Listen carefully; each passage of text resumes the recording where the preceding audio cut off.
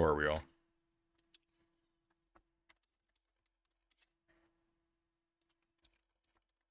We're going to finish off Adam and Sitch talking to Kasparian, which is going to suck, but there it is.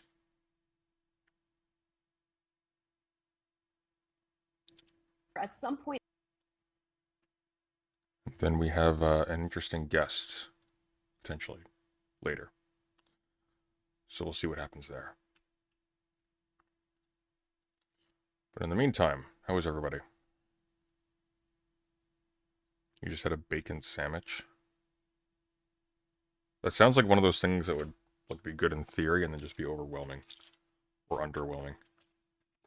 I just had an amazing burrito from a Mexican place nearby that does every single thing from scratch. It's so good. And has like actual like fresh corn tortillas, not those awful wheat ones.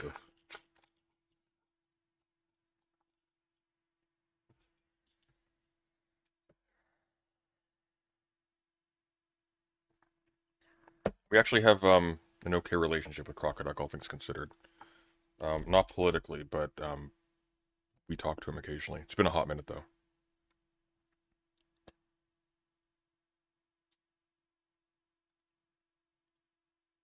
What the hell is this?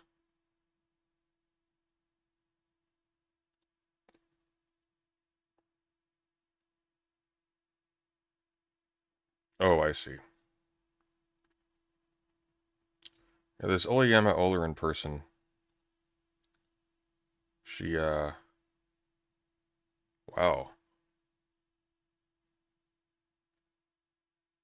Hang on, what is this? These aren't real things. Oh, for fuck's sake, Lance, you fucking idiot. Alright, I need to take a look at this briefly. Addressing Anna Kasparian's anti-trans grift with the Humanist Report and the Surf Times. Now, the reason why I'm interested in this is because this is where I found the link. So, this is Oyemi Olurin. Oleyemi Olurin. Probably mispronouncing that. Here she's thanking the Humanist Report, the Surfs TV, Juniper, Soul Bunny. Which is interesting. We are continuing the Surfs trend of having very poor judgment when picking their friends. I am curious, though. These aren't real things. It's not real oppression. It's not a real problem. All of it is made up. This is all intentional now. I'm no longer of the mindset that this was feigning ignorance. She knew from day one. Now, let's see. I am curious. So where is Soul Bunny in this? There's Benny. I guess they had Benny on. Oh, there we go. Why do you have Soul Bunny on this? Why? Soul Bunny's sole contribution to the space thus far has been to go after Keffels for a noodle book and to call Shark a sea slur. Are you fucking idiots? Oh, they are, actually. What am I saying? Of course they are. Of course they are.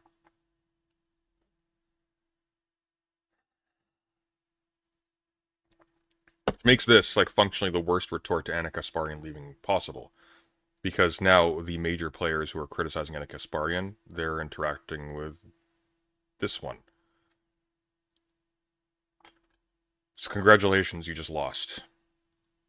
There's actually nothing else to talk about at this point. It's over.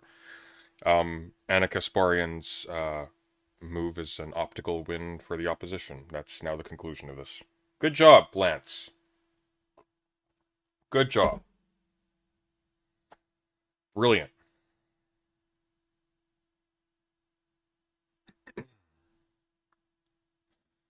Have you interacted with theology heads who deal with typology, quote-unquote, before? What kind of typology? Why are people mad at a cookbook? People are mad at a cookbook because there is money to be made if you can make a show being mad at a cookbook.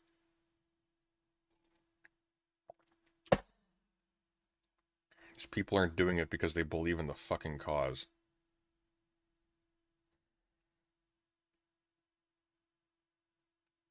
She's base, but she associates with so many weird people.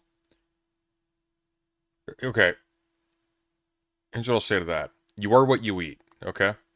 So, if you have so little character that you associate with literally any bigot or anybody who creates a political disaster for the things you claim to care about, I don't actually care what you say after that. You're not based. You're actually really weak. You're really, really weak. And I'm incredibly unimpressed with every single person on this panel. Just massively so.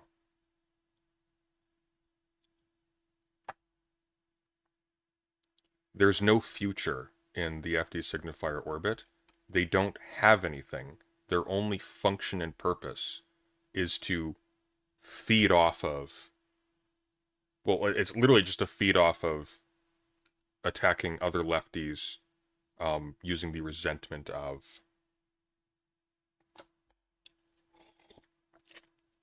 It's just circling a drain of resentment. There's no positive project there. And here's what will happen.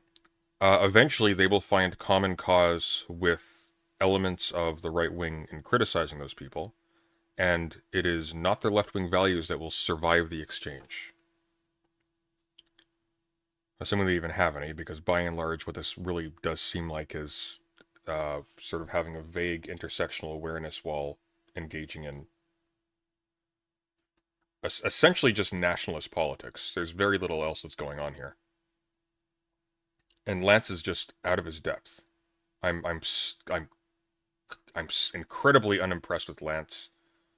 I don't know who this guy is. Ben, I guess, is just happy to be here. I don't know. The medical field, but like the average person isn't going around talking about like birthing persons or like birthing people. Like it's just a made up issue. And to me, I mean, maybe I'm curious wrong what here. Solben's contribution Yeah, I mean, is. she literally does, because there's the receipts from her calling this stuff silly like a year ago. Like, I know, I posted it. I know. I gave it to the streets. Picking up what June said, so what I don't get is like, and I know you said this on the Hill, only me, literally, like it'll be the same turf saying, you know, how trans women can't give birth, and you know, what makes a woman is, you know, being able to give all these things, but this, you know, they turn, you know, birthing person into this, you know, all of a sudden, you know, they have a whole opposite, you know, exactly, a whole different talking point when that's what exactly they use against us. They use their chromosomes that makes them, or they use their uterus, all. Uterus, okay, God, she can barely speak. Just stupid. Just stupid. Alright, do we even want to finish this? Is there even a point? What is causing the political... The other political side is not evil. What's causing the political shift in America? We'll give it a little bit, we'll see. Last year, everyone was going after Rogan for saying the N-word. And so someone on the left had made a compilation video of all the times he had said the N-word on his podcast. And then in response to that, someone on the right made a compilation of all the times like I had said the N-word, right? Or me and Jenk had said the so someone on the right made that video. And we all look, hard to disagree. There's a lot of future for FD's orbit. No, I don't mean they're going to disappear. I mean they're not going to do anything. There's no reason to engage with them. They're entirely parasitic on other orbits. we had a company meeting, the producers, everyone, we got together, and this is like years and years ago. The last time we actually uttered that word on air was in 2012. But we sat down and we talked about whether we should actually say the word when we're quoting someone that we are condemning as racist, or should we sanitize it and say N-word instead? And so we had a vote, and we decided at the time that it was better to actually read the quotes verbatim as opposed to sanitizing it. And I knew it would eventually come back to bite me in the ass, and it did. And I'm not going to apologize for it, because context matters, intention matters, and what people like Ole are trying to do is erase all of that, right? To make it seem as though intention is totally irrelevant, context is totally irrelevant. If she says someone's racist, then by definition, that person is racist, end of story, period. And I just disagree. I also disagree with racism of all sorts, right? So I find it disgusting when people make generalizations about Black people or migrants or any group. Why would I somehow be okay making generalizations about white women or white people, right? So I find it gross and divisive. And look, at the center of all of this is I've been doing this shit for like 17 years, and things have gotten worse. Oh no, don't be And divisive. We mustn't be divisive. whatever strategy the left thinks they're engaging in is an effective strategy. I think it's actually caused more harm than good. I think their rhetoric and their discourse is a lot. Who is they? Who are you referring to? Lest we forget, you are the co-host of the Young Turks. So, explain, Miss Optical Strategist. Who are you referring to? Whose strategy? A lot of times ignorant of the facts. And I think that they go around accusing people of doing things that they themselves engage in. And I was part of that too. I'm trying to do better moving forward. But a lot of people look at this and think, oh, well, then that means she's a right winger. Whatever. You can call me whatever you want. I don't care what you label me as. But just not birthing person. Don't call me a birthing person. A person with a uterus. Yeah, exactly. I don't blame you at all. So. Yeah. Has anybody called Anna Kasparian a birthing person? I don't believe anybody's called her a birthing person until she did this. I don't know. I don't know what my labels are at this point because I don't fit in anywhere. I feel like you feel like you're becoming politically homeless, maybe a little bit. Oh, for sure. Yeah. What do you think? A bunch of people on Twitter didn't like my take on the birthing person stuff. Therefore, my entire political positions have shifted. Because I'm not a desperate grifting mercenary, and I actually believe in things. What do you think's causing sort of this shift in the left and in media? Or, I mean, first of all, I'm assuming you think there is a shift that's happening in the left and in media. It's funny because, a lot of them LARP is like anti-capitalist, like revolutionaries or whatever. LARP, okay, interesting. Yeah. Nice. But it's true. And so it's really funny because what they do is they are positioning themselves to attract a very specific niche in audiences, right? So they're going for the purists, the people who like to think of themselves as like far left, communist, socialist, whatever. But like the whole thing is, I mean, you can see it in the various streams. Like they'll talk about things through the lens of we're the most pure, like we're the most sincere in what we're saying, whatever. The real left. Like, yeah, exactly, we're the real left. So when they do that, what ends up happening is they become more and more extreme in what they are saying. Thank you, Jason, for the 15 pounds. I appreciate that.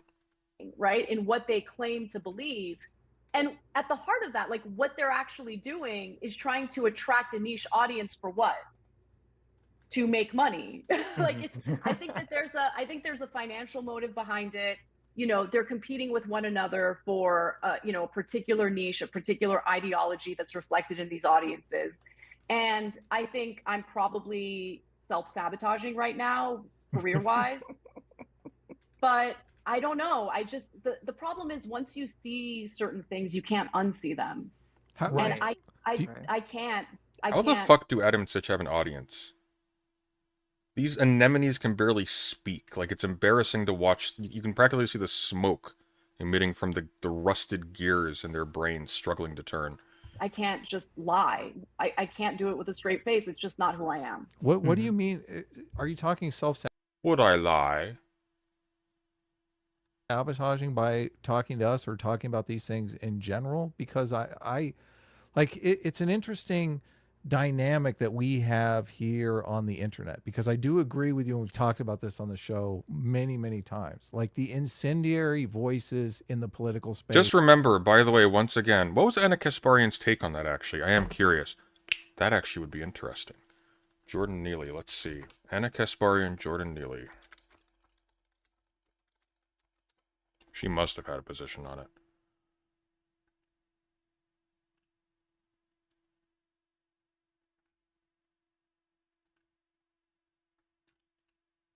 This arraignment happened. Oh my God, that's loud. Just shortly after.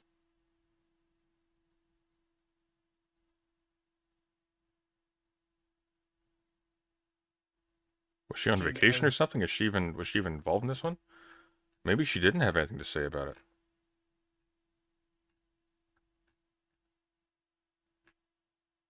Huh. That's interesting. Let's see. Well, I am curious about Chink's take on it, at least. This is 20 minutes long. Right. So when some people on the left says, "Oh, I know he wanted to," like Waz said, "I know he wanted to," and he was saying that you shouldn't be saying this. He wanted to lynch him. He wanted to do this. How do you know? By the way, we might be able to prove that later, because now he's raising money on like these like Christian sites. I don't mean like Christian as in like, hey, want to go to church on Sunday, but as Here, I want to see his actual take on this. So here's Chunk. Oh, let me pick up on that. So the reason I think that it's the right charge is because,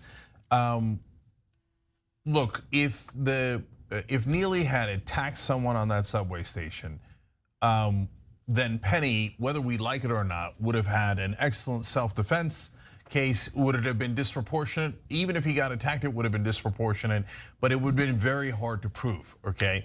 But I saw some anchor on TV today say this concept of preemptive self-defense. Now, to be fair to Penny's team, it's not, his lawyers aren't saying that, but there is no such thing as preemptive self-defense. It's not a thing that exists, okay? So when you go, Neely, the homeless guy in this case, had not attacked anyone. Now, don't get me wrong, when he says, I don't mind going to jail and getting life in prison, I'm ready to die. If you're not concerned, you're actually wrong. You should be concerned, and you should get off that subway if you can.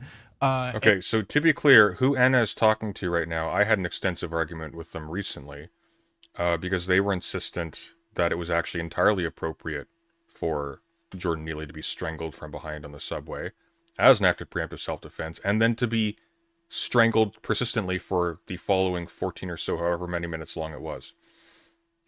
They cited MMA rules or something like that. He didn't tap out, apparently. Are the ones that get attention, curious.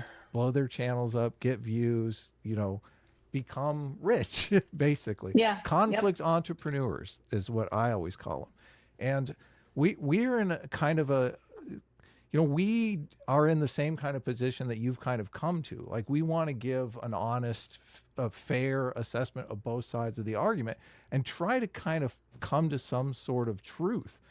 And one of the paths that Hey, Jaybird, you want to come on stream? I think we've kind of fell into is just, I think us, Sitch and I, arguing points. I'm getting depressed. Everybody's cowards nowadays. Makes it interesting enough that we can kind of build an audience. And watching the videos of you last week, it kind of feels like that's kind of the direction you're going. It seems like Jank is saying over the top things, and you're reeling him in, which is, I got to tell you, when I'm watching your show, I'm going, oh, look, Anna is just like Sitch. She won't let Jank have any fun. Are you saying you're the one saying over the top things? Look, constantly. And Sitch is like no, Adam, that we don't know that yet. So, but I think our audience understands that there's a little bit of a dynamic going there. That's fun, but at the same time, they are getting the information. So, unfortunately for my reputation, it's like, don't listen to Adam. He's always. That's funny. Yeah, I mean, again, credit to Jank, because he's not like one of these like people who get super offended if you correct him right there on the spot. It's just, I kind of went along with some of the more hyperbolic commentary, mostly because I was reading the same sources and I had the same, I think he's doing better and better. Like, we have a lot of conversations about a lot of these issues privately, and I'll just be like, look. So Sitch does the same thing to me. Yeah. And I'll just be like, look, I mean, before he was going to go, he asked me if I thought it was a good idea that he was going to go debate Destiny. And I said no. And it's mostly because I see a lot of clickbaity stuff going on in that realm too, like with some of the debate stuff that takes place. But also I asked him, like, what are you guys going to debate? So first he said, oh, we're going to talk about like the Democratic Party and our disagreements about it. I was fine with that. But then he mentioned, he's like, and then we're going to talk about Rittenhouse. And No! So he knew Rittenhouse was going to come up. Yeah. I think they agreed on the topics ahead of time. Okay. Wow. Okay. And we had to look. Jank is his own man. The best I can do is share my perspective. And I just told him, I was like, but he was acting in self-defense. And he's like, but look, Cenk just has a different. Wait, is Anna right wing now? Yeah, but she's a pussy about it. I'd have more respect for her if she was just coming out as right wing, honestly. This is pathetic. Perspective. It is what it is. Like, I'm not here to. So what she's gonna do? She's gonna do the Destiny thing, where, like, no, what are you talking about? I'm progressive, and then she'll do nothing but castigate progressives and defend, reflexively, defend police brutality, any kind of brutality, and so on and so forth. And you will have to pry anything like a progressive position out of her going forward.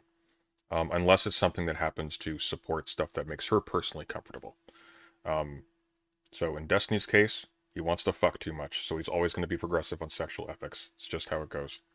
Shit about Cenk, you Of know, course. like we and again, I want to give him credit because we can have the conversation on air, this exact conversation, and he's going to say the exact same thing. I'm going to say my piece, and it's not going to lead to like an uncomfortable relationship with him. It's not going to lead to retaliation. And I really commend him for having an open mind. But to him, he just disagrees about it being self-defense. He thinks like he didn't need to like shoot the gun. He didn't need to kill people. I hear you. I wish it didn't end that way. But if I were in his shoes, Yeah. I would have done the same thing. Yeah. I probably would have prayed and sprayed. So, I mean, Rittenhouse did the right thing. Like, it's a good thing he was in control of the weapon instead of me. So, yeah, it's funny that like, yeah, this gets thrown around a lot. Like people accuse you of grifting or other people of grifting when they start changing their beliefs, even though it's like No, it's when you start changing your beliefs in direct contradiction to what you've actually avowed before, changing your beliefs to things that you've already debunked publicly and you've ridiculed other people for having, and you change them for no reason except to protect your pride or to secure your interests. And that's what happened here. These people have no standards. That's what this is. This is just the bottom of the barrel. This is the silt that falls. like you're changing your beliefs in a way that would like be more likely to hurt your career as opposed to help it. I know. Yeah, it's like insane because you know what so many people on the internet want is they just want you to choose one side very comfortably and to like fit into it and to just say like these are the hyperbolic talking points. And then if you're like, well, let's add some nuance here, which pisses off your audience more often than not, you're like, well, you're a grifter. Like, well, who am I grifting to exactly? So I'm going to stick up for my audience a little bit because to their credit, I think the majority of people in the audience are open-minded and are open to new information. I think that What new information? You contradicted yourself. All this information is stale. The only thing that's happened is without any justification, period, you switched to taking the stance that you were attacking before with no argument. None. Hang on, let me see if I can't find this again.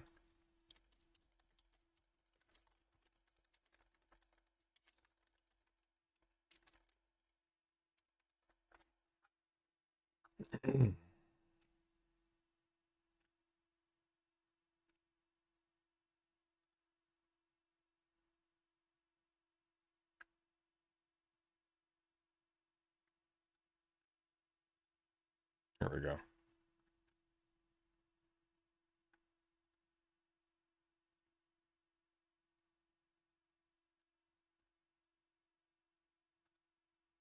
There's a difference between, it's bad faith. They know there's a difference between gender and sex. They know that it is very possible for someone to be born a biological male or a biological female, but in terms of gender, identify differently as a male or non-binary, but they still have the biological capacity, the physical capacity to get pregnant. So that's why the language, the rhetoric is inclusive to include those people. It is not a big deal, but they make it a big deal. They manufacture it into a big deal because that's all Republicans are. That's all they have. This is all they do. Endless bad faith arguments meant to fearmonger and direct hatred and fear toward other Americans, typically powerless Americans.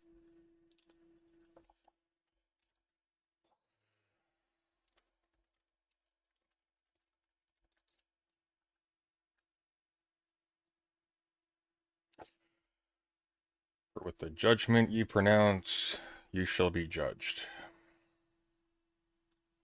there is a small but very loud minority in our audience and on the left in general that really give the left a bad name. I think they're overrepresented on Twitter, and they're children. They act like children. This is probably the most worthless stream I've ever seen. Well, come on and tell it to my face, Jeff. I think some of them literally are like minors, and they see everything. And look, if they're young, I don't blame them. I think when you are young, it's a little more difficult to grasp nuance and how complicated and complex a lot of these issues are. You know, one of the things that Jesse Singles says all the time that I love, and he says it repeatedly, is it's complicated, because it is. Like, all of these issues are way more complicated than the way they're being portrayed. I'm gonna be honest with you. I have more respect for Destiny than I do for Anna Kasparian here. Substantially so. Which is a hell of a statement. It's a hell of a statement. This is pathetic. In partisan media. And so what I want to do is actually understand those complexities. But here's the other thing. Understand the other side in good faith. Okay, because I think that there are some stereotypes that the left has kind of bought into about what the arguments are on the other side. And, you know, it doesn't make us sharper to misrepresent what the other side is actually saying. It actually makes us weaker. If you understand what their arguments are, it'll then allow you to reflect on what your own weaknesses might be in regard to the arguments that you're making. And so, and then one other thing, and this was an unexpected outcome that I was talking to my husband about just last night. I've been a lot happier lately, like a lot happier. And I think it's because once you actually, and look, I want to make the distinction and like draw out a caveat. I'm not talking about like far right, like militia members. I'm not talking about those people. I'm talking about just mainstream conservatives, Republicans, whatever. Once you actually understand what their arguments are or where they're coming from, it's a lot more difficult to be hyperbolic about things, right? Really? Really? Really? Really, Anna? It is not a big deal, but they make it a big deal. They manufacture it into a big deal because that's all Republicans are. That's all they have. This is all they do. Endless bad faith arguments meant to fearmonger and direct hatred and fear toward other Americans, typically powerless Americans. Right? And so you kind of start seeing the world around you for what it really is. And there's a certain amount of fear that kind of starts to dissipate, a certain amount of like hyperbolic thinking that starts to go away. And you start to see things a lot more clearly. And the world isn't as messed up as people would have you believe. And that's a good thing. Now, some people might get super offended at me saying that because they've completely bought into the hyperbolic thinking and they think the world's coming to an end. And there are God, she's almost as fake as the lack of wrinkles on her forehead. Let me see if what's his face is ready to come on.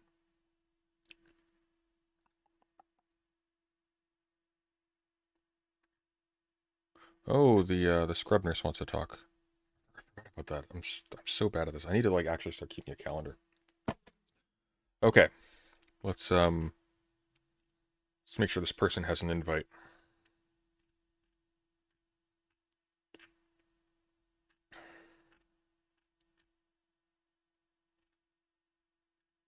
Oh wait, did they? Oh no. Oh no, did they? Oh no. Oh good, they didn't. Okay. Sweet. Alright. Just gonna DM them a Cathedral invite.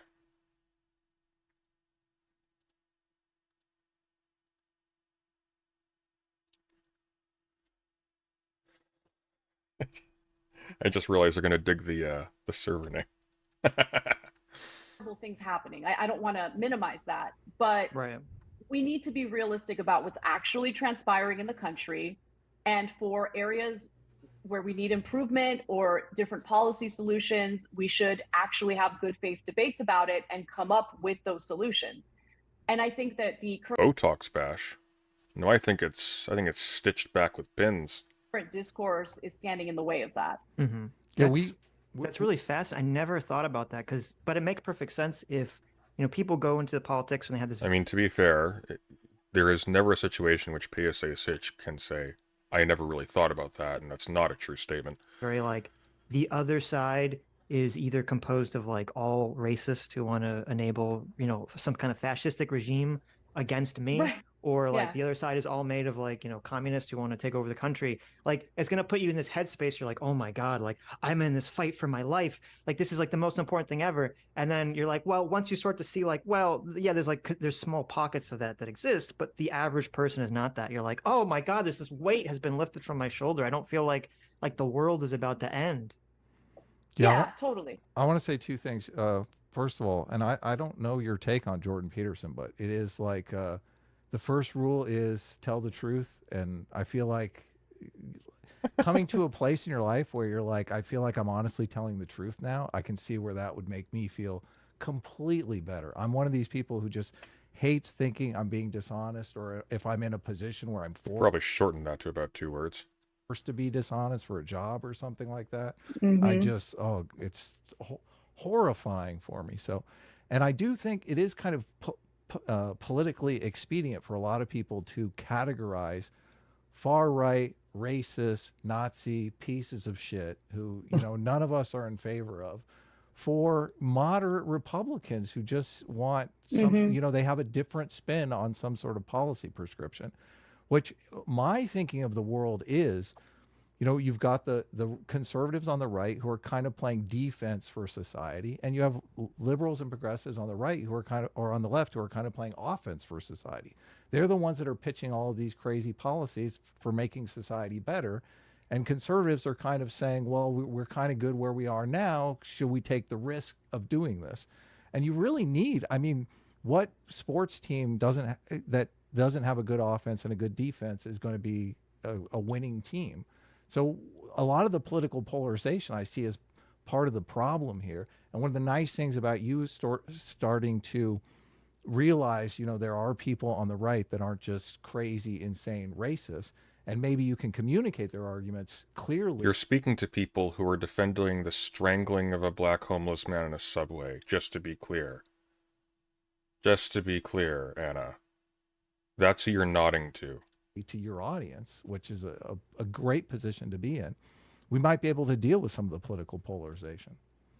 Yeah, I think there are, look, I disagree with many of the policy ideas they have or the perspectives they espouse, but there are good faith thoughts. The problem with the subway case is that the men who applied the chokehold did it wrong and ended up strangling the guy. No, the problem was that he was strangling him for an extensive period of time after he had stopped moving.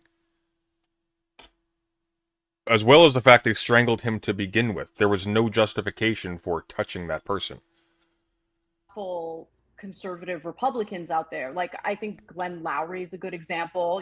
Again, I might not agree with everything he has to say, but he's a thoughtful person. And he is not in any way justifying, white supremacy or some of the like hyperbolic things that he might get accused of by those on the left.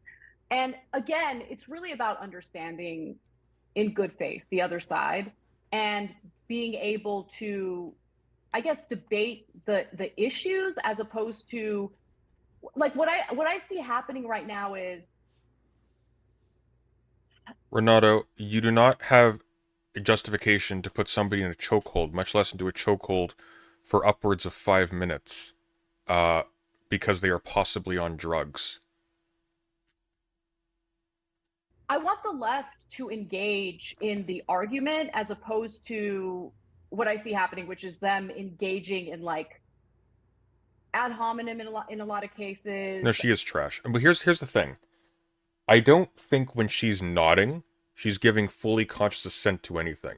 I think she's hungrily thinking in the back of her mind, oh good, if I build a connection with these audiences, then therefore I won't be held accountable by these audiences because the numbers will kind of balance out. I don't think she has full sentience in this conversation, to put it bluntly. I don't think she is aware of what she's doing. I don't think she is aware of what she's nodding to. I don't think she's processing it fast enough. I think she's nodding because she is here for exactly one reason, and that's to build rapport with people who will offset the amount of condemnation she's getting for the overt hypocrisy that she's been demonstrating. Because once again, she directly contradicted herself, and she didn't just contradict herself. This would be a very different story if what ended up happening was, oh, I just had a bunch of conversations with people, and, I realized, like, there's a bit more nuance to this birthing person thing. Maybe there's reason to be offended, da-da-da-da-da. And then I tried to have conversations about it, and people just lost their shit. And now I'm talking with people on the other side, and they're having, like, a nice back and forth and whatnot. And so I'm reevaluating how I deal with these people. No, what actually happened was she went after them in exactly as vicious a way, actually quite a bit more so, than people are going after her. It is not a big deal, but they make it a big deal. They manufacture it into a big deal because that's all Republicans are. That's all they are. They're liars. They manufacture things that aren't true. They're fear mongers, etc. All of a sudden, out of the blue, she decides to do the same thing. Hey, it's working for them. It'll work for me. Doesn't work for her because she built up her audience as a lefty commentator. This causes backlash. So now, she's feeling a little insecure. So she builds up an audience elsewhere. That's what's happened. And of course, they accept her because they have no standards. They are perfectly comfortable with inviting in every single liar and hack and fraud in existence because it's literally just there's nothing but a grift on the right at this point. There's nothing. The examples of people who aren't grifters on the right are tiny little weird like political science and classical architecture enthusiasts. That's where you get right wingers who aren't into grifting, and they're still kind of nuts, but you can kind of talk to them. There's nothing here. These are hollow people. There's nothing going on behind their faces. Character assassination or statements about the individual's character based on their preconceived notions and based on what they heard other streamers say about the individual. It's like, okay, just take a step back for a second. You need to address the point that this person is making. And if you're not addressing the point that this person is making, and instead you're turning around and throwing all sorts of accusations at them to make them seem like they're immoral or they're bad people, then that tells me that you don't really have an answer to what they're saying, And I see that happening more when it comes to culture war related issues as opposed to economic. I mean, I don't disagree with this. She has been vapid for her entire career. I think here's something the left generally, certainly online, needs to contend with. We, and I say we in the royal sense, there are lots of exceptions, not everybody's like this, but there is, let me put it this way, there is an alarming degree of celebrity worship and a desperation to have popular media figures be our face and to treat politics as essentially a football game to bring over, not football game, but like a game to assimilate celebrity characters. I was seeing the other day people talking about how Hassan Piker is not perfect, but he's essential to the movement. It's I'm sorry, you may as well be saying Iron Man is essential to the movement. This is a TV character. This is not somebody who is some central node of power and influence. This is a guy who managed to get some publicity because of his familial connections and built up a gaming commentary channel that primarily benefits himself. Probably only benefits himself. This is just some guy with a webcam. This is not even a part of a movement. This is a guy who is selling himself as part of a movement, as a part of his brand. He's a comedian and an entertainer. If he doesn't fulfill any necessary function to the activities of a movement, which he doesn't, then he is not vital to a movement. None of these people are vital to anything. One of the most frustrating things about all of this is that Anna Kasparian turning right-wing actually has no value. It has none. Why?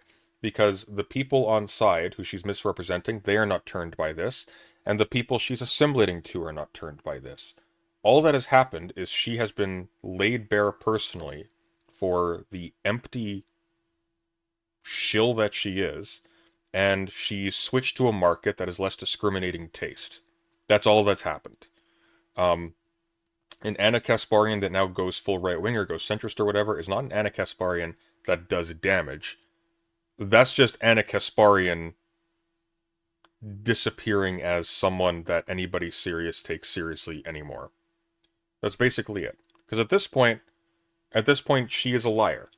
Objectively, we have the proof because she's very dumb, and she allowed herself to say things in the past that she did not actually believe for the purpose of appealing to the other audience she was grifting before. That's all they have. This is all they do. Endless bad faith arguments meant to fearmonger and direct hatred and fear toward other Americans, typically powerless Americans. Poetry. Issues, and that's the other thing. I mean, I think that the left has completely, and they'll deny this, but I mean, just go to Twitter right now. They've like abandoned economic policies and instead hyper focused on incredibly divisive, like identity related issues, right? Yeah. And and like their take is always, oh well, the other side wants us they're racist, that's why. They're transphobic, that's why. And it's like, no, you got to do more than that. So if you're gonna if you're gonna refute what they're saying, then actually address the points they're making. And if you're not going to do that, you're going to come out looking incredibly weak and childish. You probably don't know this, but we talk about MMT and UBI on the stream quite often. And it drives people crazy. I mean, how do you make affordable housing sexy? It's like, it's not necessarily a thing. How do you make affordable housing sexy? Well, among other things, you have a growing population of people who can't afford houses, Adam. Where did this guy grow up? Like, how stupid are these people? I mean, it's surprising because I did a story just last Wednesday on Airbnb crashing. And, I watched that vid. Yeah. Yeah, and that video, I'm kind of shocked. It got like 200,000 views. It was not something I expected. I thought like, oh, it's a dense, like statistics driven, video, but it did well. And I think that there is a hunger for those types of videos and for that type of content. It's not going to go super viral, like some hyperbolic, video about like a police shooting or about an alleged Karen, right? But I don't really care. Like I just, look, I don't want to be part of the problem. I don't want to add to this toxic discourse that does nothing to improve anyone's life. Pretty sure he's one of yours, Sunday. Oh, is Adam Canadian? I don't mean what country is he in. And I feel like I've been engaging in that, and I feel embarrassed about it. I mean, this is clearly not somebody who has had to struggle. Clearly. This is embarrassing. Among other things, people who have to struggle tend to be a lot smarter than Adam, because you can't get away with shit like this. This is lackadaisical and lazy. He's no curiosity or interest in anything. Like, that's really where I'm coming from. I want to get people healthcare. I want to get people housing. Those are the issues that matter. Okay. Well, in order to do that, you kind of have to work with Republicans, and that's where I think this stereotype of Republicans as evil racists is ultimately not helpful in the end. If you want health care, you can't work with the evil racists to get health care done. You just can't do it. Well, I mean, it's hilarious because... Well, I'll tell you exactly why it's hilarious. That's all Republicans are. That's all they have. This is all they do. Endless bad faith arguments meant to fearmonger and direct hatred and fear toward other Americans, typically powerless Americans. It's really fucking hilarious, actually. It's one of the funniest things I've ever seen. Okay, let's put healthcare aside for a second. That is never going to get old. I'm going to keep on doing that this entire stream. The far left will push ideas that are not popular with the general public, right? Yes. So I think that protecting, marginalized communities, protecting the transgender community is important. However, when you move out of or move far away from making sure that they are not denied housing, making sure that they're not denied healthcare, when you move into like these more fringe areas of like, I mean, there was a story out of the UK this week, blows my mind. There was an LGBTQ group in the UK who suggested that instead of referring to vaginas as vaginas because it might be offensive to transgender men, one of the potential replacements or substitutes could be bonus hole. I found a weird group in a different country across the sea with these crazy ideas. They want to rename vaginas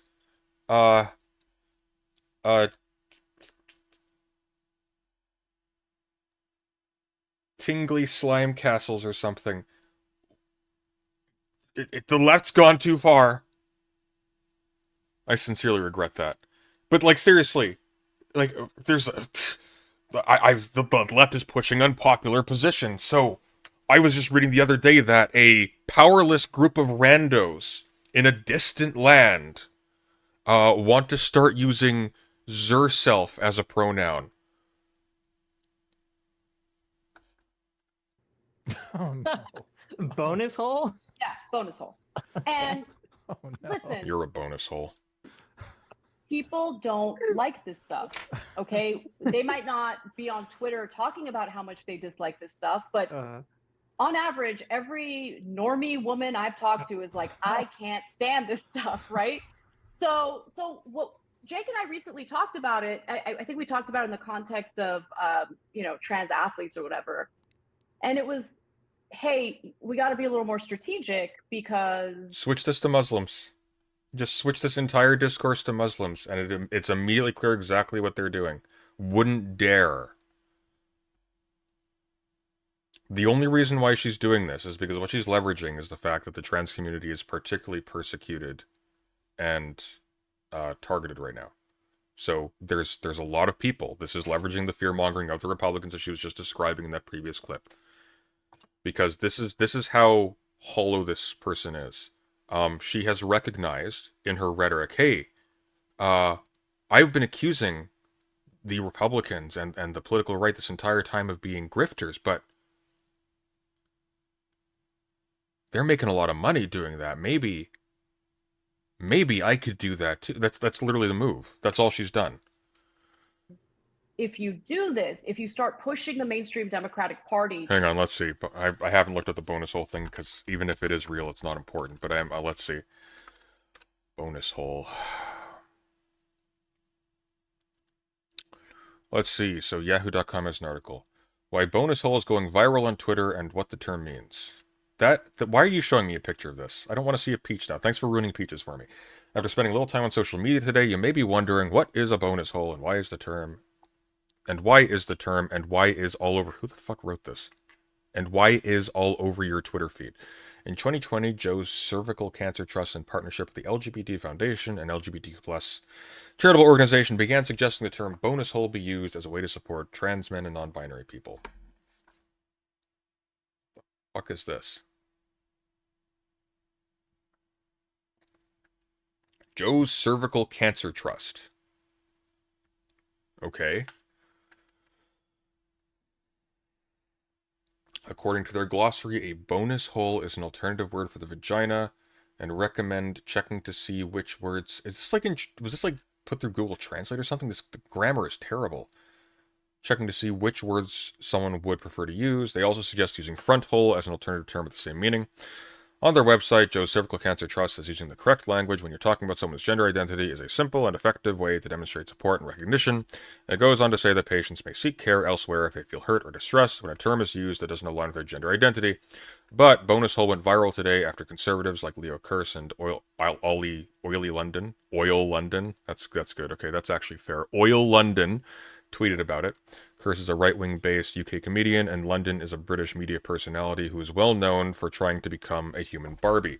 The LGBT Foundation recommends using the term bonus hole instead of vagina to avoid offending trans people. This isn't satire, by the way.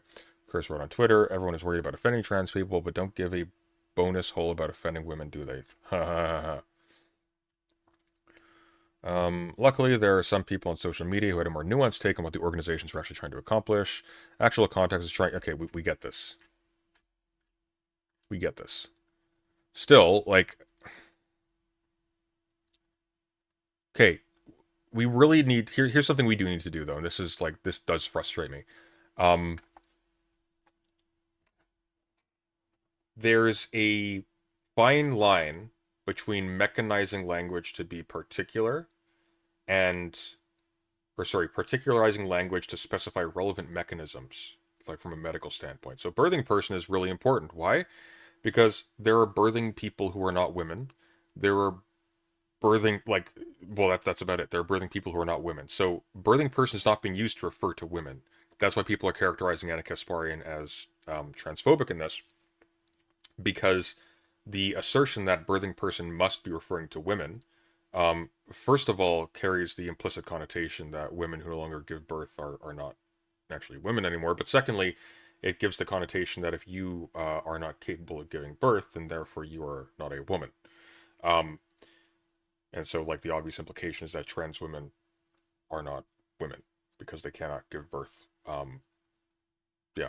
So, that being said, that case is completely reasonable. However, being overly crass or mechanistic in a way that is going to rub people the very wrong way, that's a mistake.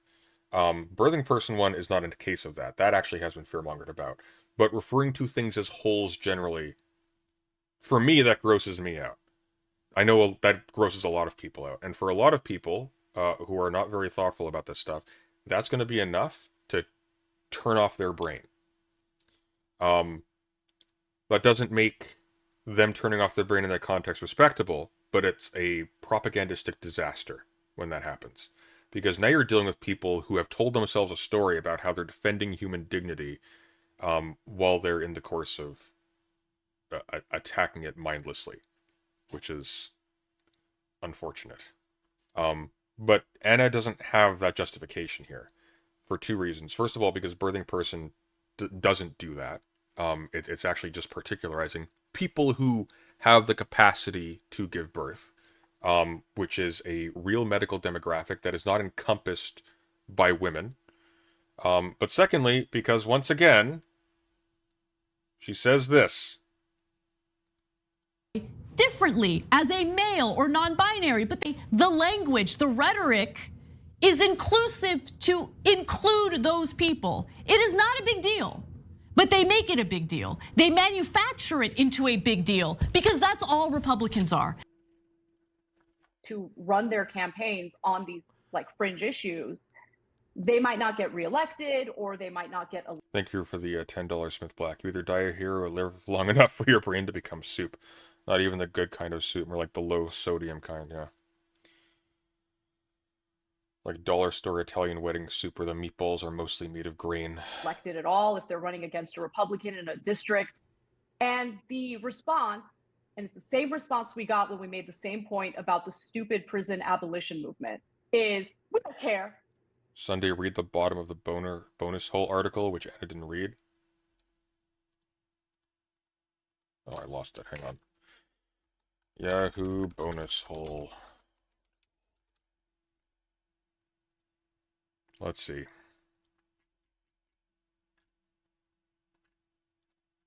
What am I looking for?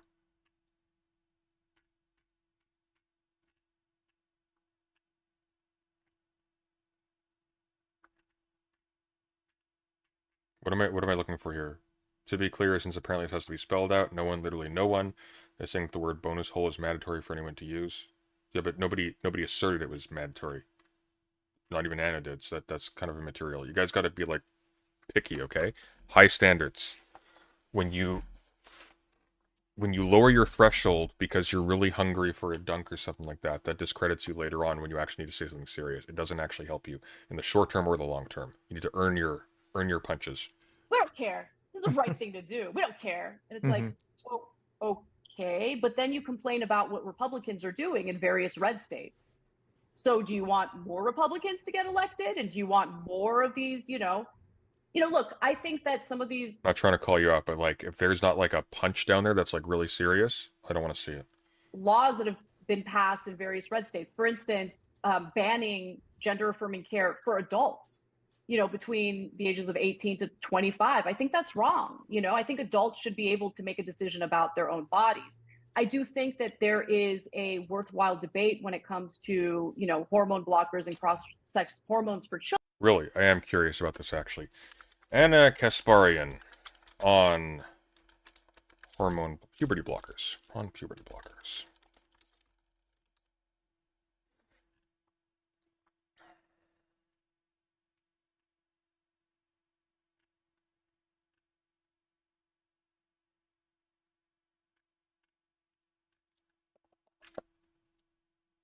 On gender affirming care for minors.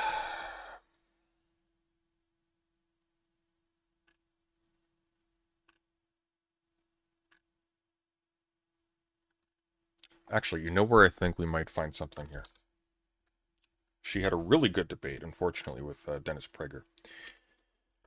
Anna Kasparian versus Dennis Prager. And I would be very surprised if that didn't come out.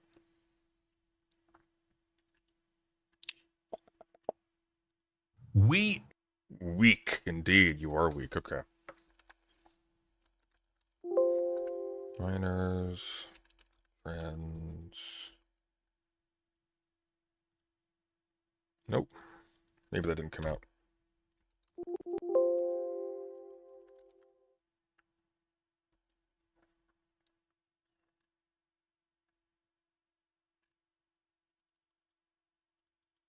Maybe they didn't get that far. It's been a hot minute.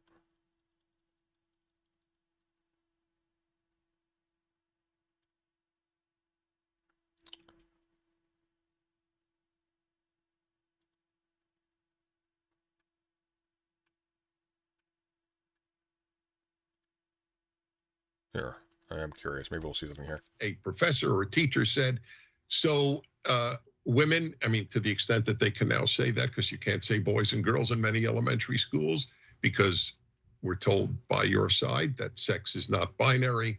But let's say they say, we'd like the women in this class, please stand up and tell us what your vision for your life is. If a girl got up in a college class and said, you know, to be honest, my greatest hope in life is for a good marriage and to make a family, she would be regarded as almost a freak. Would she? I mean, what is that based on? Yes, What evidence do you have to back that up? I live in the real world. So okay, that's ringing bells, unfortunately, but it doesn't help us here. Children, and we should have that debate in good faith. But I don't want. Hey, look, it's Anna in 30 years. No, it's gonna be 40 years. 40 years, and that's if she's really like hitting the sauce.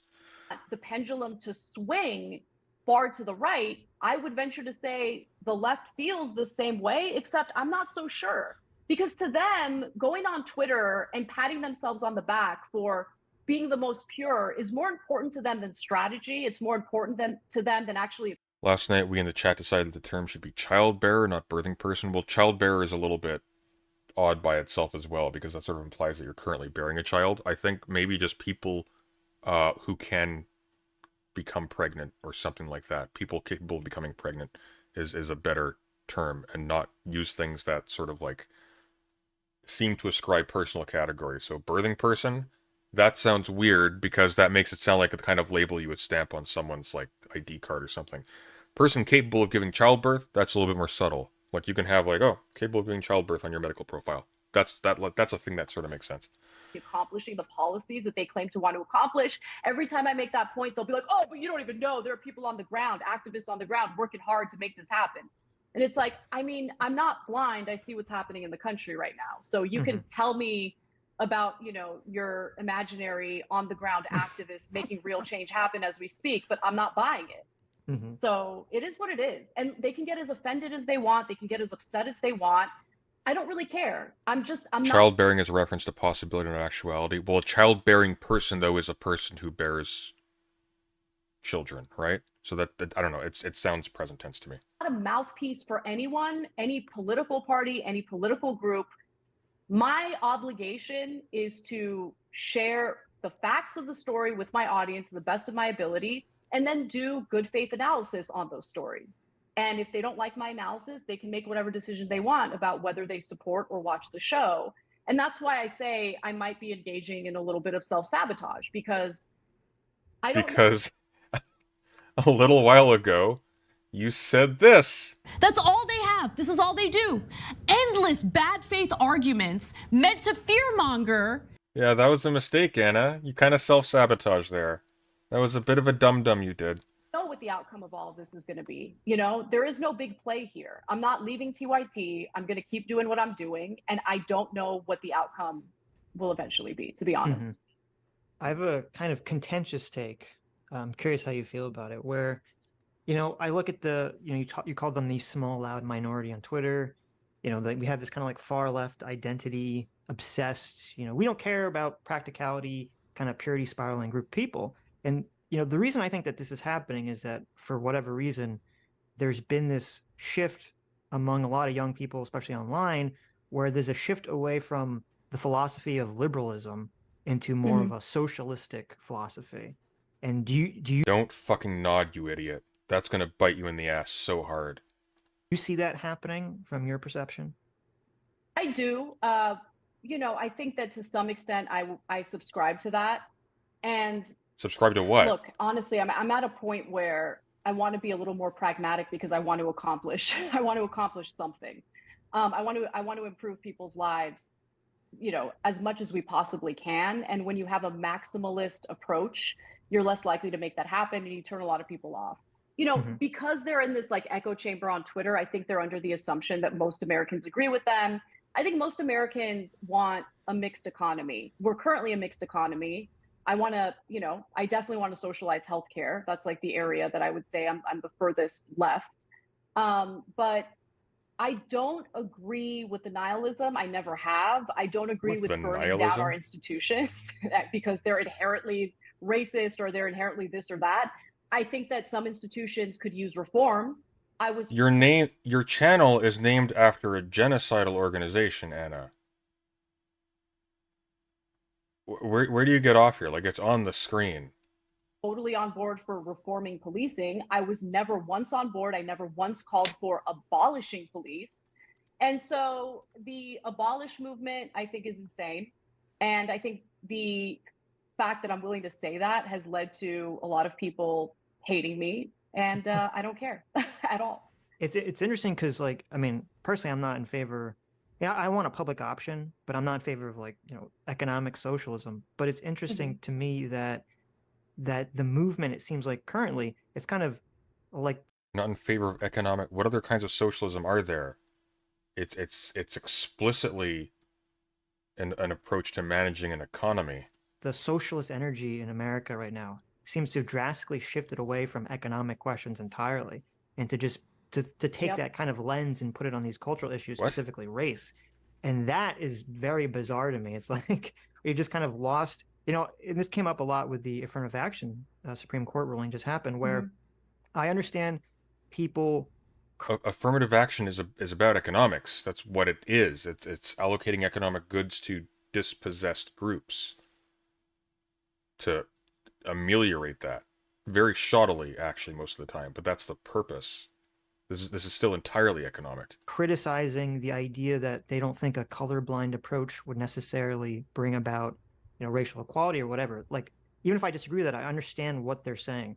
The thing that's kind of frightening to me is people saying that the goal of colorblindness is either not likely, impossible, or not even desirable. And to me, that's a drastic shift. Like, okay. Well, no, because what it's being used for is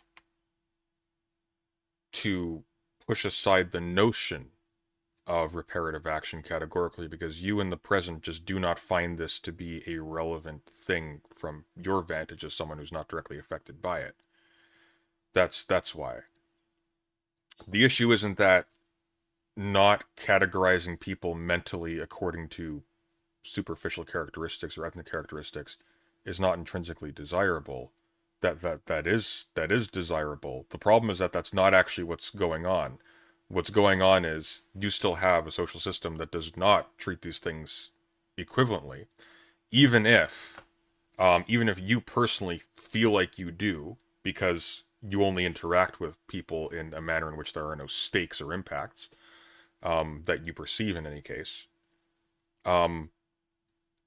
What you're advocating for essentially is for these ongoing slanted things to just perpetuate uninterfered with, while you have communities that are encapsulating large parts of these groups that have been horrifically abused in the very recent past, basically just left to spiral out without resources, without the stuff that we would otherwise agree a healthy society needs.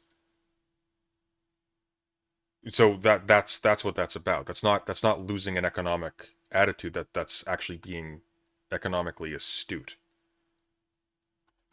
But sorry, is that like against MMA rules? I don't know what fucking brain dead thing motivates these people. I understand you want to do things to get there, but the goal should still be kind of this liberal notion of colorblindness at the end of the day.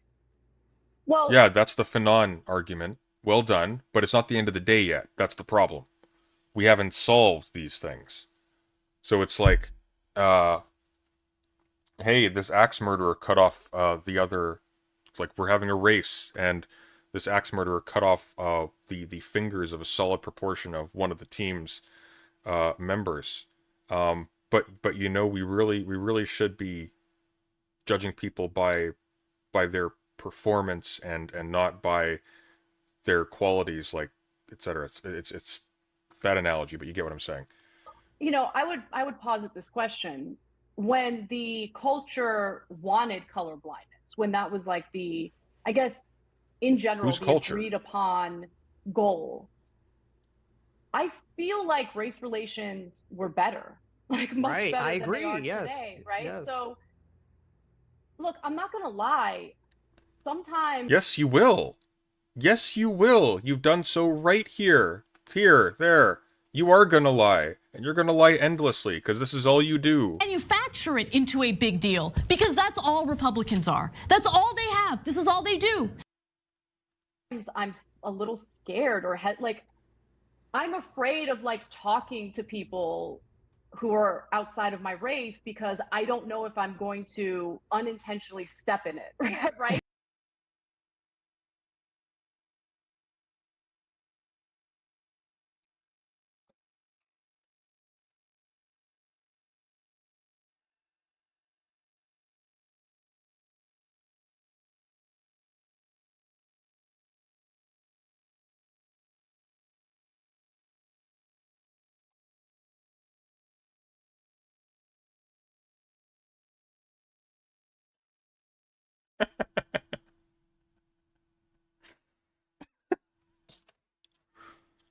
Oh. Oh.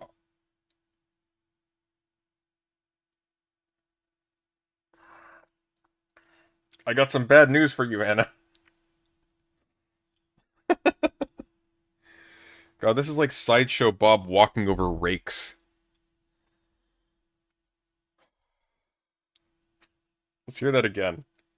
They're not likely, impossible, or not even desirable. And to me, that's a drastic shift. Like, okay, I understand you want to do things to get there, but the goal should still be kind of this liberal notion of colorblindness at the end of the day. Well, you know, I would posit this question: when the culture wanted color blindness, when that was like the, I guess, in general, the agreed upon goal, I feel like race relations were better, like much Right, better I than they agree, are yes, today, right? yes. So, look, I'm not gonna lie.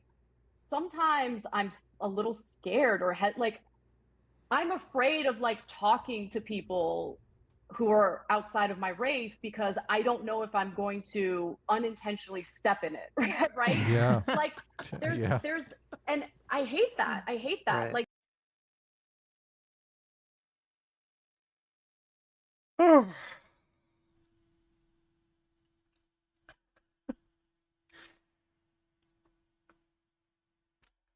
I mean, at least she had the decency to, you know, destroy herself.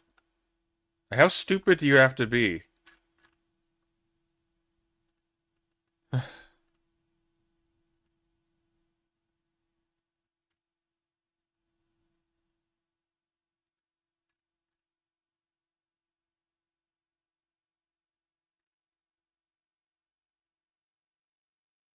That's surreal. This is not a smart woman.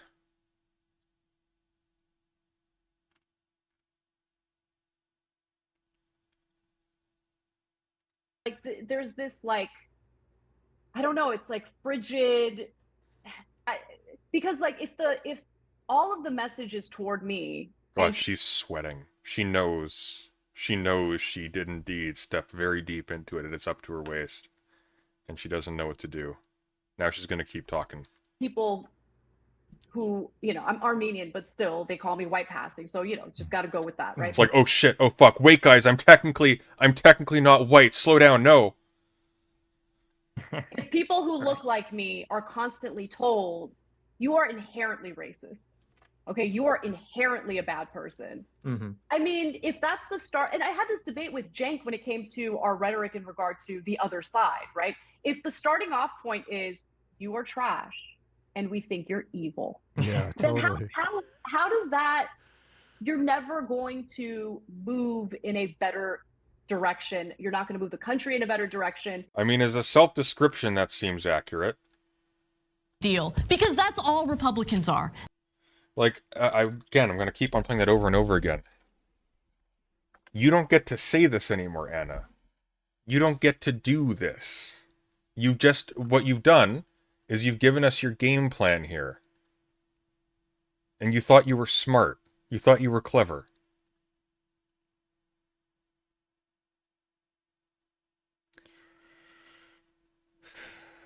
We've lived in darker times than these.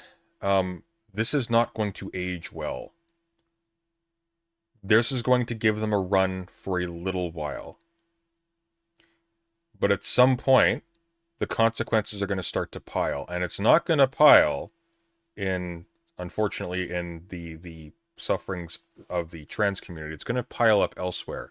Because the reason why people are jumping on this in particular right now is because they don't have answers to actual problems that have a much shorter time scale. You're not going to improve race relations. You're going to make it worse. And that is what I see happening. I think a lot of the division is due to the backlash to that kind of rhetoric. And I think that, look, I think racism exists for sure. Do I think the majority of white people are racist? Do I think white people are inherently racist? No, I do not. I think that's crazy. I'm also an Armenian who works for an organization named after the group that massacred my people. So, you know, I'm deeply sensitive to these topics, clearly. Yeah, that's a racist stereotype. Yeah. I mean, it's just as racist to say, you know, Black people are inherently dangerous and violent, right? That's a disgusting and racist thing to say. Why is it okay to have some generalized stereotype about white people? I think that's wrong as well. Look, when we covered a lot of the critical race theory debate that was going around, it's kind of gone away momentarily, but I imagine it'll probably come back with the election. She didn't just shoot herself in the foot. She shot herself in the foot and then decided to run a marathon. They're going to use it to hit DeSantis. But I mean, a lot of, and Sitch can speak better to this than me because he's read a lot of the books on critical race theory. It seems like critical race theory is trying to promote this negative stereotype. Well, whiteness as a category doesn't exist. However, my understanding is that Armenians are essentially Caucasians. Am I incorrect about that? I am curious. Like, whiteness as a categorization is not something with a firm inside and outside. It's one of the problems with it. It's only used as a justification for abuse, essentially, or for unjust treatment. But let's see here very quickly. Well, that's weird. White genocide is a descriptive term that is used in the Armenian diaspora for the threat of assimilation, especially in the Western world. Oh, that's interesting.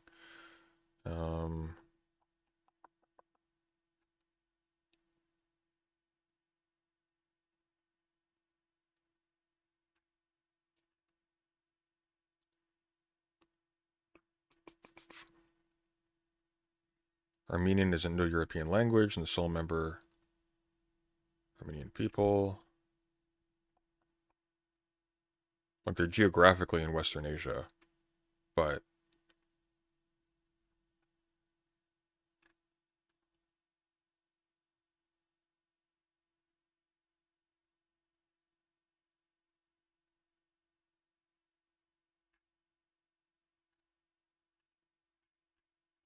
it's not important. I'm just curious.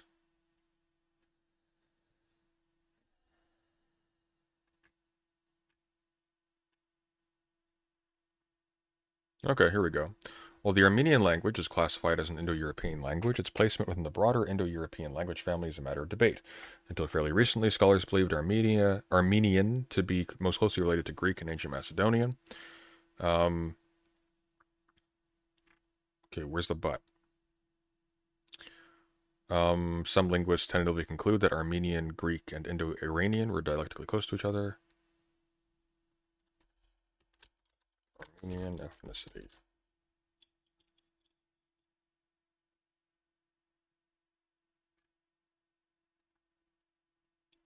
Yeah, they're not radically distinct from Greeks, essentially. Type of whites, that whites are just inherently racist, and that liberal society will never be able to be colorblind because of this inherent racism that they have. And they've even labeled it whiteness, which is like, we've had people on the show before that have tried to tell us, no, whiteness is just, that's just neutral. And I'm like, well, I mean, if we were talking about criminal. If I remember correctly, there was a big court case in the 20th century in which an Armenian man was being discriminated against for not being white, and he ended up winning by arguing that Armenians are the true Caucasians. I'm mildly curious about that. And wanted to label it. Can you find the name of that case? Kind of be thinking that's a little racist. Like, we probably shouldn't do that. So, but so many people who study this critical race theory stuff, they're like, they're working on their PhD in it. Like, they're fully invested in the system. They've got some advisor that has studied it for 35 years. Like, you're never going to change their minds about this stuff. It's kind of, I don't necessarily know where we turn on it. I mean, look, for academics who have dedicated their lives to that type of curriculum, yeah, I mean, they've dedicated their lives to it. It's pretty deeply ingrained in their minds. It's kind of difficult to reverse that. But, the whole thing, look, I don't agree with CRT. I don't agree with that theory. I don't, whatever. But critical race theory isn't a theory, Anna. It's critical theory applied to race. Do you disagree with critical theory? If you're going to argue against the distinction between, or the collapsing together of sex and gender, that is the product of critical theory. Critical theory is what gets you to that distinction.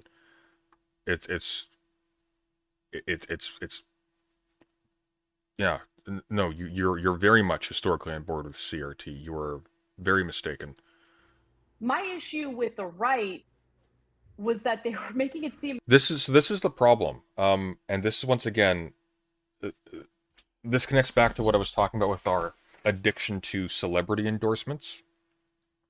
It creates incentives for people to be chameleons and to pretend they're on side and to never actually believe in the stuff that they're saying, which means that as soon as their interest dictates, they abandon you, and then whatever benefits that you got from their celebrity, that you gave them by following and supporting them, that now accrues to your enemy's side.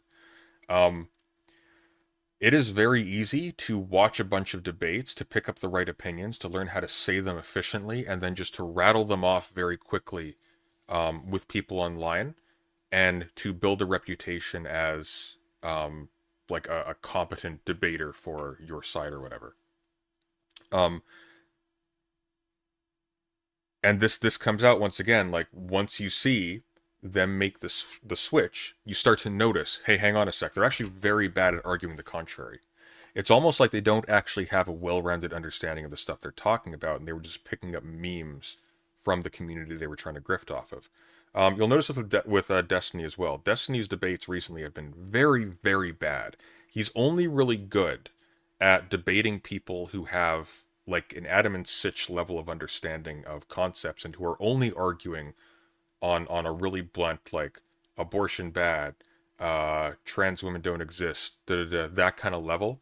But as soon as you have to engage with these people on something that requires any sort of nuanced understanding of these concepts, they're out to sea. They have nothing. And that's kind of what we're seeing here. Like, she's remarkably vapid all of a sudden when she's in a situation where she has to understand her previously held positions from the other side, which means that these are not arguments and things that she has ever wrestled with in her life. These are things she has picked up because it was opportune at some time in her past. Which I think, once again, like this is the most damning thing in her history imaginable. I'm going to play it one more time. Just to, like, so we absorb the flavor of this fully. She is treating this like it is obvious. She is treating this like it is obvious, and her political opponents who disagree with her don't disagree with her for intellectual reasons, but because it is materially disadvantageous for them to do so, and so they are lying. It's bad faith. They know there's a difference between gender and sex. They know that it is very possible for someone to be born a biological male or a biological female, but in terms of gender, identify differently as a male or non-binary, but they still have the biological capacity, the physical capacity to get pregnant. So that's why the language, the rhetoric is inclusive to include those people. It is not a big deal, but they make it a big deal. They manufacture it into a big deal because that's all Republicans are. That's all they have. This is all they do. Endless bad faith arguments meant to fearmonger and direct hatred and fear toward other Americans, typically powerless Americans. Is she going to go full on Rachel Dolezal, claim to be part of a marginalized group to use their oppression for sympathy? I mean, well, I don't know if I would limit what Rachel Dolezal was doing to that specifically, but that's essentially what she's already done. That is what she did. Because she fucked up. Said, I'm afraid to talk to people outside of my own race because I might step in it. Oh, but hang on, wait. I'm technically non-white. I'm Armenian, but I'm white passing. It's like, I'm Irish. Everyone calm down, I'm Irish. I'm white passing, but I'm Irish. You can't get away with that. As though CRT, which is a graduate level curriculum, is being taught in like elementary schools and stuff. Your graduate level curriculum. CRT is not a curriculum, you bozo. CRT is a subgenre of sociology and philosophy. It is not a curriculum at all. And so I would have preferred for them to be a little more precise in what they mean, right? Because if they want to say that certain... No, CRT is hyper precise. That's one of the reasons why people have a lot of difficulty with it. It breaks down implicit contradictions in our language or things that we sort of gloss over, or like cases of special pleading in our justifications of categories, by being hyper precise in both the histories of word use, what they were applied to, how they were applied inconsistently, and so on and so forth. That's what that is. That's why it's critical. That's the entire point. It is eminently specific. She has no idea what she's talking about. I doubt she's ever read a single book on this in her life. You couldn't. You would not be able to do that and come out doing this. Elements of critical race theory have now infiltrated mainstream public school curriculum. Okay, that's an interesting point to make. Can you show me where? Show me specific examples. Then we're having an actual conversation about it. But overall, I think that it's... Hang on, what did she just say here? Whatever. But my issue with the right was that they were making it seem as though CRT, which is a graduate level curriculum, is being taught in like elementary schools and stuff.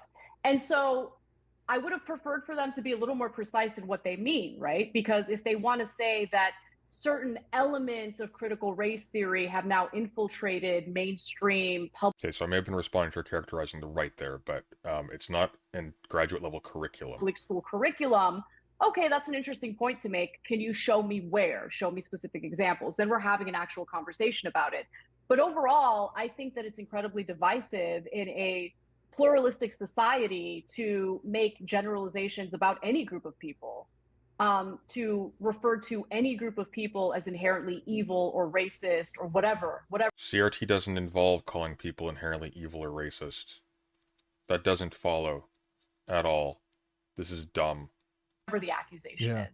I think that you need to take people as individuals and judge them by their actions as individuals. And do I think that there are individuals in the country who... You just generalized all of CRT.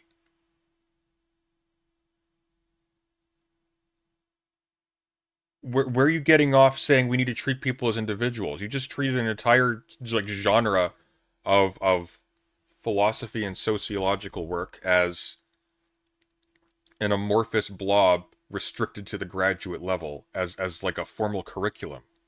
Are you insane? Believe in. The Young Turks have been floundering in terms of paid subscribers as early as 2017 and became more donor-oriented than subscriber-oriented. This stuff lately is donor-directed, I guarantee it. Yeah, maybe. White supremacy and all of that, absolutely. Obviously we have, you know, a pretty dark history when it comes to the way that we treated Black people in this country. I acknowledge that. But I think one of the issues that I'm also having recently is this notion that there has been no improvement. That everything has been the same. There's, you know, those race to dinner ladies. No one says there hasn't been improvement. Black people were once slaves in your country. Obviously there's been improvement. Like they. They're special. You did a great job of framing the critical race theory very honestly, I think, about Adam, don't lie, you can't read. You know, obviously critical race theory, no one's pulling out a book by Derek Bell in 2nd grade and saying, hey, we're going to study critical race theory. Isn't it so much more intellectually stimulating to understand? Who the fuck is Derek Bell? Hang on. Oh, sorry. That Derek Bell, right.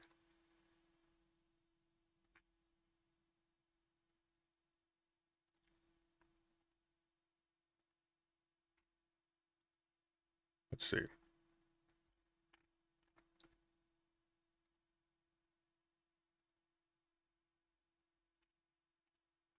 Oh, I see what he did. I actually have to correct that. I know what he did. He does have a book on critical race theory. The book on critical race theory that he has is the Critical Race Theory Reader.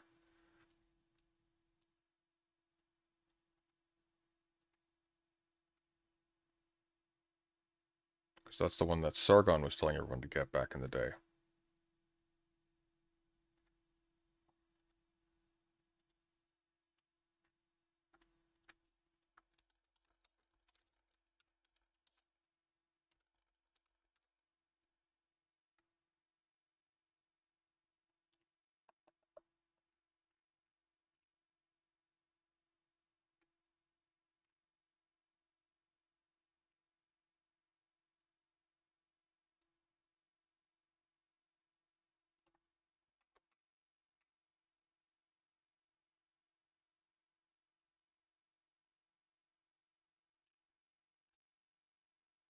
Or hang on, I want to confirm something very quickly.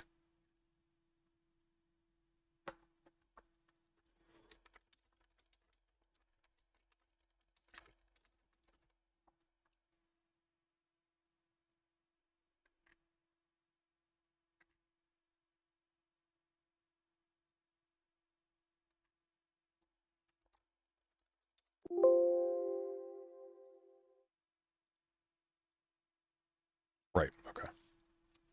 The right and the left argument. I feel like Well, it is rather than just straw man. But real quick. Sargon is in their chat during this. I'm not surprised. Sargon's a snake.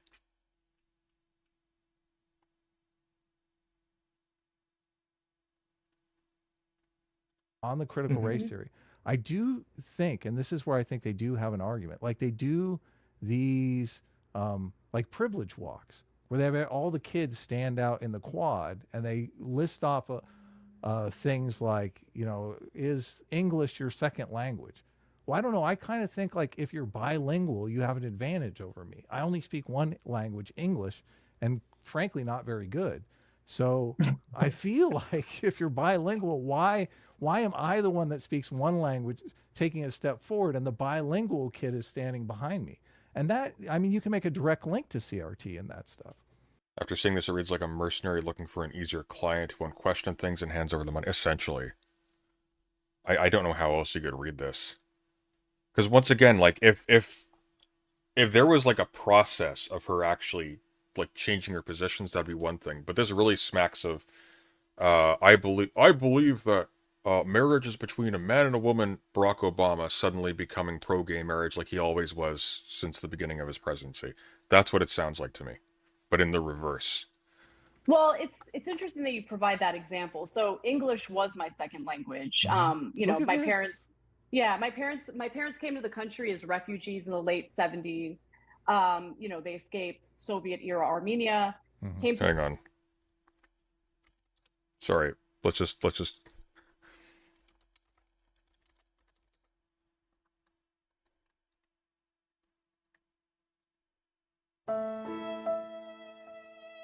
to the United States, did not speak a word of English. They learned English eventually, right? But it took some time.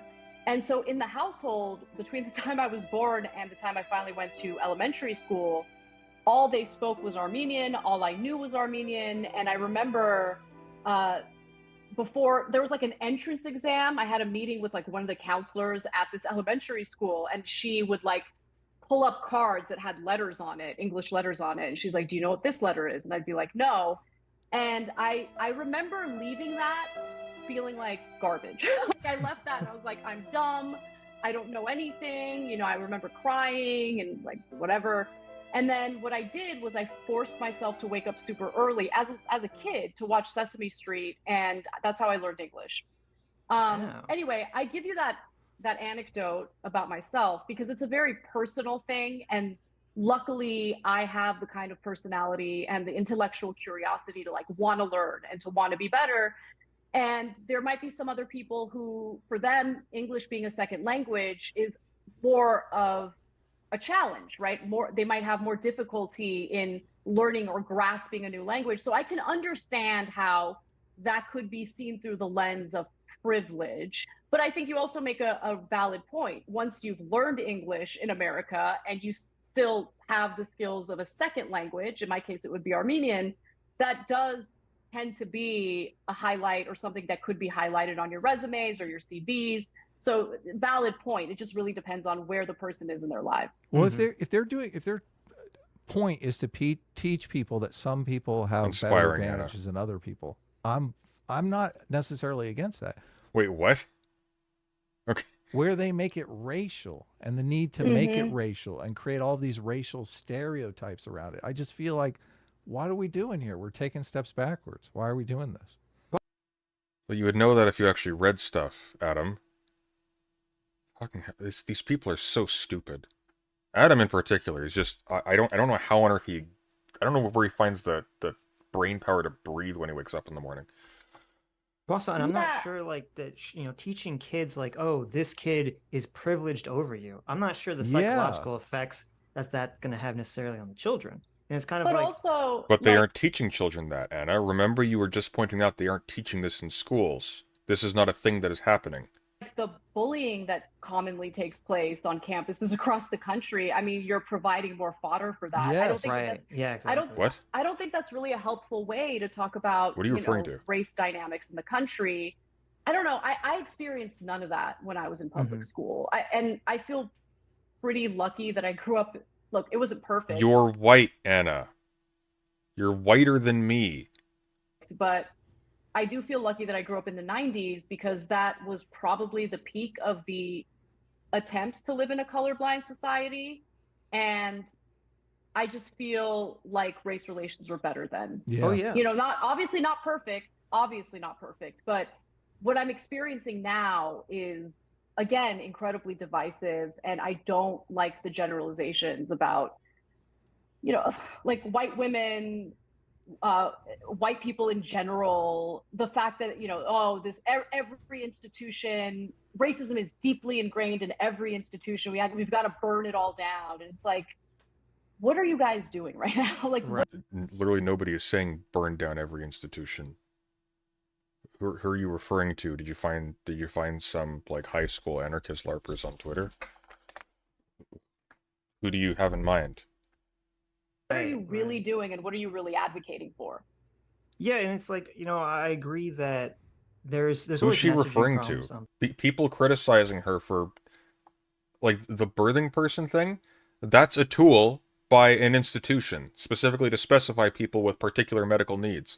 That's not the attitude of burning down our institutions. That's the attitude of specifying our institutions so they can engage with us more effectively. On both sides, you know, when, you know, the right says like the CRT and everything. And it's like, well, yeah, they're not, reading Kimberly Crenshaw papers necessarily in second grade, but there'll be some specific element. And yeah, it'd probably be better if they were specific.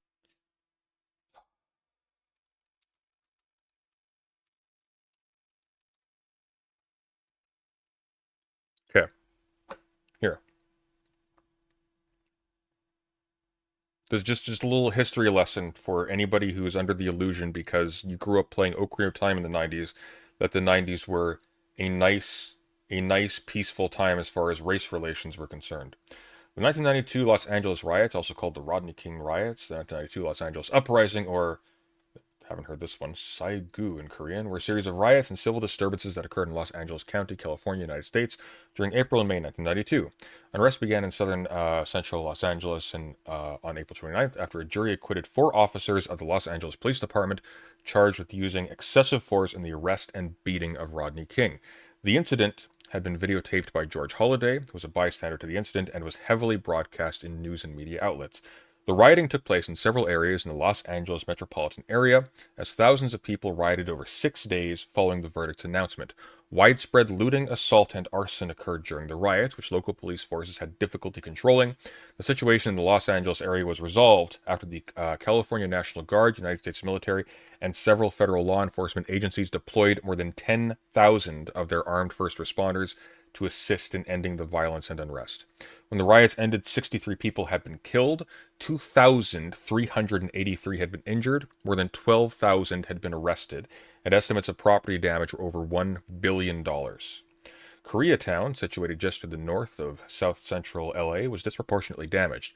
Much of the blame for the extensive nature of the violence was attributed to LAPD Chief of Police Daryl Gates, who had already announced his resignation by the time of the riots for failure to de-escalate the situation and overall mismanagement. This is in 1992.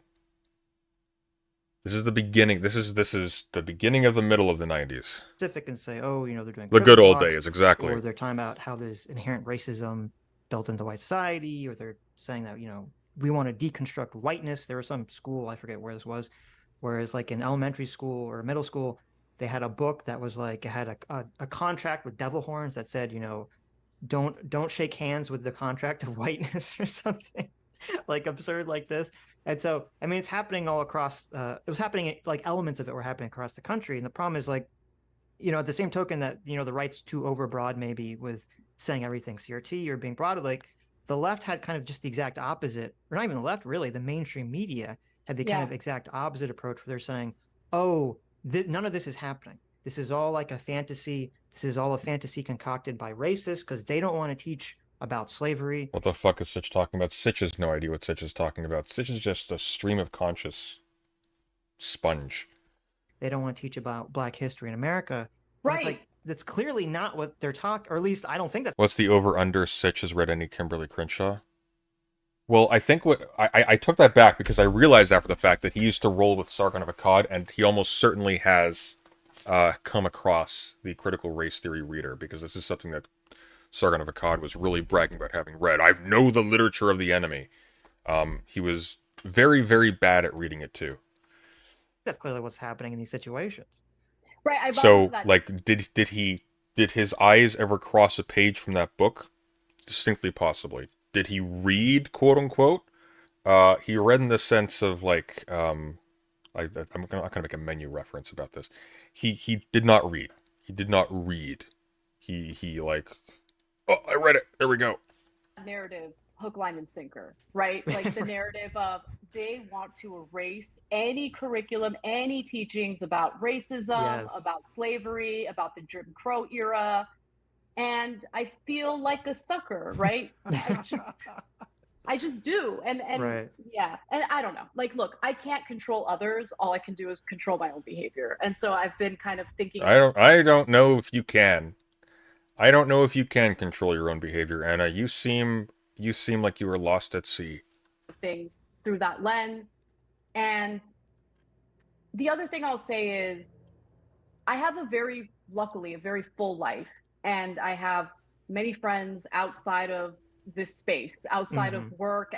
And they have really helped to ground me and give me the courage I need. No, Sargon can read, because he read at least a large chunk of Thucydides. And he's been writing that for a decade now. To do my job the way Close that to I it see anyways. fit moving forward. Because if your entire life is about this, about what you do, the people who surround you at work, and if it's about making sure that you maintain those relationships, then their pressure on you to say certain things that you might not believe in is going to be far more effective. And so I've kind of I use Twitter Are you as experiencing that? for sure, yeah. Are they yeah. And I pressuring don't- you? Are you getting eye rolls when you're saying, "Look, you're really kind of misrepresenting the Republican argument here"? Well, look, they do this really great thing where they don't actually approach me privately to have these conversations. They do me the favor of putting out monetized videos condemning me for being a very naughty girl. And so Well, wait, it's- that situation. Well, your statements were also public, though. Why on earth would they? What? I'm sorry, you didn't give any of these people the courtesy of a private conversation first. You just went out condemning them. No, it's like detractors. I'm talking about like in a work environment, which would be much worse, obviously. Right. Well, so So far, that's no one's, Go so ahead. far, no one's approached me. No one's approached me to tell me like, I can't believe you're saying this, or I can't, I'm very angry at you. No one's done that. Okay. However, 2 people have reported me to HR. So What? Yeah. What? You're already getting reports Something to specific HR? or just Yeah. a general? My tweet saying that I'd like to be referred to, that I personally would like to be referred to as a woman and not a birthing person, Wow. that upset some people, and they reported me to HR. I'm happy to report that HR's response was, she didn't do anything wrong.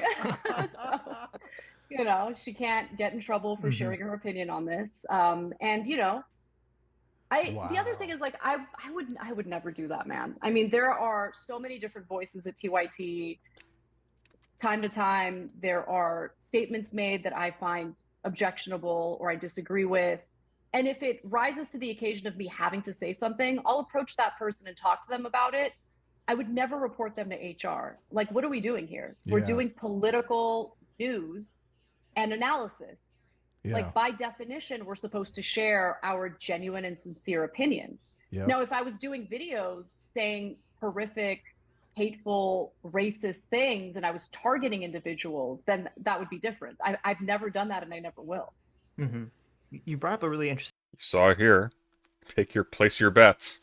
point I never really thought of in terms of the polarization that's happening right now, where for you, you're saying how you have friends outside of the internet, outside of politics, that you can kind of rely on emotionally for support, where kind of in our modern era, a lot of people, their primary relationships come, I think, entirely from friends they make on the internet and from Discord and spaces like this. And so since we're kind of like splintering off, we're no longer in the time period where like everyone knows their neighbor and people have like a lot of generalized interests because they're just kind of like friends with the people physically around them. We're more specialized. We're friends with the people that share our specific interests, whether it be, some kind of video game or movies or whatever, or in this case, politics. And so since so many people have these only specialized friendships around politics, on people they meet online, that's going to make it like almost impossible for people to change their mind or to buck some kind of narrative, because everyone that they know, their entire social structure, their entire support group is based around a political narrative, around a political ideology. 100%. Look, this is hyperbolic talk, so I want to make sure I mention that before I say it, but I've told Jank on multiple occasions, I'm like, I feel like I just woke up and got out of a cult, right? Because it is a little bit cultish, and I don't think it's literally a cult, but I think what happens is like the dynamics that you just described is exactly right. And people are scared. Like, If it's a cult, then you're a moneyed. Hang on.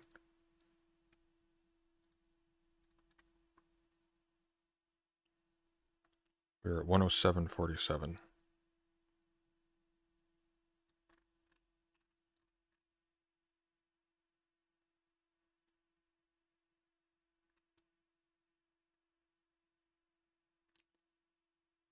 You can't be the wealthy person at the head, condemning the outgroup, and then claim that you woke up and you just got out of a cult. I'm sorry. You're the shepherd here. It is a little bit cultish, and I don't think it's literally a cult, but I think what happens is like the dynamics that you just described is exactly right. And people are scared. You don't get to say this. You are the wealthy cult leader. Fuck you. Like, we as humans, What is she calling a cult? Her audience. thrive in our social groups, and we need to have that social group in order. Like, it's just how we evolve. And so I get it. I understand the mentality behind it. But there were certain things going on in my personal life that These aren't vampires. These are like the level 1 grave scrounging ghouls in the intro level. very grateful for, because it didn't keep me grounded enough, but at least kept me grounded to the point where I had a way of seeing the other side to some extent. So I'll tell you a few examples. What? Like my husband's Cuban. He is not like a conservative Cuban guy. In fact, he was pretty apolitical when we met. He's become more politicized as we've been together, but nonetheless, his family, hardcore Republicans. Like, they just are, And at first, like in 2016, when we got married, I remember. Hardcore Republicans, 2016 when they got married. What is this from?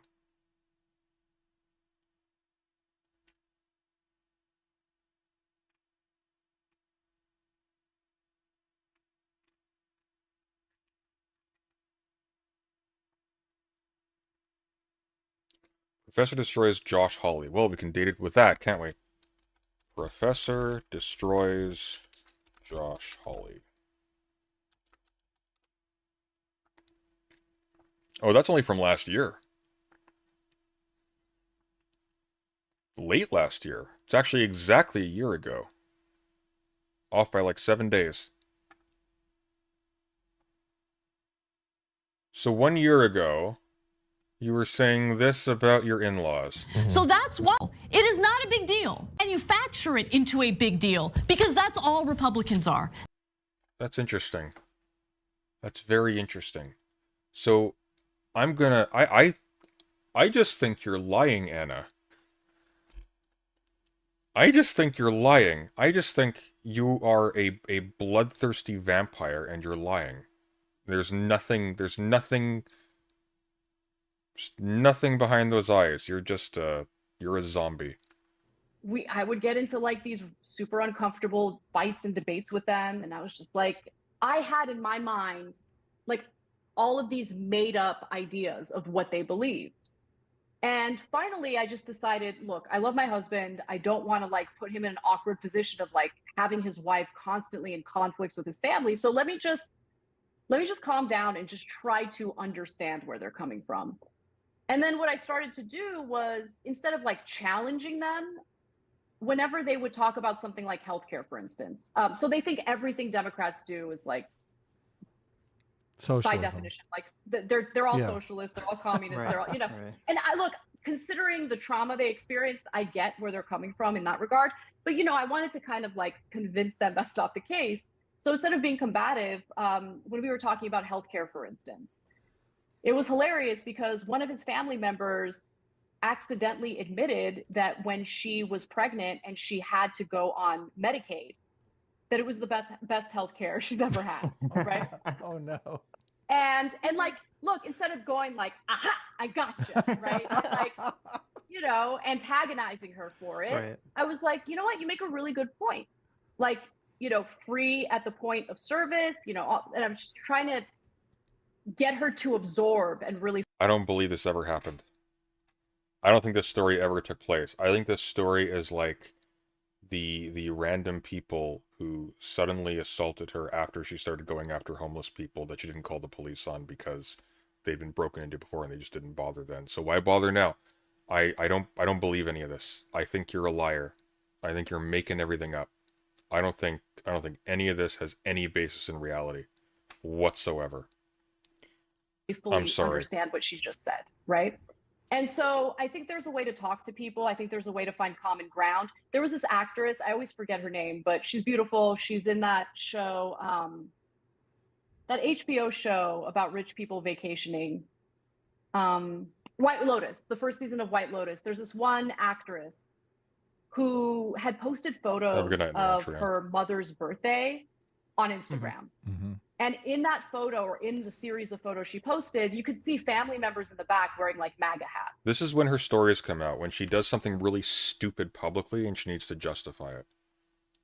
This is when it's story time for Anna Kasparian. It's never like, hey, let me tell you a story and now let me explain to you this complicated issue that I've used a story to illustrate. It's, oh fuck, I've walked my foot firmly into the back of my own throat yet again. How are we going to walk this back? And the amount of backlash this actress received was intense. Wow. And they were mad at her for refusing to condemn and cut off her family members. Ridiculous. And I was like, no, you don't do that. Like, how do you think you're gonna win politically by doing that? Right. By like segregating. by co-hosting a show that's named after an organization that is most publicly, widely known historically for genociding the Armenian people. That's how you do it, because you're smart, Anna. You are an optics-first master tactician, and you think very carefully about what you're doing, what the impacts of that will be, because you are all about strategy. Segregating people based on their political ideology. Yeah. The way that we come to conclusions or agreements or policies that could actually work to improve people's lives is by engaging in these conversations in good faith. And yes, obviously, considering the fact that not everyone agrees, you do have to compromise on certain things. But improving things, you know, maybe it's not going to be exactly what you want, but improving things is still improving things. And the idea that you should just cut anyone off if they don't agree with you 100% runs counter to building the broad coalitions necessary to accomplish some of these policies. Yeah. And so I just see all of that I just see it clearly now. And again, once you see it, you can't unsee it. So like my whole theory of change is so different today versus what it was in like even 2016. This is Have all you- great. Totally Yeah. great. Yeah. Have you read any of Johnson Heist's work? That's He's why like I was going to our- bring that Okay. up. Oh, she's so excited about John. Look at that face. I just see it clearly now. And again, The once rain you see has it, you can't gone. unsee it. So like my whole theory of change is so different today versus what it was in like even 2016. This is Have all you- great. queer Totally Yeah. great. Yeah. Have you read any of Johnson Heist's work? That's He's why like I was going our- to bring that Okay, up. really? Yes! You've Oh, read yeah. that? Jonathan Haidt. Fine. Oh, Do yeah. you know the I term just morality started- binds and blinds? Okay, so I just finished Coddling of the American Mind. Okay. Okay. Nice. Yeah. Yeah. Catastrophizing, like the Colin Yep, of the American yep. Mind is great. Yeah. It's a very good book. Oh, she's so fucking dumb. She is so dumb. Fuck this person. What an absolute, just an absolute con artist. just started She's so The Rational stupid. Mind. The Righteous So- Mind. The Oh, the righteous. She doesn't even know the fucking name of the book. Jesus Christ. You just started The Rational Mind. The Rational Mind. Can't even remember the name of the book she's reading. Yeah. My bad. yeah. I literally just got Oh, the wow. library audiobook of it, so I'm going to start it after this podcast actually. So Wow.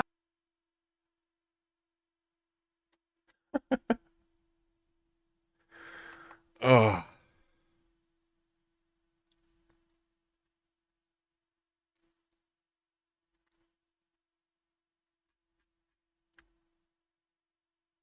Are you perchance a Muppet of some kind?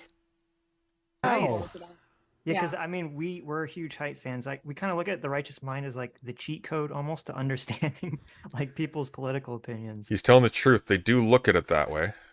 So that's great. Yes, I don't Yeah. think I would understand conservatives at all if it wasn't for that book, The Righteous Mind.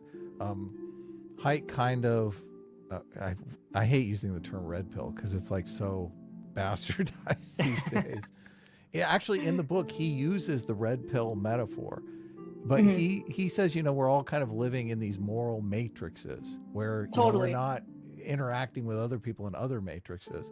But when people talk about being red pilled, a lot of people just talk about, well, I got out of the progressive matrix and I moved into the conservative matrix now. And I think, well, you did, like in the movie, they left the matrix. Remember? Right. So I well, I don't, that's the thing. I that's funny because that really resonates with me. I definitely don't see myself on the right. Right. But I don't know. Again, I just really want to reiterate, I don't fit in anywhere at this point. Like, I don't think there's really a label that perfectly describes me. And to be quite honest, I think attaching myself to a label limits me. It limits my ability to like really think about each individual issue critically and carefully. And that's I think that's really important to have a more accurate perspective of the world around you. Listen, we got a label for you. Okay? no, don't take the centrist label. Enlightened centrist. It's That's trash. The label. It's totally Enlightened trash. centrist. What does that mean? What do it? What do you mean? That by means it means exactly what you're describing. Yeah. Well, it means exactly what you're describing, Anna. Exactly. Do it. That's your label now. Do it. Centrist is kind of tongue in cheek, but centrists are just completely. I mean, everybody hates a centrist because people. It's fun for them to engage in this political debate. No, people hate centrists because you're stupid. Because you're really, really fucking dumb. Like a lemon. Fun for people to use hyperbole and straw man the other side. And they're literally LARPing. And we've had this discussion on the show many times. Like, is this how honest to goodness coups and revolutions in various South American nations happen? Like, the young people are just LARPing and LARPing and LARPing, and then oops, we elected an authoritarian regime. Yeah, I mean, I literally wonder this because I feel like could that happen here in America? I mean, what is your take on the I guess we can get more into the socialism thing. The problem that I have. And I think this might be a miscommunication between you and Sitch, and we talk about this all the time. Like, I don't think the Republicans did us any favors by deeming everything under the sun socialism, because like I don't think like universal healthcare. Sure, you can make an argument if you squint. You know, this is socialism. This is the government doing things. I don't really like that definition.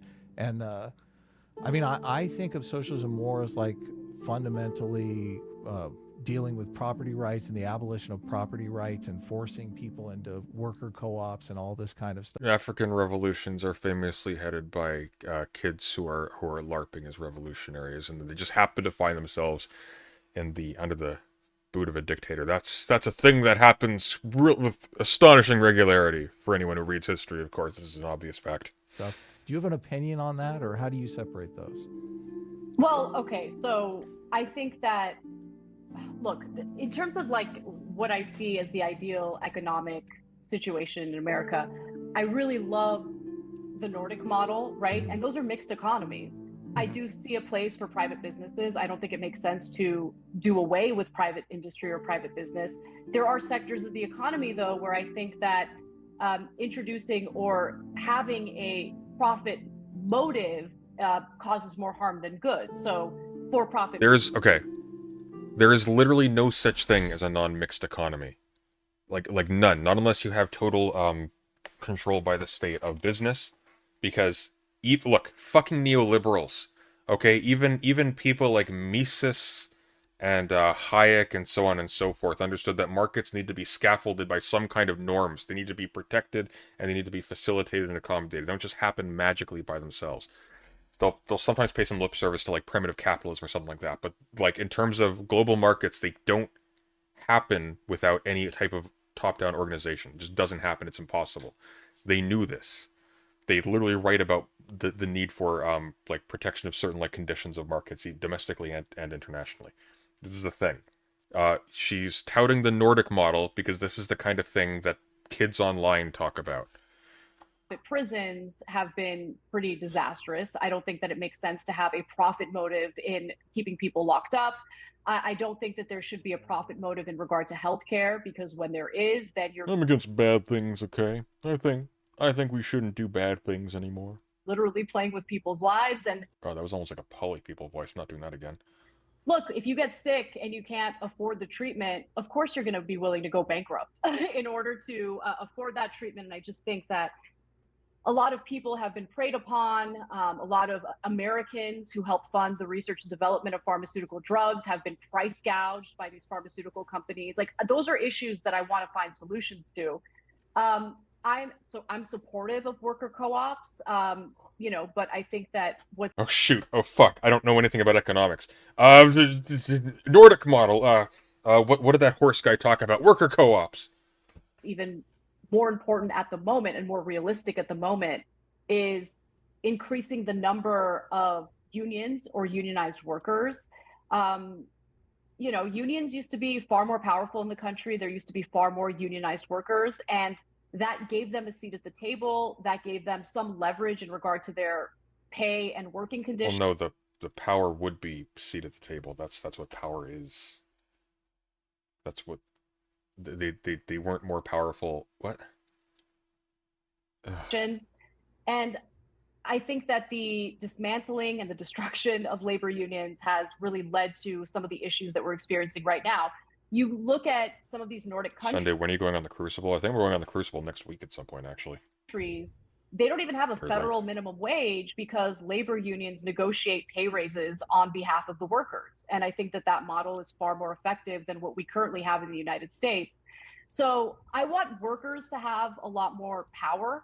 I want to look, public option, I think, is better than what we have now, but I do really like and support a single payer healthcare system.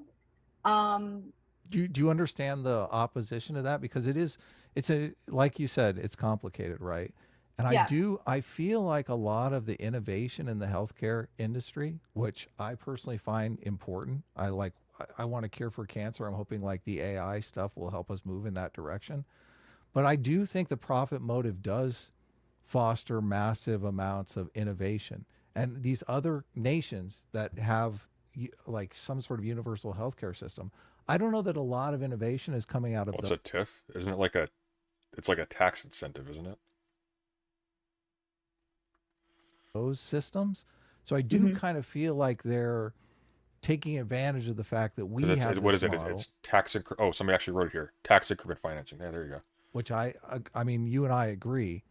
It's terrible. Like it's too far in the profit motive direction. I knew the term. I didn't know the acronym off the top of my head. I worry about the single payer thing because I think it might be too far in the no profit motive. The difference between single payer and a public option is Why is what's a TIF a meme, by the way? Where did that start? A TIF is also a minor disagreement. That's true. Those are homonyms.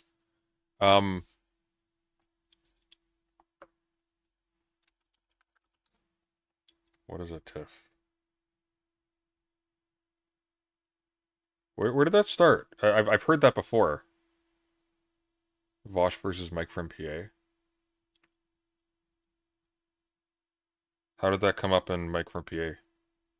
Whatever, it doesn't matter. We're digressing. Like the government is basically going to abolish private health insurance, and there's not going to be any private business involved. Well, I mean, look, I think that so we have to differentiate the innovators, so those who are innovating new treatments, new medical, tools, all of that, from the actual healthcare system, right? Because the way that I envision it is these people who are innovating, oftentimes through investment by American taxpayers, through the National Institutes of Health, like we fund a lot of that research and development, right? And then they turn around, they price gouge us.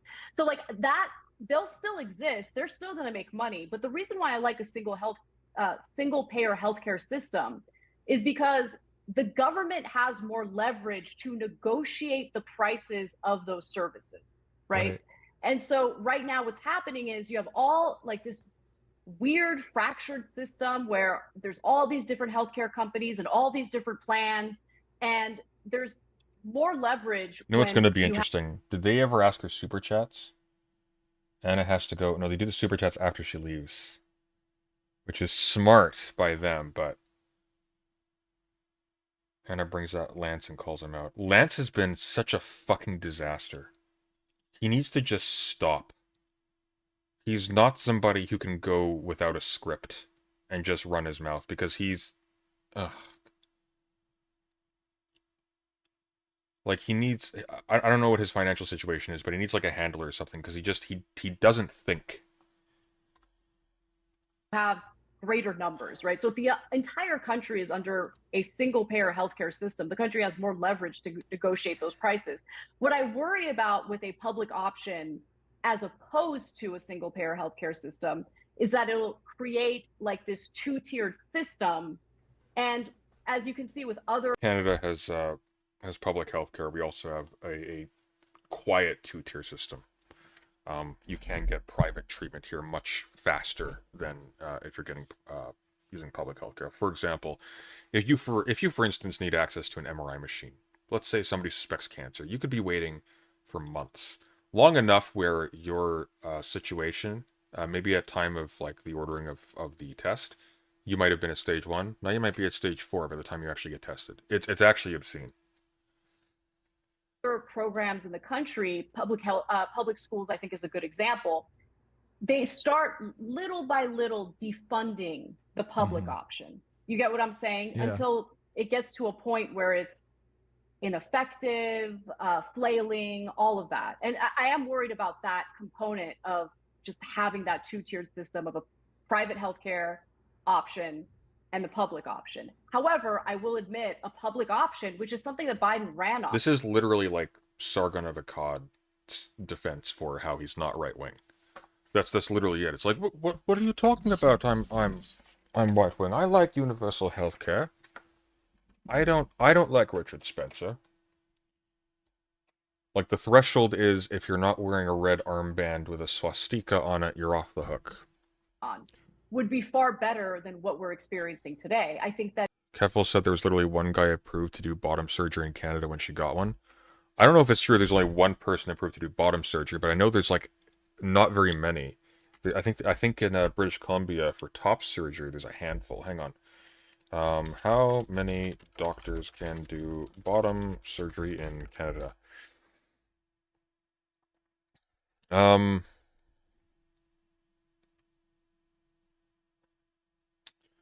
Well, there's Dr. Krista Genoway, board-certified plastic and reconstructive surgeon, does vaginoplasty and phalloplasty. I don't know when she got her, but she probably got her bottom surgery done a little while ago, so I don't know if this is accurate to when Keffels was dealing with it. Yeah, it's been years, you're right. Yeah, sorry, that's stupid. It's probably changed since then. That the Affordable Care Act, despite what the Republican Party would have you believe, is very much a heritage found. Didn't Keffels get surgery in an Asian country? I don't know where she got her surgery, but I mean, that wouldn't bear on the question of whether or not there was a dearth of options in Canada. That may be what precipitates going elsewhere to get the surgery done. Foundation policy that was implemented by Mitt Romney in Massachusetts. It is not in any way, I mean, it's forcing Americans to buy private insurance. That is what the Affordable Care Act was. Well, With not the, anymore. you know, They abolished. they did abolish that. So, but by the way, that was the justification for it. She got it in Thailand? Okay, there you go. Cost control, like the cost control portion of it. Because if you're forcing everyone to buy I'm not up on the genital lore of my YouTube colleagues. healthcare, then that's going to keep premiums low, except that's not what happened. There was actually no price controls whatsoever. And these private insurers are like, well, you got to buy from Sargon is admitted conservative now. I mean, it doesn't even really matter at this point. So we can charge you whatever we want, you know, and that's ended up being a little bit of a disaster. Sitch, do you want to jump? I don't want to move on from socialism unless there's something you feel. Well, I mean, I guess the only thing is, you know, generally when we're talking about socialism on the stream, we're not really talking about economic socialism. Though it comes up, at least I'm usually talking about cultural socialism. Okay. Let's hear Anna Kasparian on cultural socialism. And kind of the okay. idea of What is that? I want you to yeah, explain okay, what that that's is. good. Yeah. Like Okay. so under like the principles of liberalism, like that our country was basically founded under, is this idea that we should conceptualize people as individuals. Under the teachings of Liber. And individuals interacting with each other. And yeah, of course, individuals will, get into groups of people and form political coalitions and blah, blah, blah, blah, blah.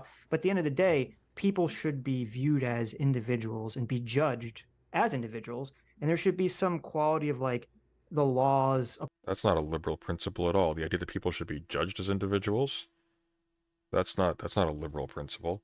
The liberal principle is that the magistrate in the state has limited competence when it comes to matters that don't directly pertain to the survival and functioning of society. This is one of the reasons why, for example, it is perfectly fine for someone like John Locke that if churches are promoting teachings that are destructive of the Commonwealth, you can ban the church. That's a thing you can do. There's no principle of dogmatically judging people only on an individual basis. Or, and here's the crucial point, because I think it's still preferable when you're talking about how you deal with other people. You, of course, judge them as individuals, not as representatives of a type. Or to use the notion that the individual is sacrosanct as a way to get around having to seriously interrogate prevailing modes of organization and so on and so forth by referring every challenge to the current situation as an instance of a stereotype, a false stereotype of a set of ideas which you haven't bothered to interrogate because, of course, they're all the same anyways. To put it a lot more simply, when you're talking about cultural socialism, you are collapsing basically everybody who you've identified as being on the left into a stereotype. You are talking about them all as if they are exactly the same, so your individualism is a fucking sham. Apply to everyone on a universal standard, essentially. Where the more sort of like socialistic cultural idea is don't view people as individuals. The individual identity is not really important or even desirable. You should be viewing as some part of a collective, a group. Who the fuck are you talking about? This is actually... Sartre, de Beauvoir, Fanon, etc., that entire clique, who else? These are all people whose primary critique of capitalism and of racism, etc., was precisely that it flattened people into having to aspire not to being good individuals, but to being good exemplars of a categorized class of person. That's what they did. They were individualists. But your notion of an individual is simply... I'm not actually sure what they even think individual means, because when push comes to shove, they speak only in stereotypes and they only use group descriptions to justify condemning people. Like, what is a leftist or a socialist for these people? It's going to be a set of concrete positions that they barely understand, of course. It's going to be a series of like just generalizations and ascriptions with no particularity. Who are they referring to? They haven't mentioned a single person was. Oh, fucking Doomer Media is still there. And often, when we're talking about it nowadays, it's along racial lines. So it's actually like, Kimberly Crenshaw even talks about this in her famous intersectionality paper, where she talks about how she doesn't agree how in the civil rights movement, there was this liberal idea that blacks should strain, she says, strain for a universal identity of being a human or a man first and black second. And she thinks the ideal situation is for black people to identify as black first. That should be the primary identity, and like your individualism should... Wait, what? Hang on. Say that again? And first and black second. And she thinks the ideal situation is for black people to identify as black first. That should be the primary identity, and like your individualism should come, somewhere down. Kimberly Crenshaw thinks... Hang on a moment. Kimberly Crenshaw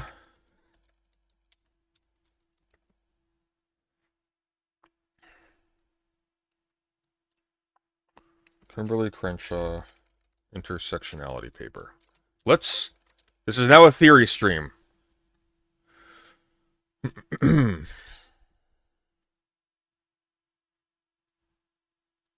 Here we go. On intersectionality essential writings. Let me grab this from LitGen. We'll pop it up. I haven't read this in forever, so this will be interesting.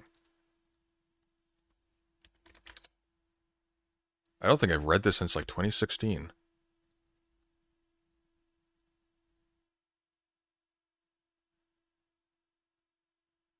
Essential writings on intersectionality. Not just Crenshaw. Intersectionality.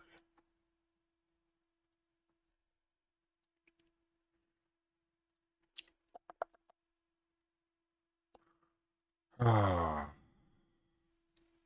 Oh, it's with an E. Right, okay.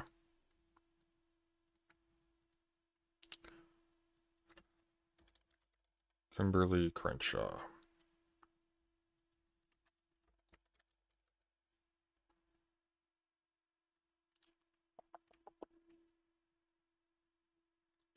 We'll just pull up the Critical Race 3 reader.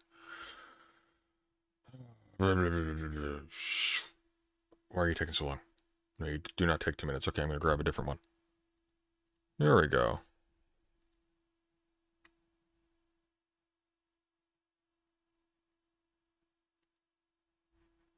Oh, LibGen's really been on the fritz lately, huh? Let's cancel that. Come on, you can do it. Okay, we'll give that a few minutes. Actually, no, I probably have it already downloaded. One moment. Let's see.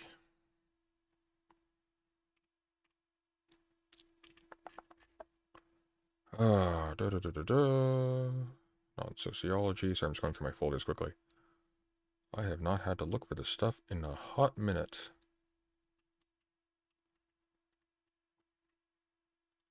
Is it gender? No. That'd be too easy.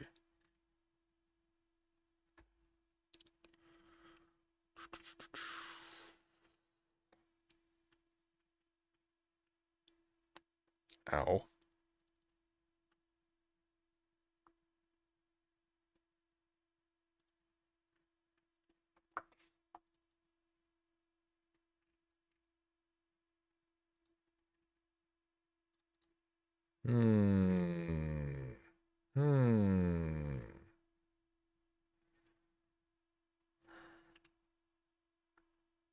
That's almost halfway downloaded. It'll probably download by the time we find this. Let's see. Critical Race. Oh, there we go. Brilliant. I do already have it. Ha-ha! Hee-hee, ho-ho. Okay. So can we pop that there? No, let's make it big. All right. That's fine. Okay. So.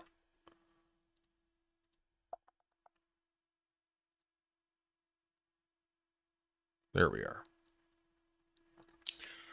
I think this has the essay he's talking about. I'd be very surprised if it doesn't. Let's see here. Crenshaw. Race reform and retrenchment, transformation, legitimation, anti-discrimination law. That's a candidate. Mapping the margins, intersectionality. Here we go. 357.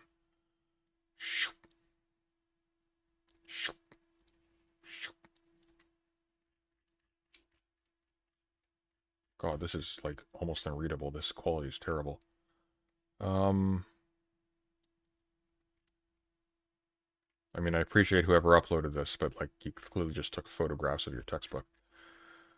The problem with identity politics is not that it fails to transcend difference, as some critics charge, but rather the opposite, that it frequently conflates or ignores intergroup differences. In the context of violence against women, this elision of difference in identity politics is problematic, fundamentally because the violence that many women experience is often shaped by other dimensions of their identities, such as race and class.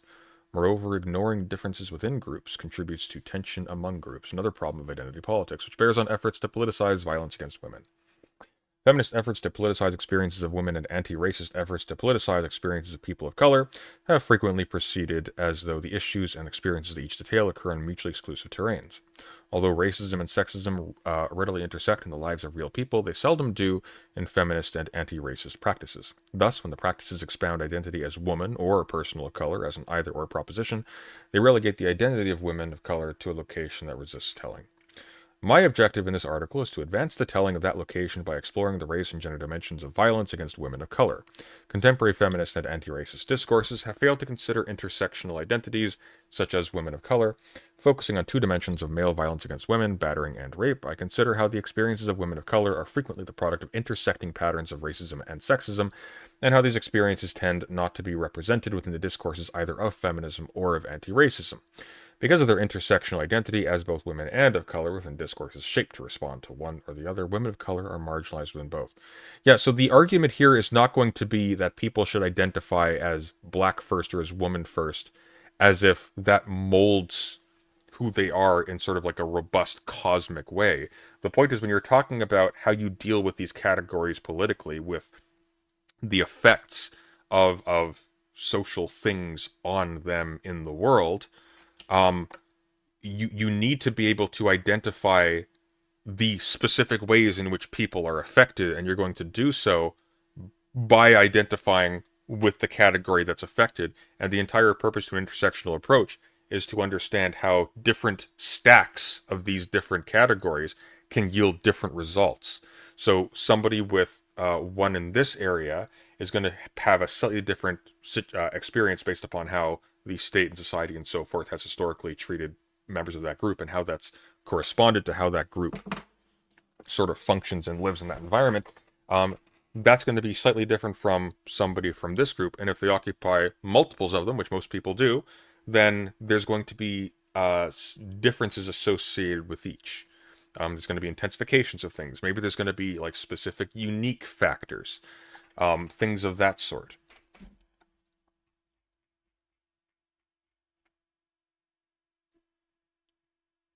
The concept of political intersectionality highlights the fact that women of color are situated within at least two subordinated groups that frequently pursue conflicting political agendas. The need to split one's political energies between two sometimes opposing groups. Yeah, so exactly. So sometimes there will be, how to put this? Sometimes there will be policy attitudes or whatnot. Well, let's use the example of like kidology recently. It's like, hey, just we need to just not talk about or emphasize trans issues as much, because that's, occupying all of our airtime. It's making people not take the real issues more seriously. And there's just not that many of them anyways, so like they just can't be a priority. If you're a trans person, identifying with the broader movement first, when that is the attitude, is shooting yourself in the foot. Because they're not going to loop around afterwards and come and save you if bad stuff starts happening because your entire category of person has been neglected. Therefore, in order for your situation to have a voice, you need to be it. That's the problem.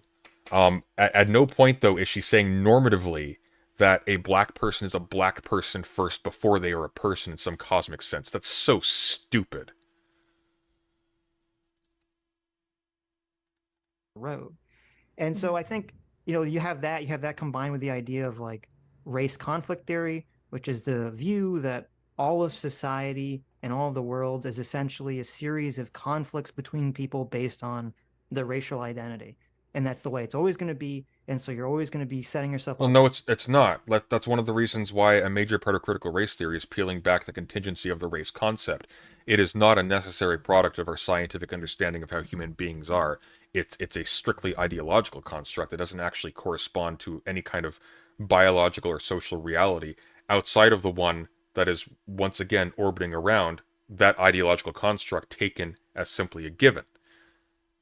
That's the entire reason why it's critical. That's what it's being critical of. For a system where essentially like white people are always going to be trying. Such is stupid. So I'm going to give Adam this one dubious credit. Adam Friended is a moron. But he's a moron who sometimes, more often than such, just kind of runs his mouth, and he's just kind of dumb. Sitch pretends to have an overarching, well thought out theoretical conception of everything he's talking about. And it's a little bit worse than being wrong because he thinks he's explained everything. Sitch is substantially dumber than Adam at the end of the day. Sitch is just better at portraying as if he's not dumb. These people are both like at Earthworm level, but like between the two of them, I'd rather be trapped on a desert island with Adam friended than Sitch. Trying to take resources away from black people to give it to white people. Although Sitch probably has more nutritional value.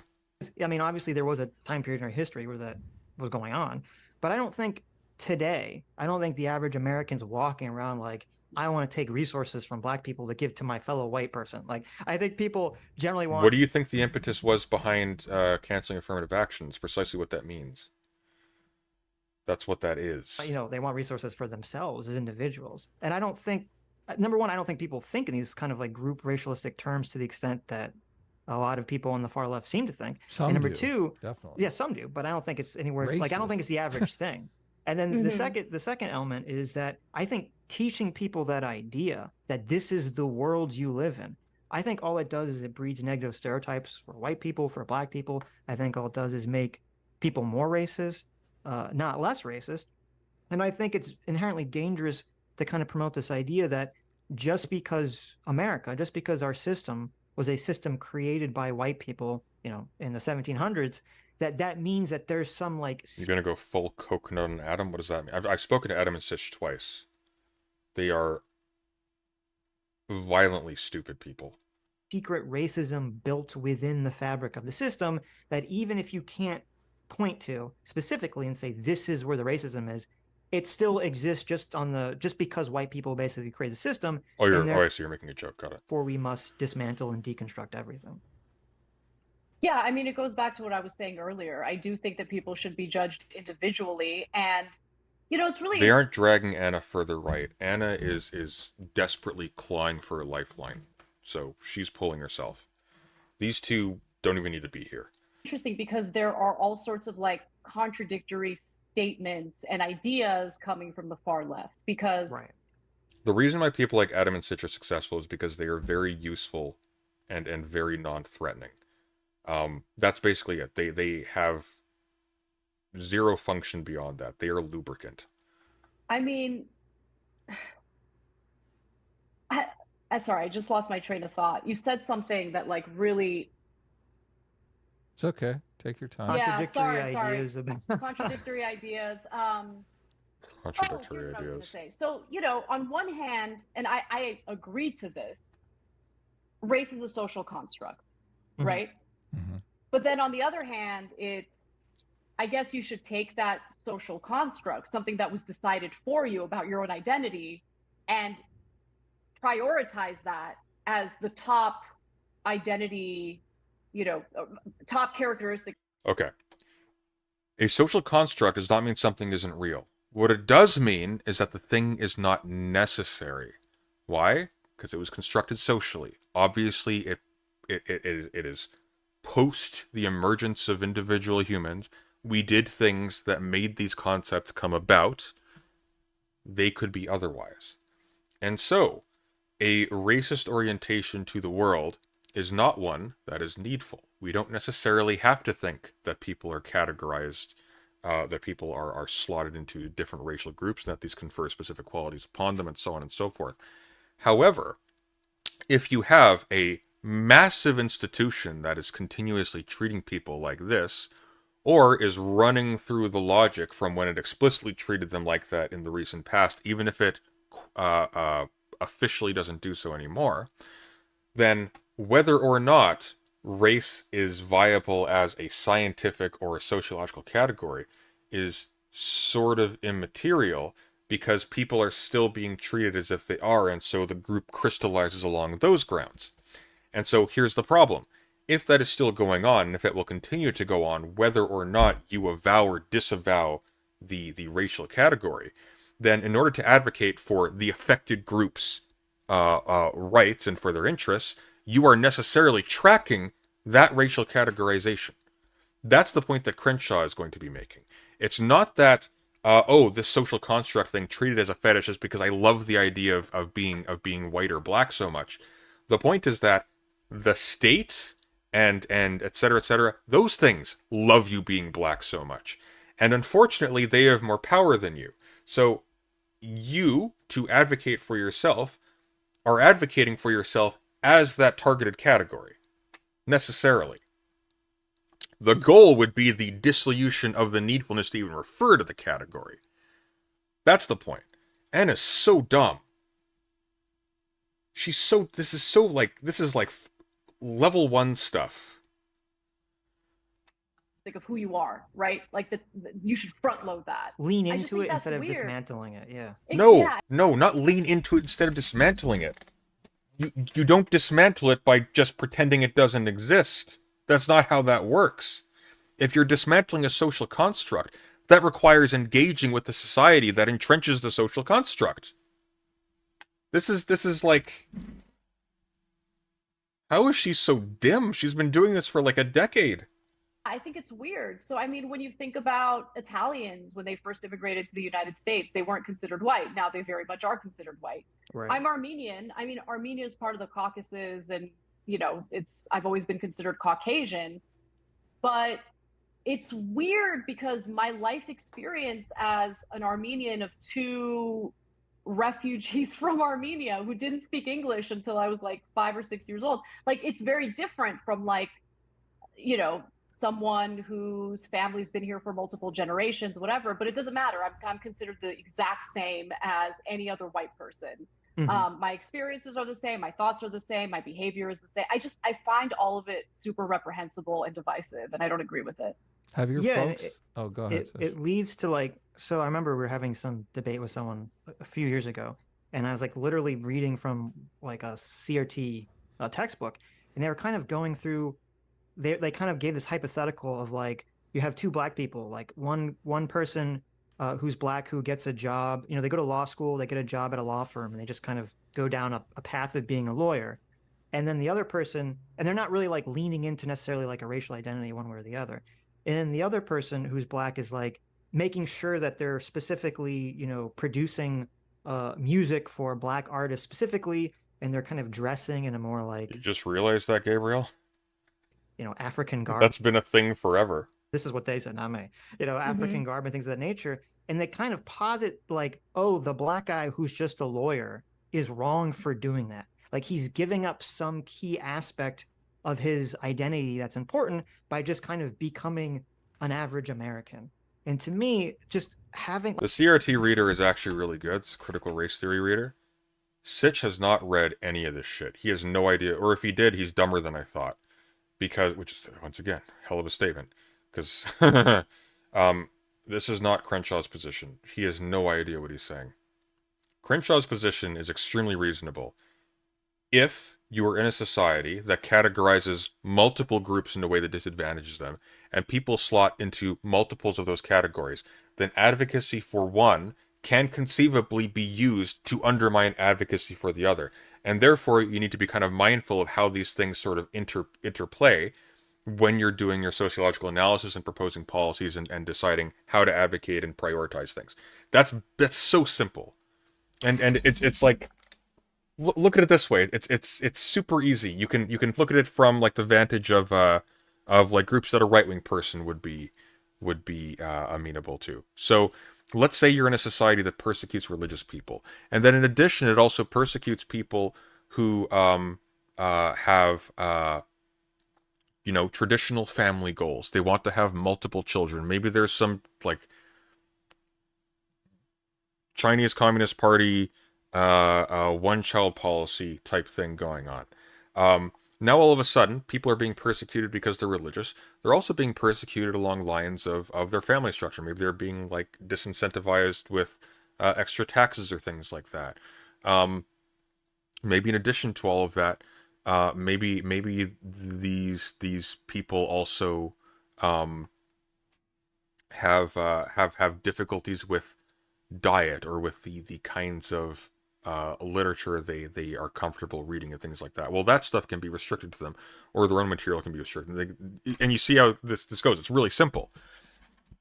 if there are multiple categories of things that deal with any type of oppression, and people find themselves in multiples of these categories, then they're dealing with however much more oppression than somebody who isn't. It's not a simple numerical difference. It's just saying, like, when you're talking about what you're advocating for, or what kinds of policies are appropriate to advocate for or to prioritize over others, in order to understand what the actual costs and stakes are, you need to be able to take into account how these things relate to each other, how they intensify each other, or how sometimes advocacy for one can easily entail advocacy against the interests of people who fall into the latter, and so on and so forth. Like front loading your racial identity is like saying like, oh, there's some core part of your identity that's embedded in your. Anyway, I do think that Anna is smarter than pulling this without a plan of where she would end up, whether independent or otherwise. Remember that Ben person? This is how dumb Anna is, okay? Remember that Ben person who left the Young Turks? We watched that the other day.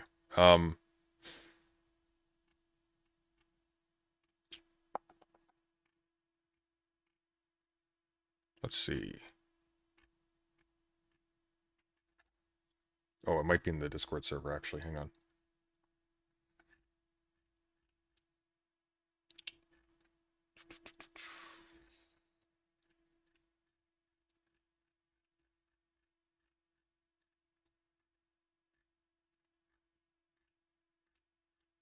Oh, is it gone? She misgendered Ben when she left, like immediately. It was so weird. Why can't I not fucking find this anywhere? God, YouTube search is becoming useless.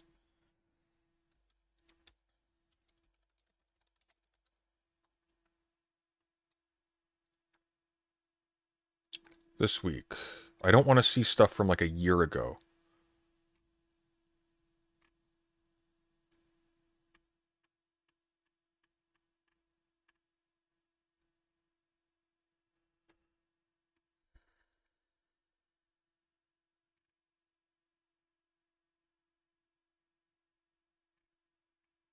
I can't even find it. God, that's annoying. Did I put it into my, I wonder if I put it into my playlist. That would have been smart. Probably why I didn't do it.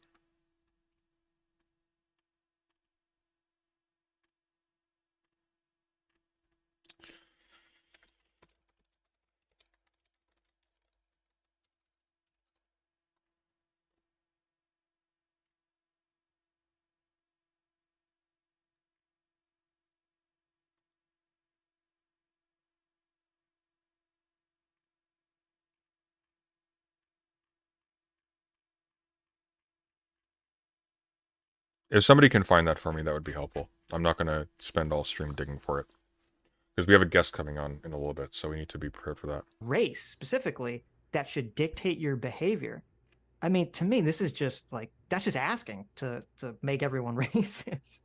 Political suggestions channel, it's in there. Okay, I'll take a look. Hang on.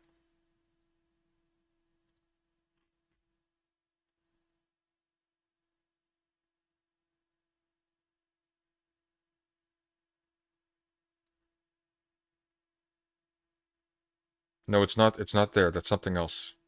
Are you listening to what I'm saying? I wasn't saying the Ben video. No, that's not what I'm talking about. I'm not talking about the Ben video. This is after. This is in response to it. Agree with that at all. And like, I get those pressures, you know.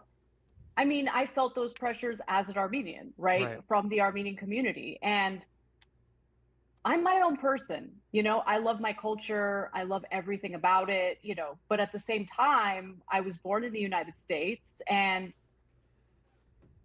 I identify as an American, like first and foremost. And it's because I was born and raised here. And while I appreciate and I love the culture that, you know, my family has taught me, I just think it would be weird for me to see everything in America through the lens of an Armenian. Like, it's just a weird way of seeing things. And look, I mean, just think about the endless bitterness and anger I would feel toward this country. But not towards the Young Turks, Anna. Your show is called The Young Turks.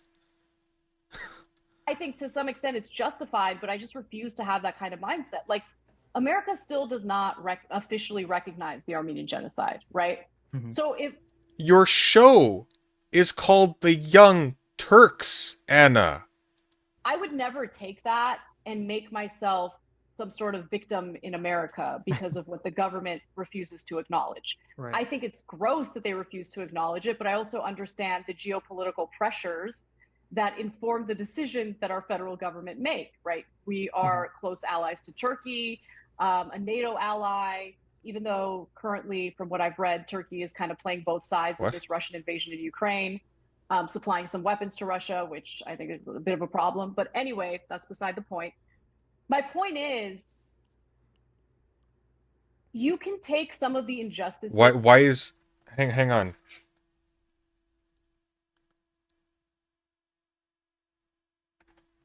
Okay.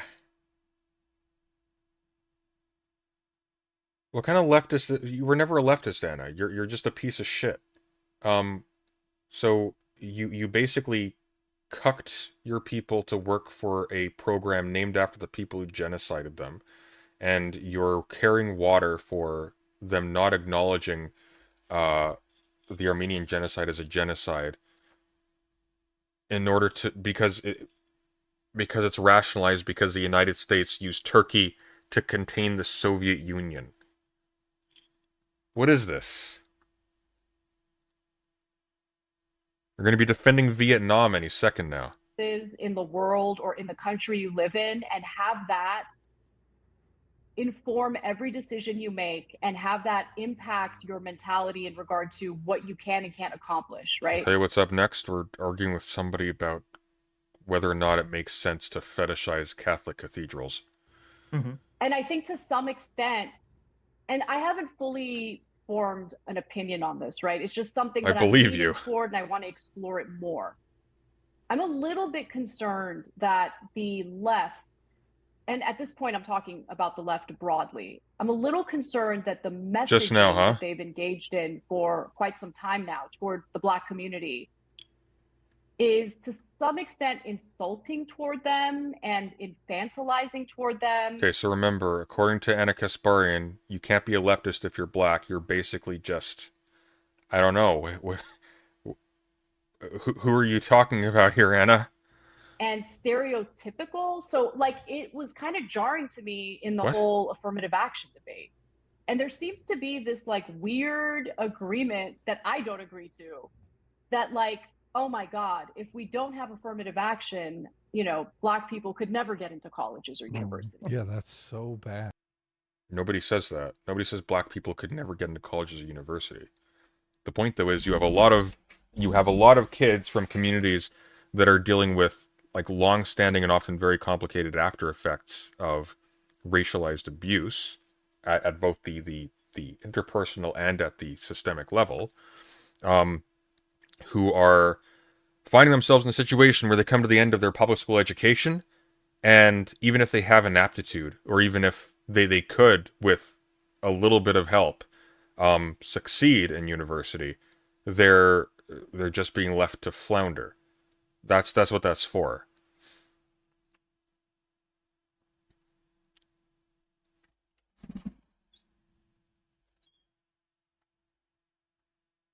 Blow this up. This is, oh, that's the wrong window.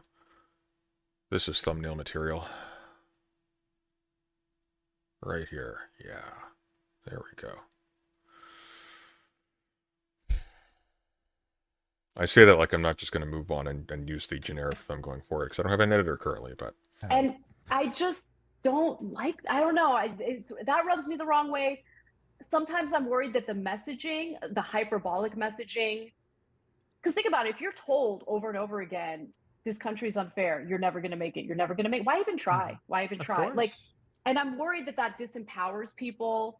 So I don't know. It's something that I want to explore more. I want to understand more. Maybe there are some sociologists that have like studied this and researched this. And if you guys have any, maybe there are, Anna. I don't know. They're probably somewhere in Iceland.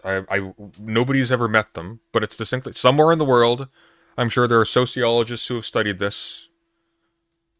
I'm sure. It's you've only been doing this for how long? How long has Anna Kasparian been with the Young Turks? How long, Anna Kasparian, Young Turks? You've only been doing this for, oh my god, longer than I thought. So she's been with the Young Turks since 2007. You know, it's understandable if in all that time you never bothered to, you know, look into any of the stuff you've been selling. I'd love to read it, but You're actually on solid ground in this one, because I saw Jank's opinion on this, on the overturning of affirmative action, and he was in favor of it for the same reason I'm in favor of it, because it creates all these negative stereotypes. And a huge contradiction. Affirmative action creates negative stereotypes. I saw on the left, and I'm like, I don't necessarily know how to process this, but they're saying Clarence Thomas. This is made worse by the fact that she has taught journalism at the university level. Oh, I hope they can get their money back. They're using affirmative action to call him stupid. And I'm like, wait, what? Well, Yeah, I mean, they're saying you're playing into Jake's argument. There, yeah, right? totally. They're saying, look, he benefited from affirmative action, and that's why obviously he's wrong about this. He's stupid. I'm going. No, he's a selfish hypocrite, is what he is.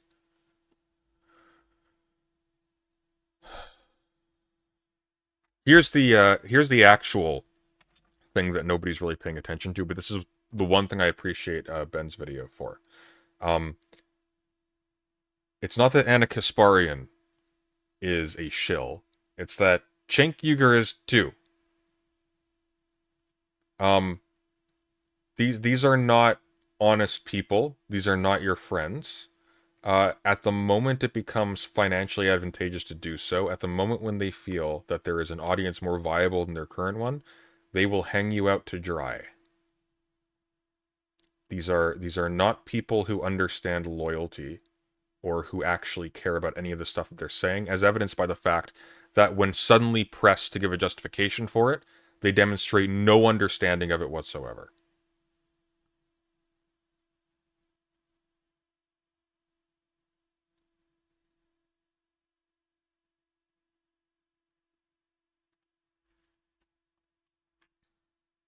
Okay, it looks like Hawk has joined the Discord server, so I'm going to take a quick break and refill my coffee, and then we're going to go into that.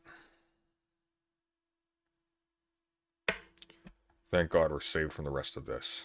Maybe I'll finish it later, but I don't know where else this is going to go. We're at like 1:30. I guess there's 20 minutes left. Fuck. I'll take a break anyways. I need to move my legs. I'll grab some coffee, and then we'll press on. We'll finish this, and then we'll bring on our guest. Be right back.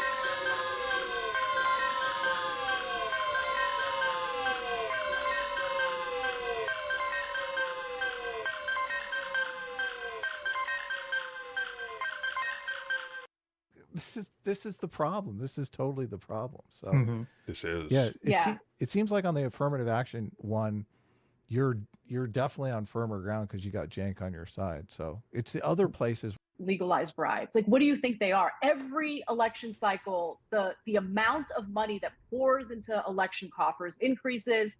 There are some donors that focus on the right, like for instance, the majority of money coming from the NRA goes to Republican candidates. But when it comes to some of these multinational corporations, Let me when it comes to cut the, in a second, give you like a different perspective because I'm with you, and I don't like I'm not Yeah. in favor of all this money flowing into politics. And even look, the argument I usually hear is that sooner or later the representative has to be responsive to their actual voters. So if the actual voters want a certain policy prescription and the rich donors want a completely different one, they have to cheat, finagle to get it in there. And I'm not Pollyanna about it. I think that does go on. But I'm skeptical of this idea that you can give a bunch of money to a politician and they can brainwash their constituencies into like wanting things that there's no way in hell they would want. I don't think that they're brainwashing their constituents into wanting things they don't want. I think what they're doing is they're pivoting to the culture wars in lieu of focusing on the economic issues, where I think that there is, I wouldn't say exact agreement, but there is definitely more agreement and increasingly more agreement between Democrats and Republicans on these economic issues. Anna, you were only having this conversation because you were flipping your shit on Twitter about the birthing person thing over and against your prior statements that the only reason why people do this is to manufacture outrage for political gain. Fuck you. And I think part of the reason why the culture wars are front and center and getting worse every election cycle is that in an effort to differentiate themselves from the Republican Party, the Democratic Party has leaned into the culture wars more and more, I think to the detriment of the country to a large extent. And so I mean, I don't know if you guys saw after what happened with, you know, the George Floyd murder, you have Democratic leadership kneeling in kente cloths and stuff like that. And it's just, that is at this point, that is what they lean into for their campaigning. I think it's fascinating, though, that Biden has decided, you know, for his reelection campaign, seems like he wants to focus more on his economic accomplishments. And I'm going to be honest, I was about to go on the show and be overly critical of Biden on his economic accomplishments, but obviously I got to do my due diligence. And then I saw some areas of improvement, some areas where he still needs a lot of improvement. We did a fair video on that when we talked about so-called Bidenomics. So I think it would be wrong to say that Democrats and Republicans are exactly the same. However, when there's increased agreement in regard to deregulation, tax cuts, like for corporations and for the wealthy, like all of that, I think that's where I feel frustration. That I know that's where Cenk feels frustration. And what I want to do a better job of, and the reason why I kind of snap back at Cenk in that moment, is because I want us to be precise. He said something about how, oh, Democrats just don't want to fight. And so what they do during these hearings is they have their, you know, the people who they want to testify on their behalf, they sit them down and tell them, whatever you do, don't fight. I'm like, Cenk, like, you have no evidence of that. You can't just say that as if it's fact. I have an issue with that, right? However, I do think that I do want to see more of a fight from Democrats, but I want them to be strategic in their fight. I don't want them to just, like, you know, flail their arms around and scream like lunatics. I want them to think a little more strategically. Like when you look at LBJ, for instance, he was strategic in getting the Civil Rights, Act passed. Like he knew how to use carrots and sticks. And I want to see more of that from the Democratic Party on behalf of their voters, on behalf of the economic issues that their voters care about. I'd like them to kind of step back from the culture wars a little bit and kind of get their heads right about what's actually transpiring in the country, as opposed to like medical institutions using the language of birthing person. This is an existential threat to the dignity of womanhood. Feeding into the hyperbolic narratives. I think they've been doing that more and more, and I have an issue with that. And then one other area that I don't think gets enough attention, I've talked about it a lot. I do think that if members of Congress are investing in individual stocks, they are literally, they literally have a vested interest in maximizing profits for the companies they have invested in. They want a return on that investment. I think that's a problem. I think that there needs to be a solution to that. I don't know if it's, you know, blind trust. I don't know if it's, okay, you can only trade mutual funds, but you look at the numbers and it's obvious they're insider trading because their stock portfolios. Both sides. Both sides. This is not a, oh, it's Republicans are baddies and Democrats are good girls and boys. No, it's both sides. And it's, I mean, Nancy Pelosi, I think, is top of that list. She has outperformed the S&P, like, over and over and over again. I'm like, I'm sorry, but she's not that brilliant. I'm not going to buy it. Yeah. I mean, obviously all the insider trading stuff should be obviously illegal. The culture war thing was interesting because what you were talking about, I conceptualized the right doing that. I never really conceptualized the left doing that. Because I think with like the Republicans, they're in this weird spot where because of the Tea Party and kind of Trump, there's like all this economic populism that's bubbled up on the right, which doesn't neatly fit into the box of like the neoconservative, neoliberal Republican that kind of came about since Reagan. And so in order to like distract from that issue, there's like this massive push on the culture war issue, which, you know, whether you're a more like classical Republican Reaganite or you're like a populist MAGA Republican, you know, you're on the same side of the culture war stuff. I think with the left, though, at least from my perception, it's been more that the Democrats have been leaning into the culture war stuff just because they think it's politically effective, where you look at how the media covers certain issues and how, you know, I'm sure even, you know, we see with our audiences and I'm sure you see with your audience, it's like, you know, it's like people are more engaged with this idea of like, oh, I'm going to call someone a racist or a bigot, as opposed to like, let me explain some complicated economic policy that no one, you know, that like people don't understand or really care about. And my perception has always been the Democrats have been kind of leaning into the culture war issues just because they see it as like a useful stick that they can keep slamming the conservatives with, and the conservatives see Yeah. it now as a useful stick they can. Jesus Christ, Chud. Okay, this is bugging me. Chud logic. For ages now, we have been told that accidentally misgendering someone happens, that the best way to deal with it is to correct it without making a big deal about it. Now, apparently, it is more evidence of rampant transphobia. Well, thank you for finding me the clip, Chud. No, here's the difference, okay? When the case in question is somebody leveraging anti-trans panic by fear-mongering on Twitter. They're trying to categorize us all by our organs. They're calling us birthing people instead of women.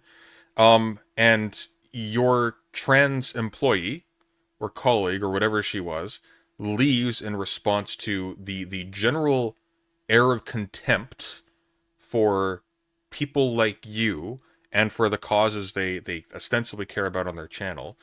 And immediately afterwards you go to comment on this and you misgender them in that statement, then it looks really fucking bad. This is pretty basic, Chud.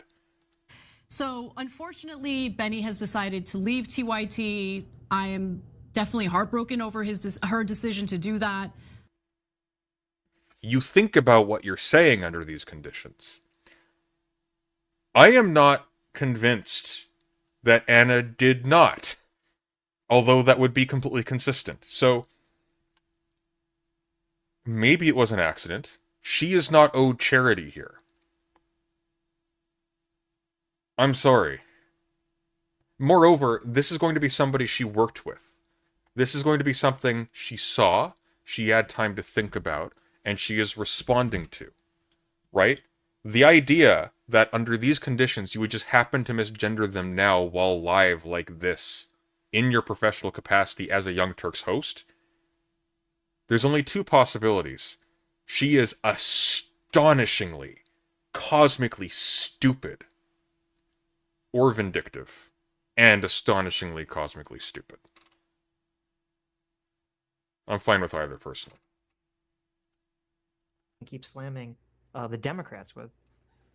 I mean, I think we're both right. I mean, I think that it's a way of differentiating themselves from the Republican Party, but it's also a way of giving their constituents the illusion of governing. You know, the illusion that they're fighting on their behalf. No, exactly. It's the And exact accent you would most want to avoid of all things. That's like, the entire issue surrounds her engaging, her leveraging a transphobic talking point. And fear-mongering against trans people using what is actually not just benign, but actually eminently useful. Because once again, not all people who are capable of giving birth are women, and not all women are capable of giving birth. And that you can exclude trans people from that equation, and that still obtains. There are people who are post-menopause. There are people who have had hysterectomies. There are people with congenital issues, and so on and so forth. And what do you mean for ages we have now been told that? Chud, you were a left-winger when I first came on the scene. When you spoke to me, you advertised yourself as somebody on the left. You don't get to pretend like you're some kind of passive victim of a cult mentality. You were a purveyor. You profited from that association.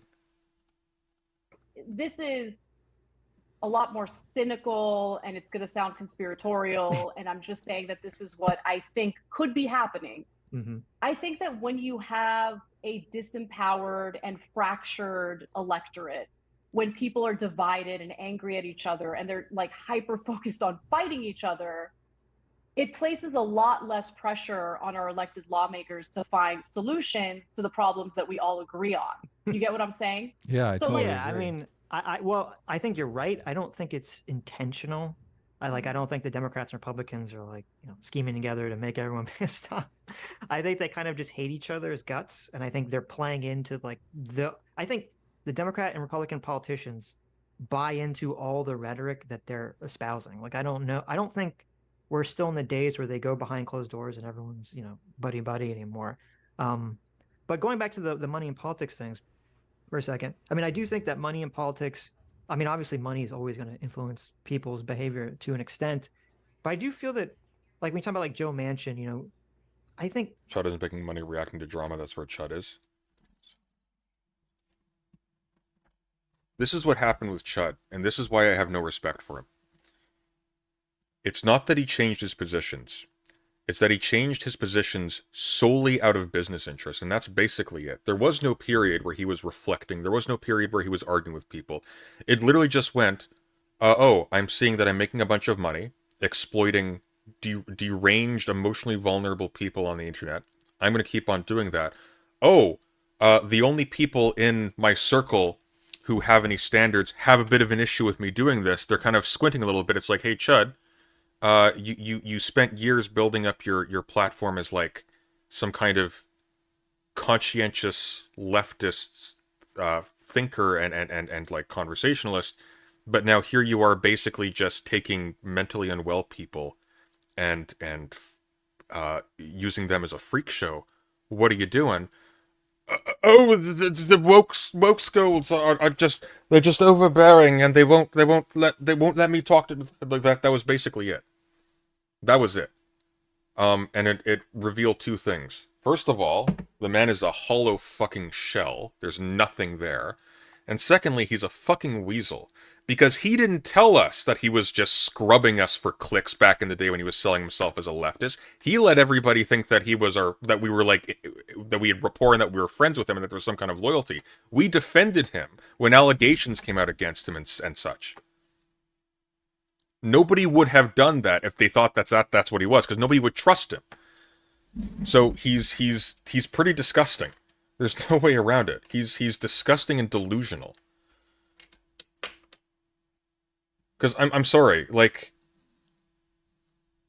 you're at a point where even Destiny can, in all honesty, and here's a thing too.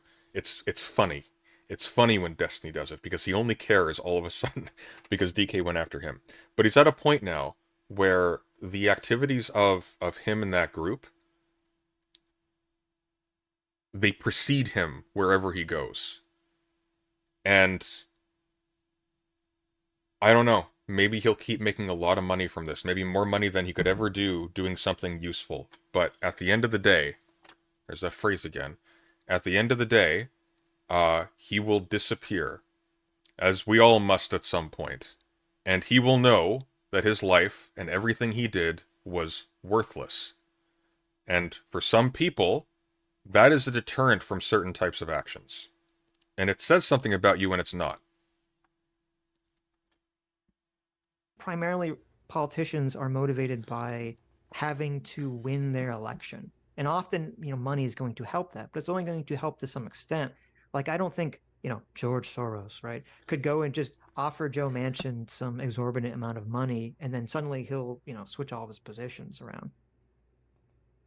Well, I think Chud might be on the decline. Well, I mean, he is reduced to drumming out content about that fucking Elder Drazi weirdo for upwards of a week. I don't know if that represents a decline, but I mean, you're doing that for 8 hours a day. Have some fucking dignity. I mean, look, I think with Manchin, it's a lot more complicated than that. I mean, his personal business interests, I think, play a huge role. I mean, he's got a coal-related business that he makes $500,000 off of. Okay, I'm bored of this. Let's see if our guest is ready to go.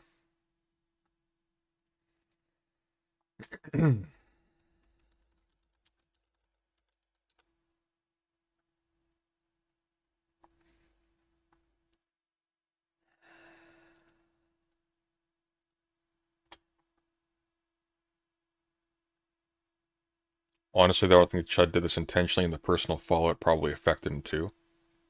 I don't know how he couldn't have done it intentionally. It seemed like literally everything was the result of direct decisions made by him.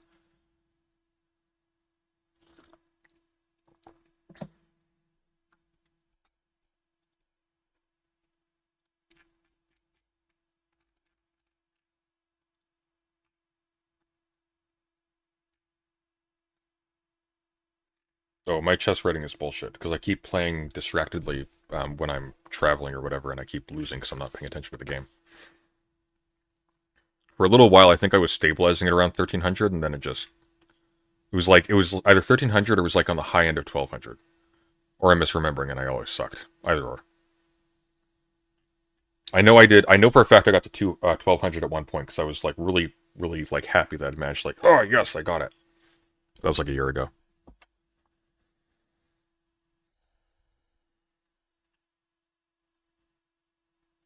How many times have you slinked back to Spicy Chat since you lost respect for him? I got invited back once after the Mr. Girl talk.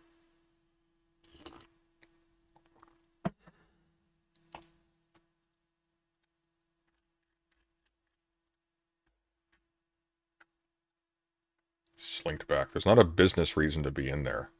Chud Logic does not connect you to anybody anymore. There's no value. Frankly, even before the falling out, there was no value.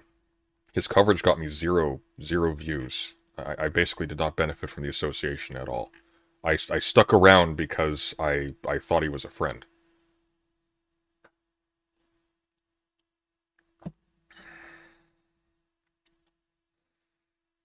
TYT trans exes because of Anna Kasparian. Sorry, I'm just seeing a Zanya headline. Hang on. Have there been more?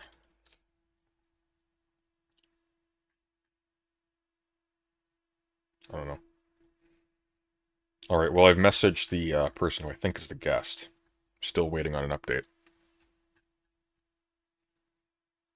Lonerbox was still defending Chud, but he hasn't in a while. Well, Lonerbox won't defend Chud anymore because Lonerbox, the Destiny connection's worth more and it's indefensible.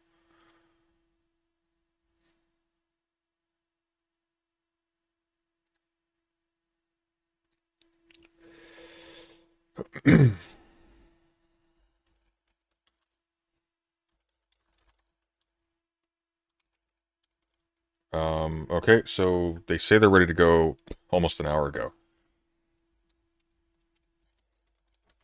DM'd you in the server. Are they in chat? If they're in chat, that would help things.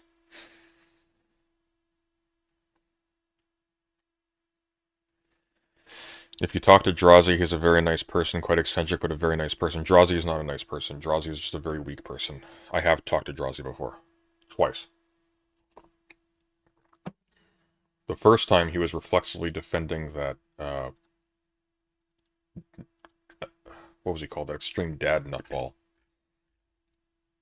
And he crumbled in seconds. Don't mistake nice for kind. Very big difference between the two.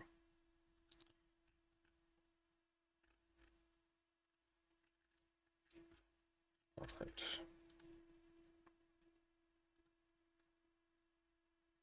Well, I think that's them, so I'll just give them a call, I guess, and I'll see if they accept. They have to accept anyway, so they won't be brought on without their agreeing to it. I'll let them know that we're streaming.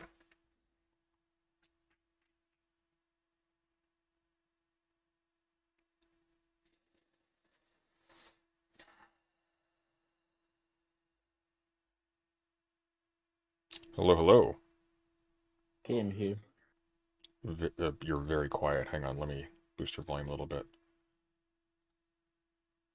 I don't know if it is gonna work, but I'll boost your audio more. It should work fine. Here, hang on. I'm gonna pop you up on the screen here. We are live, just so you know. Okay.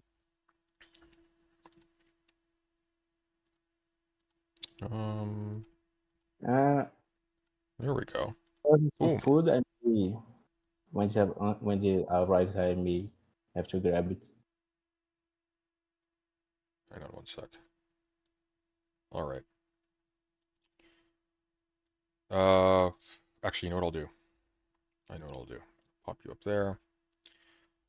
I'm going to...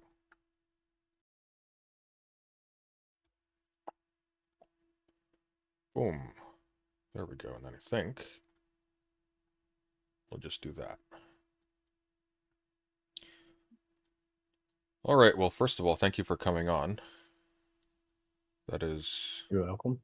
That is not, unfortunately, very common. Usually people are pretty timid about that. Let me boost your audio a little bit more. You are very quiet. Do you? What kind of microphone are you using? I'm using my cell phone microphone. Okay. Well, it's better. It's much and better have now. a I think you dedicated- might have been. I think you might have been a little bit farther away from the microphone before. Yeah, I grabbed it up. It's Okay. next to my mouth now. All right. So we were having an argument. We were having an argument about cathedrals, and you think cathedrals are cool. Could you Yep. Do you want to elaborate? Yeah, your Discord server is called the Cathedral. It is indeed. I thought that was funny.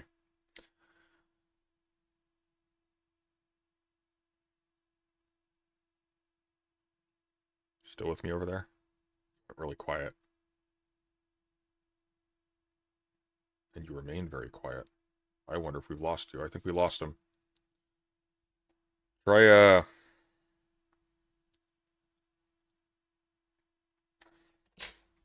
Are you speaking currently? This might not even work. Still with me?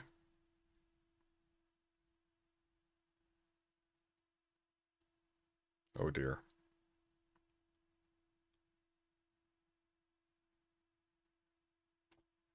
If you are speaking, your mic or Discord at least is not picking up any of the audio. As you can see by there not being a green box around your name, if you are speaking, I cannot hear you at all though.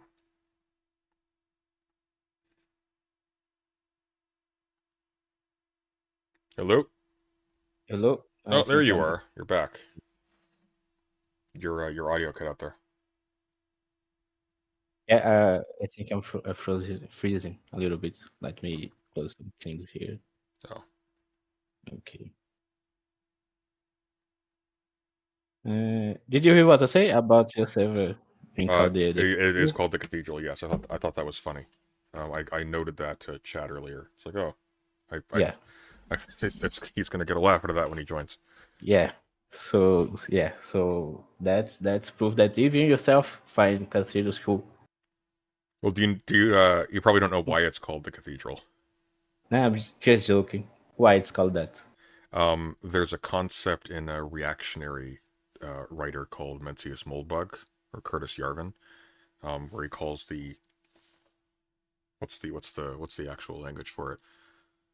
Where he calls the dispersed conspiracy, I think that's what he says, between our educational institutions, our media, etc., to push an anomic leftist orthodoxy on the population. He refers to that as the cathedral.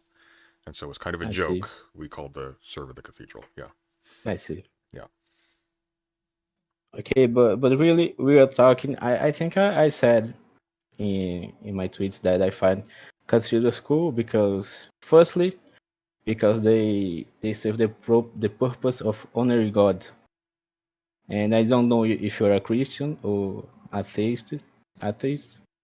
Agnostic on the theist part, very culturally Christian, certainly in terms of my upbringing. I was very religiously involved when I was growing up. I made my entrance into political science primarily by way of actually engagement in like culture war apologetics type stuff. So, I see. Yeah. So are you familiar with Catholic theology? A little bit, yeah. I would say so. Depending on what you mean by theology. If you just mean like reading the Bible, I'm okay. No, just the standard beliefs, the standard belief, the dogmas and such. The dogmas. Yeah. Like which dogmas? There are a lot of dogmas. Like the Eucharist, the Eucharist. Oh, things about that. I'm not Catholic. I know. Yeah. But do you know that we believe that the Eucharist is truly the body of Christ, right? That is not a universal belief. No, but I'm saying that we believe that. Do you know that? Well, do I know that you believe that? I don't know what you are. Are you Catholic? I'm Catholic. I do know that many Catholics believe that. Not all Catholics believe that. That's definitely not a universal But belief. is the official teaching of the church, right? Well, it's the official teaching of the Catholic Church. Yeah. sure. But I mean, that doesn't necessarily bear on whether or not. Okay. Here's where we're going to run into an immediate disagreement, and I think this is a more interesting conversation. Because I can approach you here. I can approach you here as someone sort of internal, right? Why do I have an issue with big, ostentatious, gilded cathedrals, right? Or even just take away the gold. Just making these really ridiculously big, expensive stone buildings. Took untold man hours, sometimes in like 100 years or so to build. They allocated unknown amounts of resources and gold, etc., and they are maintained with a continuous flow of resources as well, because these buildings, they decay over time. They have to be constantly maintained. In fact, even I believe a large portion of I think there's an entire offering that's specifically oriented around building maintenance.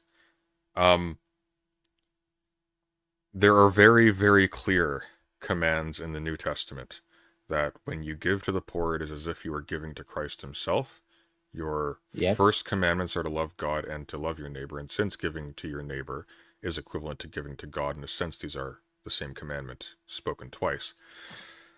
Following from that as well, you are supposed to give all that you have to the poor.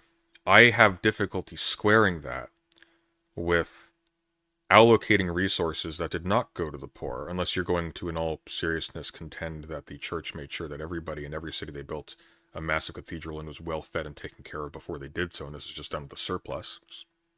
Good luck establishing that. I have a lot of trouble squaring that with decorating the church at the expense of the people it was actually pretty explicitly charged to prioritize first and foremost. You see? Firstly, I don't think these people are being neglected.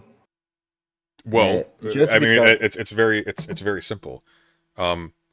In any city where a cathedral was it built without first making sure that every person in that city was fed and taken care of and in a safe position and housed and clothed, etc.? Oh, but the point is, give all you have to the poor, my dude. It's pretty clear. It's better now? Yeah. Give all you have to the poor. That's a direct quote. Yeah, yes, of course, but yeah, all. It's not the only command. You also have the command to go and preach the gospel. It's the final line in the whole Bible. Oh yeah, no, absolutely. But you know what the funny thing about cathedrals, they don't tend to go places. They kind of sit, you know? No, but they serve the purpose of preaching the gospel. Firstly, let's get to the core of what I was trying to get at. Sure. The mass is the true sacrifice of Christ, right? Say again. And I didn't catch that. The mass, the Catholic mass, yes, as we believe it, is the sacrifice of Christ. Is a sacrifice of Christ. Yes, it's the same sacrifice that was made on the Calvary. The mass is a sacrifice of. The mass is a meeting. It's just people in a room. No. See, that's what you're getting. Or are you referring? Are you referring to the? Are you referring to, like, the service itself? I'm talking about the mass. The Eucharist. Why do people go to mass? To receive the Eucharist and participate in the sacrifice of Christ on the Calvary. Oh, I see. Okay, sorry. So mass okay, no, sorry. So you're not referring to the mass itself as a sacrifice. What you're referring to is they're metaphysically taking part in the collapsing of the time at which the sacrifice took place, or the Last Supper took place, and they're sort of taking part in that event by being present in the church during that thing. Yes. Okay, sorry. When you say the mass is a sacrifice, my brain reads that as the mass itself is an act of sacrifice, which is odd. No. Yeah. So it's also a command of Christ to take the body, the bread, that is his body, and share. No. Look. So all the stuff that goes on within the church, I've got no I probably might if I thought about it enough.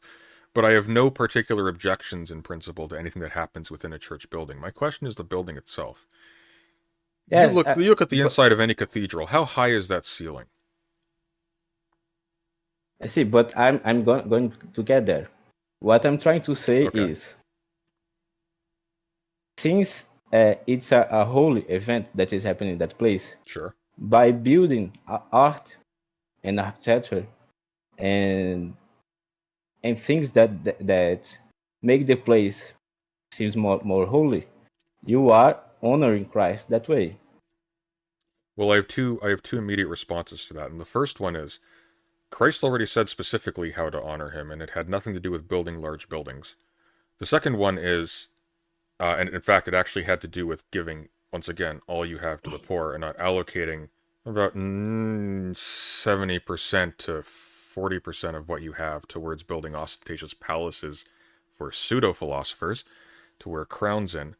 But the other thing is, if that's indeed the goal, why aren't they bigger? Why stop?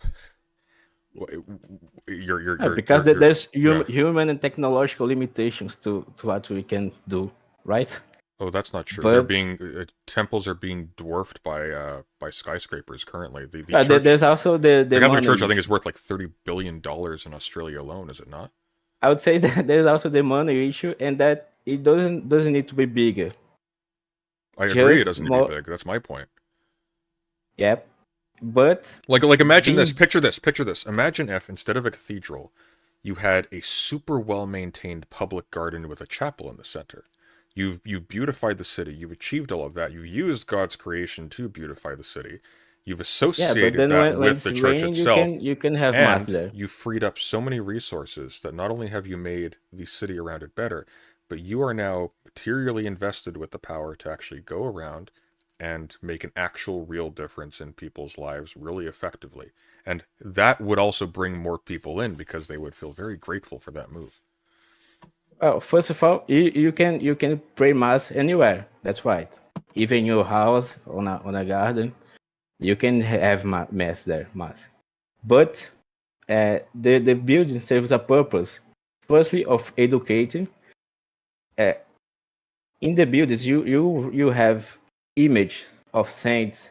You have normally sometimes whole passage of the Bible illustrated on the walls.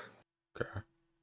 There's this, and there's also that the building serves as a practical purpose to protect from the rain. Okay, things. so yeah, you're right. Buildings protect from the rain. I think we're talking past each other a little bit. The issue I have is not with the existence of buildings funded by the church. The issue I have is with the existence of buildings that cost around as much resources and funds as it would take to supply an entire city with housing. That's my issue. Moreover, if you're talking about like the building having Bible passages on the walls, we have Bibles, right? Like you can find them in there, and there's nothing about a cheaper wall that says you can't put a Bible verse on it. Like cheap churches have stained glass windows. It's not verses, it's images. You have illustrations. Yes, you can put it on the Bible, but the wall, when the faithful enter the church, they see that, and they feel connected to that. You are in a separate place. I'm sorry. So just to be clear, the argument in favor of allocating resources that could have saved people's lives and made their lives better, and actually give them a real material reason to be invested in the church for the well-being of their surrounding society, as well as the religious reasons, is that they're just a really expensive picture book? No, not at all. But I'm saying it's part of it. Well, what's the rest then? Because that's not very compelling. Then you first of all, these buildings, they pay themselves, but they also pay for usually they also pay for the other parochies in the diocese. Do you know how the Catholic Church is administrated? This is immaterial. The Catholic Church as an organization is moneyed to the tune of billions of dollars.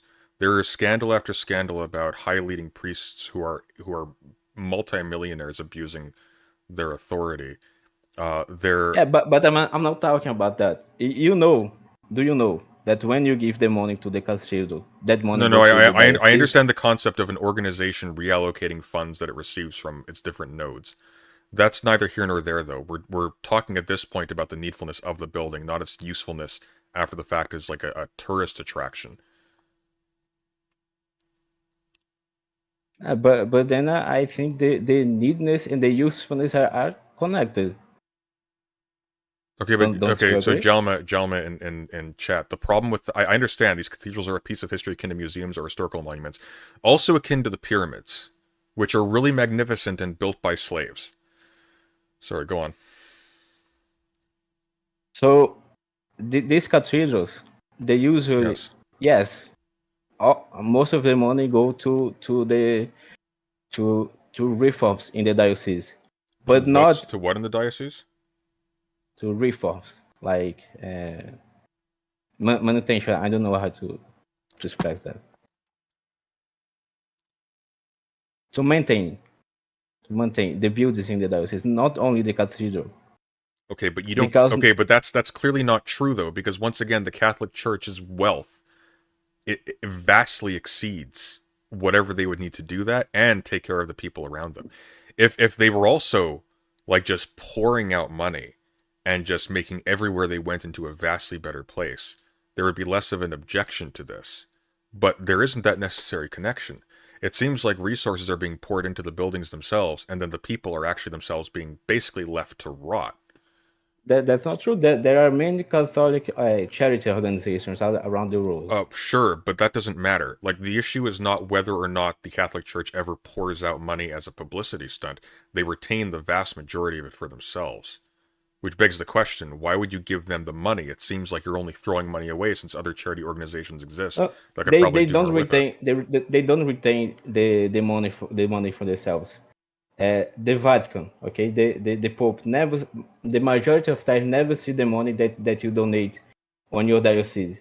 The money that for example, they were doing appeals for charity in order to maintain themselves in the wake of their massive debt. They were having serious financial issues.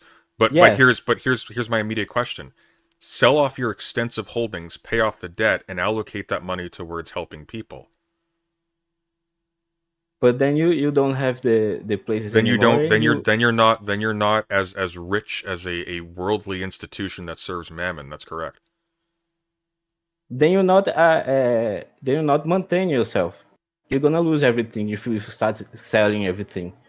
First off, I ask you, who would gonna buy it? Who's gonna buy what? Land? The architectures, the churches, the museums. You said it yourself. They are in debt. Who's going? I'm sorry. Are you in all seriousness asking me who is going to buy property? Yep. You will find a buyer for property. Okay. Here's my question for you. Look. This is what this all boils down to. Okay. What does a multi-million-dollar building? Actually, that's not even correct because it's a lot more now. What does a $20 million building accomplish that a $2 million building doesn't? Lots of things. Firstly, you have the publicity. You're right. It's also publicity, the buildings. I'm sure you, like me, you studied in history class how about Catholic buildings and Catholic arts, right? What about it? It helps to spread the message of the gospel. When you know the Jesus didn't even require that. What are you talking about? They spread the message of the gospel by going places, doing good, helping people, and talking to them. They didn't make big ostentatious pyramids to imitate the pharaohs. Yeah, but the churches are the place they worship at. The churches were in houses. The church referred to the actual body itself. If they went to a temple, it was to a Jewish temple that already existed. I know that. Yeah. Yep. But these Jewish temples are also built using money, you know. Well, And some of them are Jalma, very to be expensive. hang on one sec. Jalma, to be clear, what we're talking about is not the maintenance of historical monuments. What we're debating here is in the moment when those buildings were created, whether that represents an embarrassment to the church organization itself. No one's advocating here for bulldozing historical monuments. Anyway, because Jalma, I'm these in agreement with you on buildings, that. Yeah, sorry, go on. these buildings absolutely serve the community. How do they serve Because the community? this money stay in the community. They don't go to the Vatican. Well, that doesn't make They any don't go. sense. That doesn't make any sense. You were just talking about that the way in which these churches operate is the big temples secure funds that then get spread to the smaller temples. And you Yep. still have to square that with the fact the church has billions and billions of dollars in its coffers. No, it doesn't. It's in debt Yes, right it now. does. No. No. The church has an issue right now with maintaining what it's doing at current levels of input. But the net worth of the Catholic Church at present in let's say 2022, they'll show numbers for that.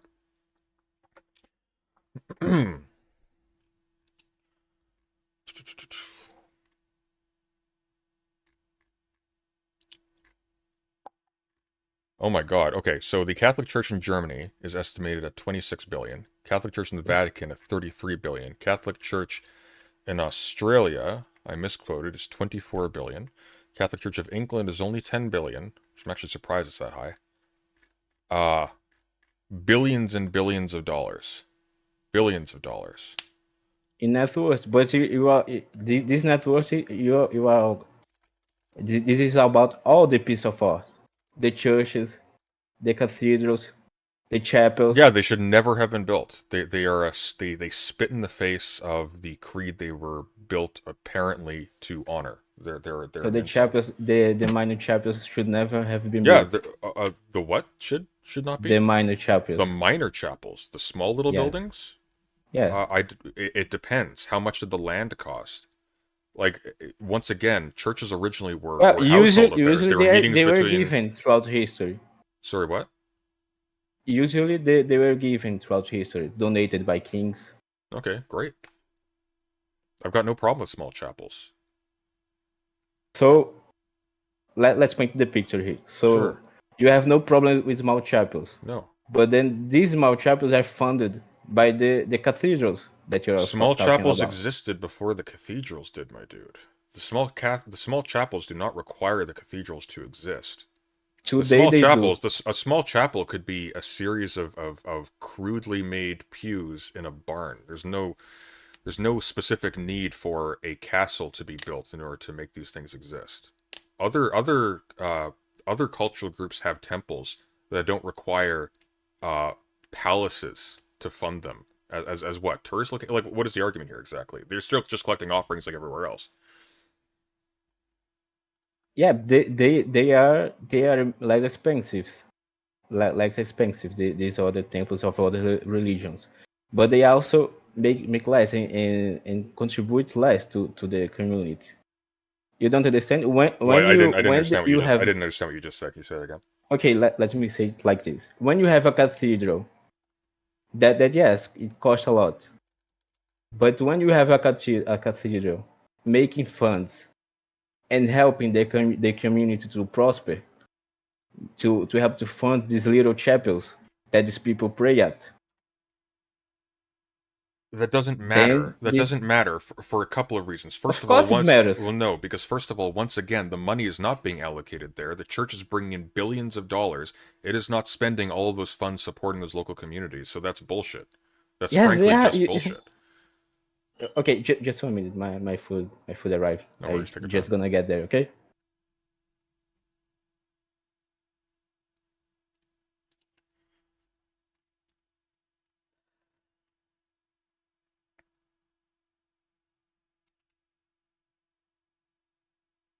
Yeah, no, Jalma, we're in agreement. I already know your position on this. My issue, like, once you have them and they have like played a role historically, I think there's a historical reason to maintain them. Certainly because people have like an emotional attachment or a cultural attachment to these things. and at the very least they are interesting architecturally and historically and so on and so forth. However, they're also still building these things, and they shouldn't have been built to begin with. They are monstrosities. It's sort of like the pyramids. Would you blow up the pyramids? Would you sell off the pyramids? God, no. But they are towers made by slaves to serve tyrants.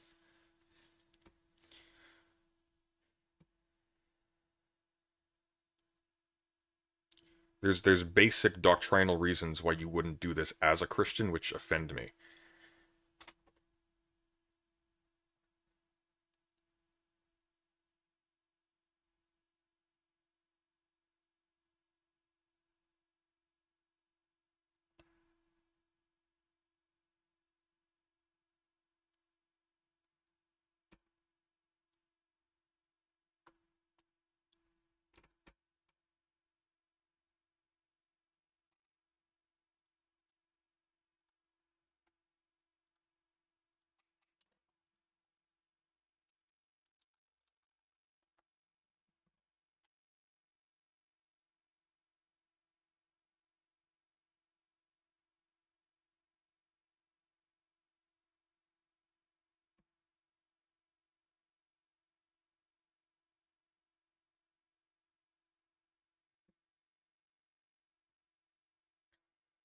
Hey, I'm back.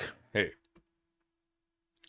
So. Oh, actually, what was I Jelma, that's saying? an excellent point, Jelma, and I'm actually going to bring that up in a second. Sorry, you'll see what I'm talking about in a moment. So once again, we're dealing with the church itself hoarding billions and billions of dollars. It is, and the justifications for this are the prospective material conditions of maintaining such a vast organization, but then it begs the question, why do you need the vast organization in the first place? The church did not operate on that model forever. Churches do not proselytize; they sit still. They are giant eyesores in the middle of cities that are a stamp of arrogance and power. Bluntly, they are a show of wealth, which should be embarrassing to anybody who's actually read the New Testament.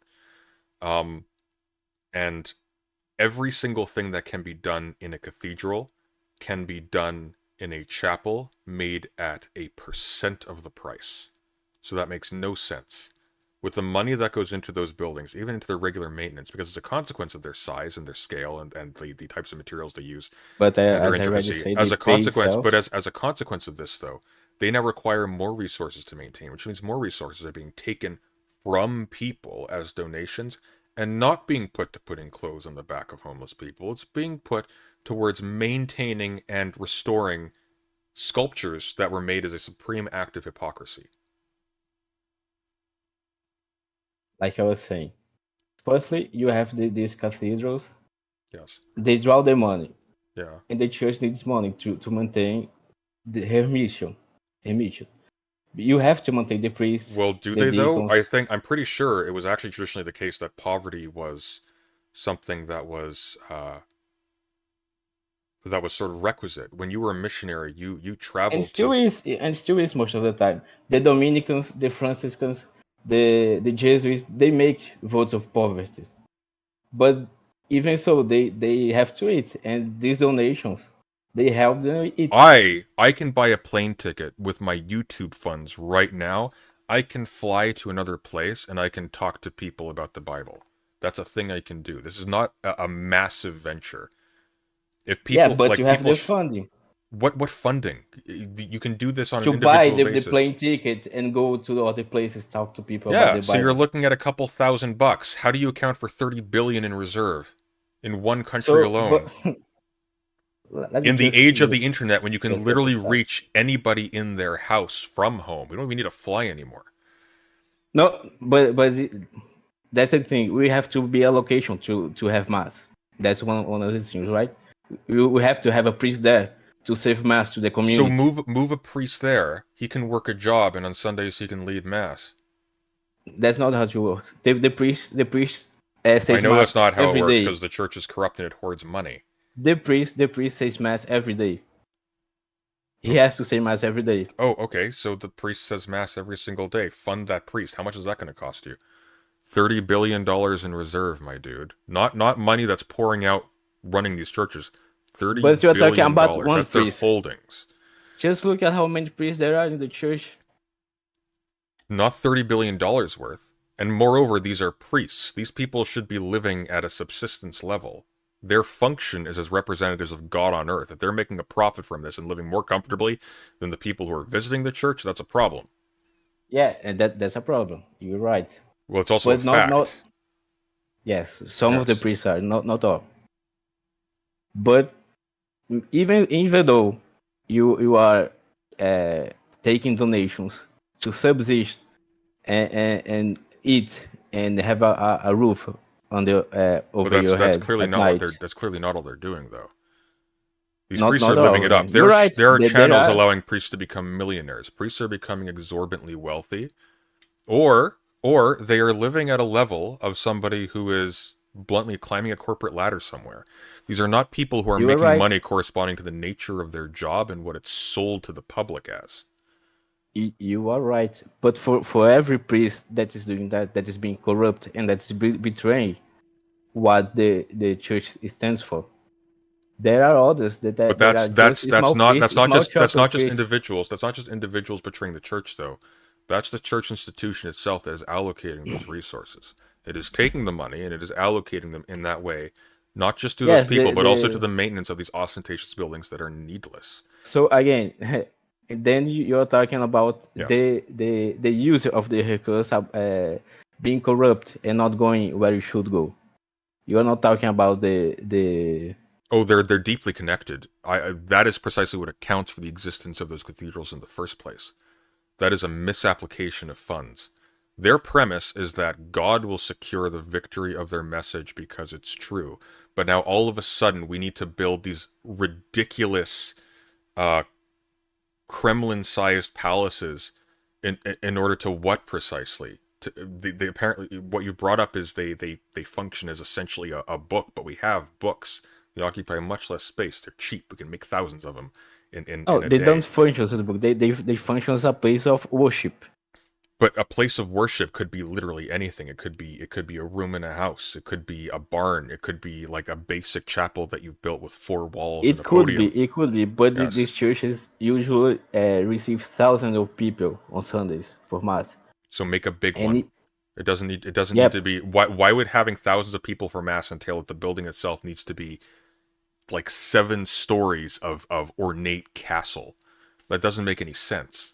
It doesn't, but it serves a purpose of the grandiose thing. of No, I honoring understand. God. But if the purpose is satisfied by something substantially cheaper, then you're blameworthy for taking the expensive route to achieving that function when you have an explicit mandate to allocate those resources to other things which you are not as a consequence of that.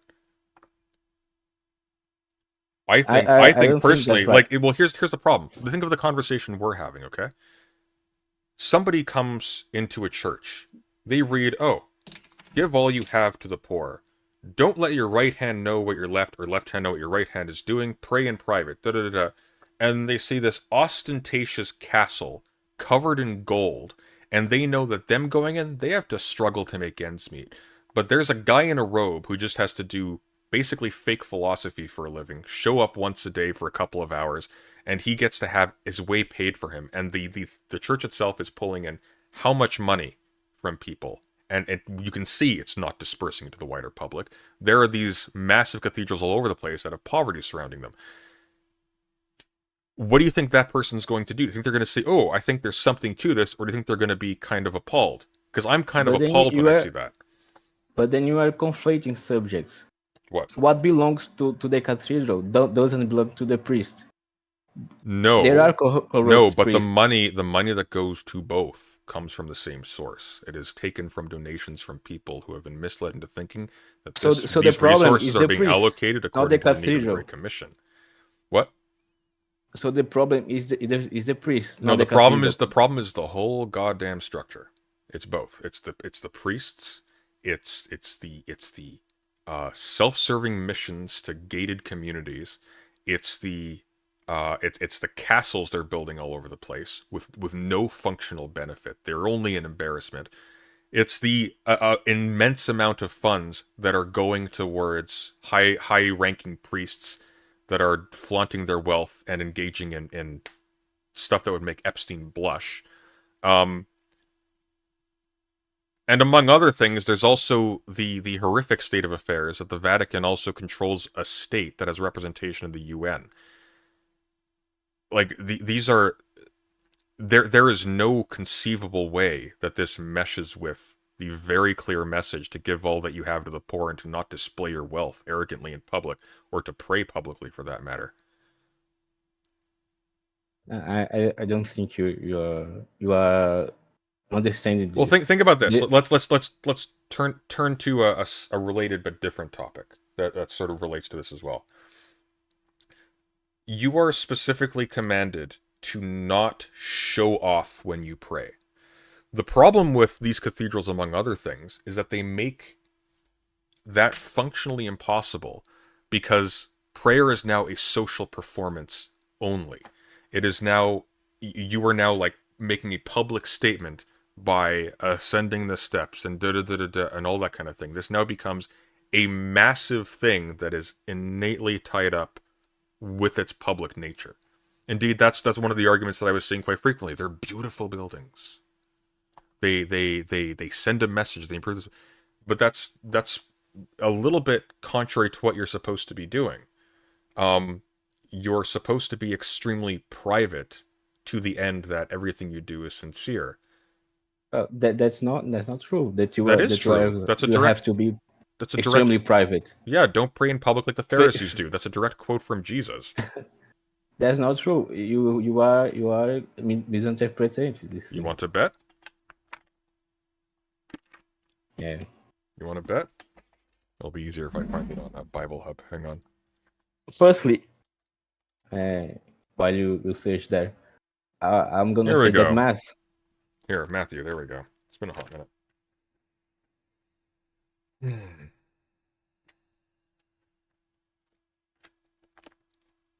6:5.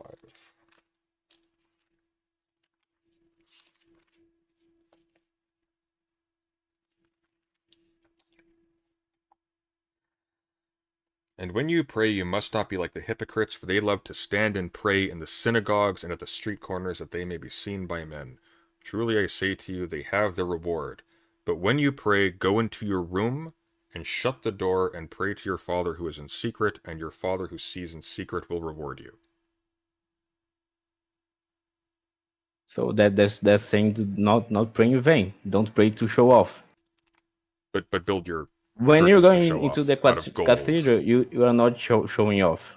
The cathedral itself is showing off. To pray in community. You misunderstand me. The cathedral itself is an act of showing off. No, it is not. Yes, it is. Why is it made of gold then? It's made of gold because it's beautiful, and beauty.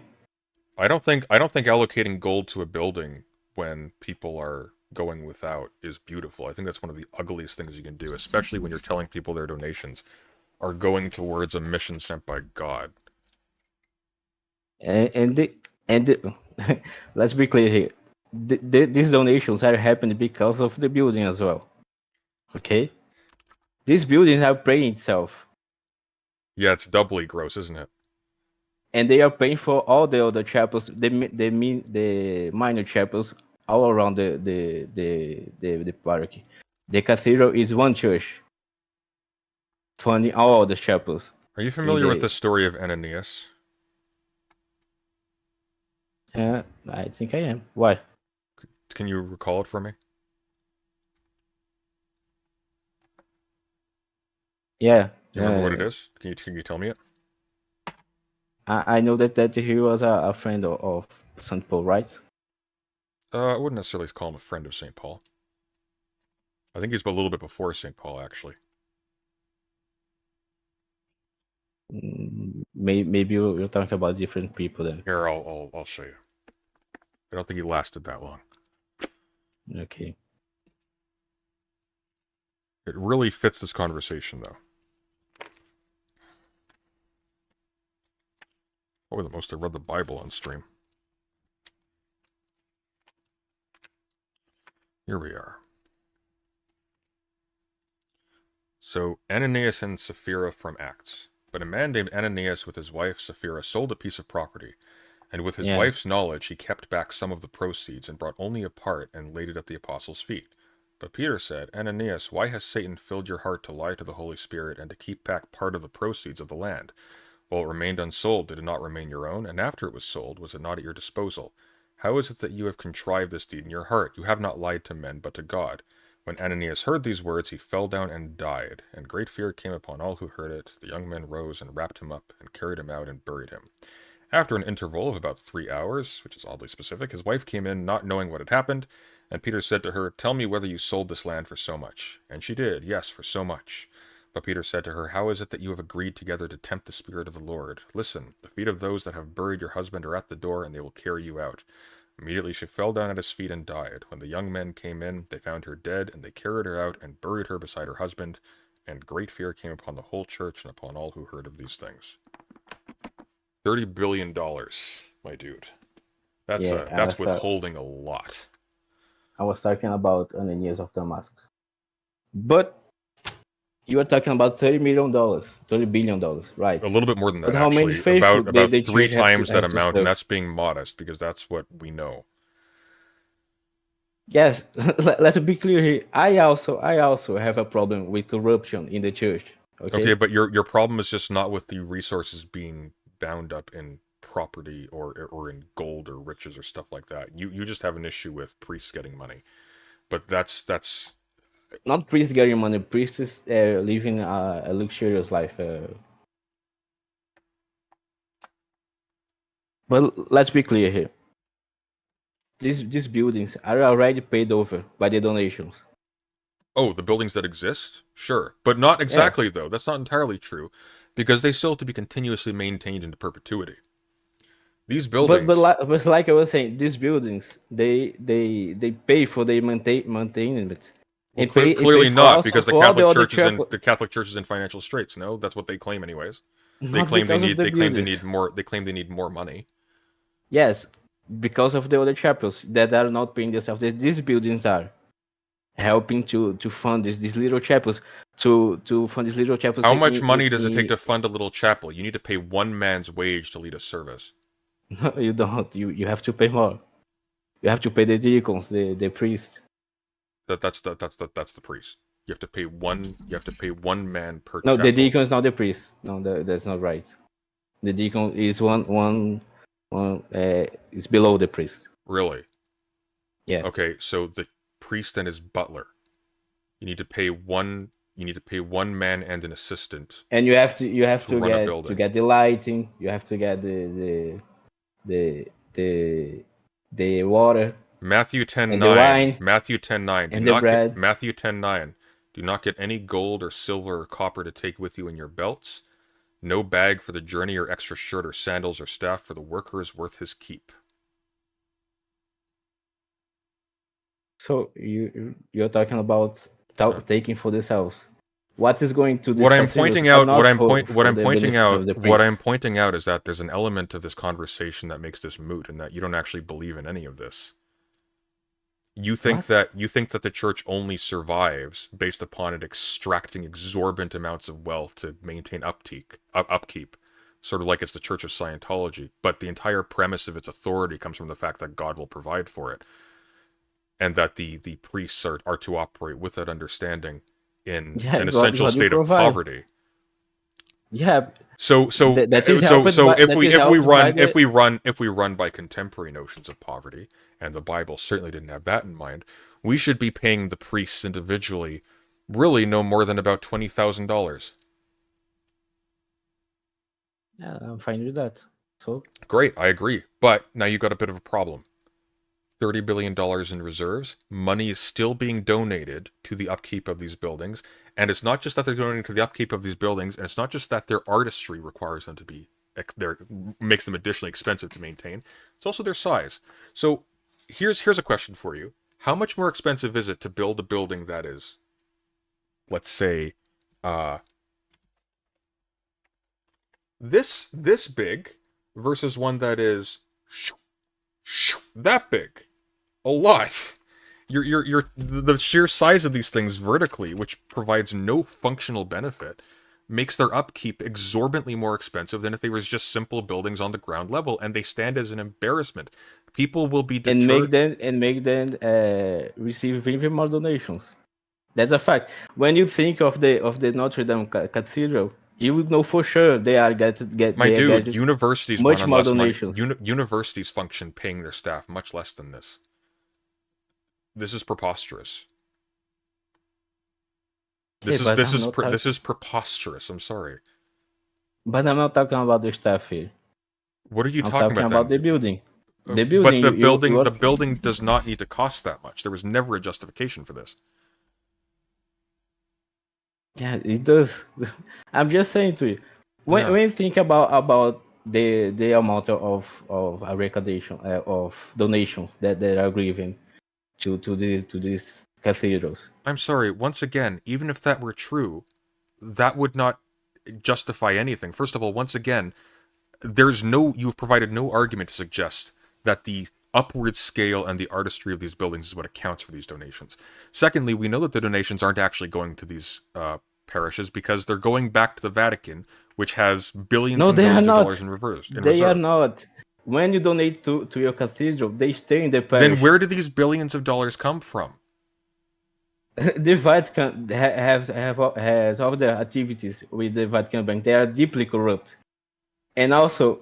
But that's the organization. That's the organization that builds the cathedrals. The corrupt organization. But they don't receive all of the money that you. No, of course not. Of course, it doesn't all go back to the Vatican specifically, but it still goes into an upper organization that withholds it.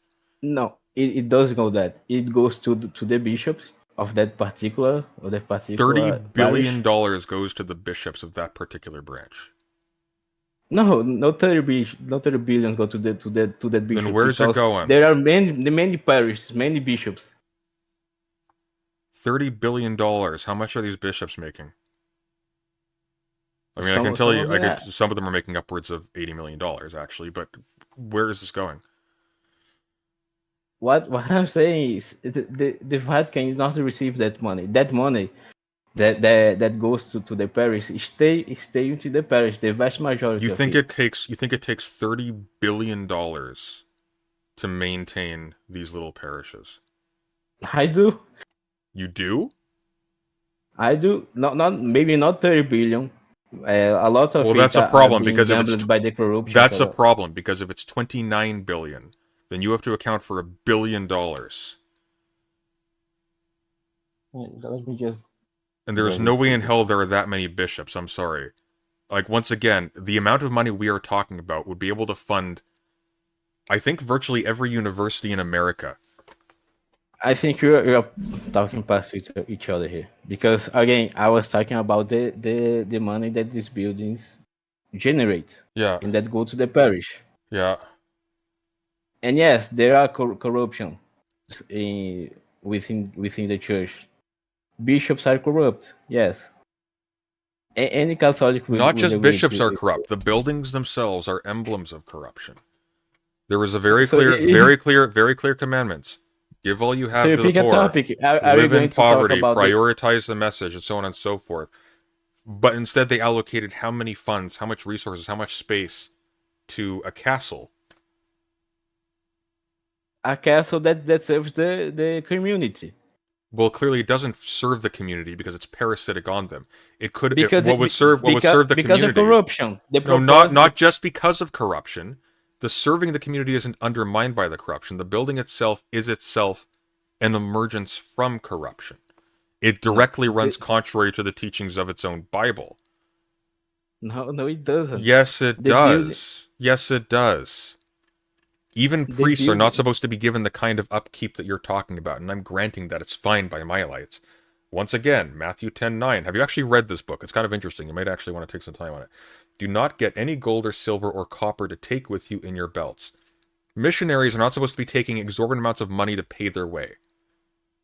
Yes, to pay their way. But again, you are talking about the money the missionaries are receiving. Missionaries, priests, the buildings, etc. They should be running these things in effectively barns with chairs and with a table, and maybe people can donate an additional extra to make sure there's some refreshments while they're there. That's what they should be doing. That's what it says in their book they should be doing. This If is not true. they're not doing what their book says, what are they doing? Why are they there? This is not true. The book itself says the bishops and missionaries, the priests should live in a state of poverty. I agree with that. Okay, not talking but about why? the- But the buildings, they but the announce- buildings, but the buildings don't have to be in a state of poverty. The buildings have to absorb the amount of riches that would go into constructing a palace. What are you talking Yeah. about, man? The buildings. Also, are if the not buildings serve the specifically community, priests. if the buildings serve the community, then their space would be allocated in such a way as it actually facilitated community functions. They wouldn't just be vast empty spaces that only exist to emphasize their own grandeur. Why on earth are the interior of cathedrals so high? What's the point? That doesn't make any sense. Yeah, it makes sense. No, it It makes doesn't. sense because it's beautiful, and the community. No, it is. It is saves not the community beautiful. by being beautiful. My dude, Yeah, it is it's beautiful. It is beautiful in the way that the devil comes in the form of an angel of light. You are looking at. It is. You are looking at stuff that is mined and molded and paid for by people who were not allocating any of that towards the people Christ explicitly says you are supposed to be allocating everything you have towards. And it was funded largely by donations and by taxes. So it was not paid for. I'm sorry, there's nothing beautiful about that. That's grotesque. It is paid for by the people that worship there. They are saving themselves. They are paying what? for they are saving themselves. If it was In paid the for way by the that- people, if it was paid for by the people who live there, and there were people who lived there who were unclothed, unhoused, or unfed, then they are as blameworthy as the priests are. That doesn't help your case. Even if that was true, and I don't believe that's true at all. This is not true at all, because by expanding the community, the church, you help the community. But That's not helping the community. That exists at the community's cost. If it was helping the community, it would be giving to the community, not standing as a financial burden. It is being given by the community. It's given the cathedral belongs to the community. What do you mean the cathedral belongs to the community? Really? So they don't. I'm sorry. The No. Mila The Cathedral belongs to the parish. Yeah, it does not belong to the community. The community doesn't. The community doesn't parish have. No, the community doesn't have the right to dispose of the church. That's silly. If it belonging means that you have the decision as to what you do with the thing. No community has the decision to. Yes, do they with the do. things They have decisions. They are voting. Yeah. Really? So if You they, have to so see if how they, it so works so with inside. so really, so the mass can go in and hold a vote as to whether Notre Dame Cathedral gets sold off to help the poor, right? And they stop donating and then it's sold. They stopped. Vote with their wallets, I guess. Is that what you're saying? Yeah. Okay.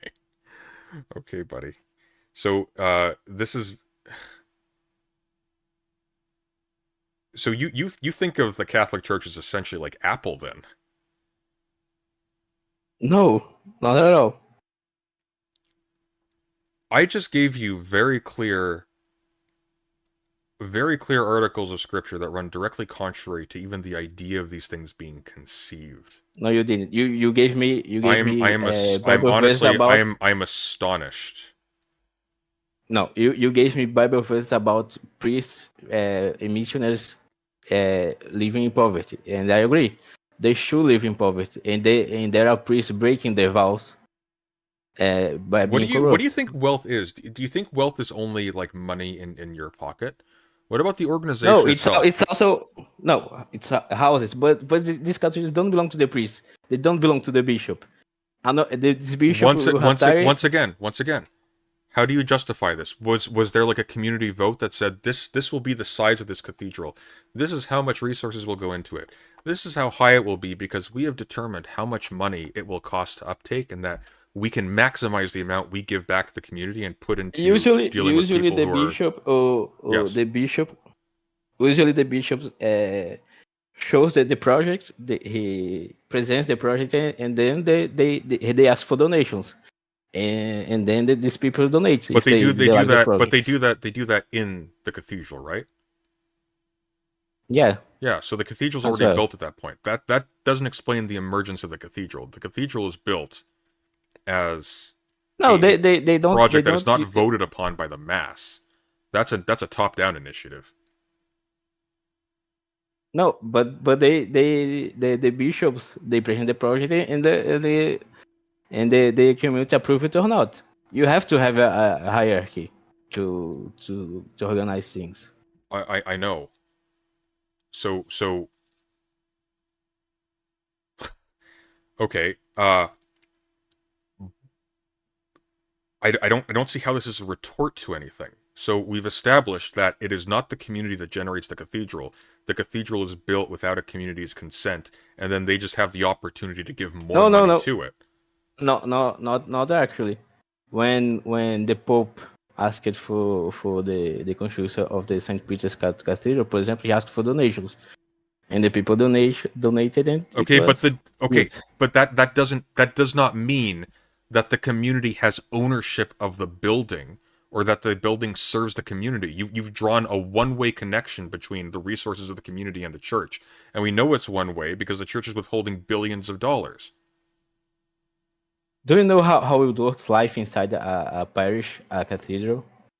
What?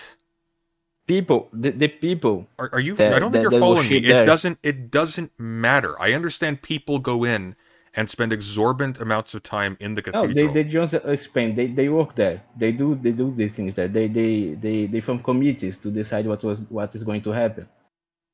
But that has nothing to do with ownership of the building. Yeah, because the people individually don't own the building.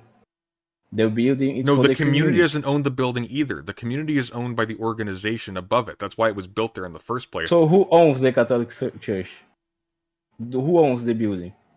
The church organization, the Catholic Church owns it. Whoever's Right, responsible for allocating their funds. So the Pope owns the cathedrals. That's what I'm the Pope saying. doesn't. The Pope Of doesn't the own the bishop. cathedrals. No, the So who owns organization itself owns the cathedrals. It happens to be managed at the top level by people who have managed to arrange things to channel an enormous amount of money in their direction.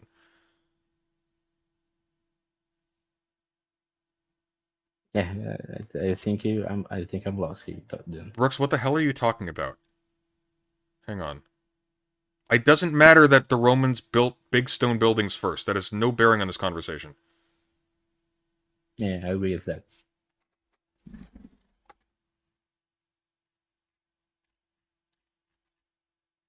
Hang on, I've got...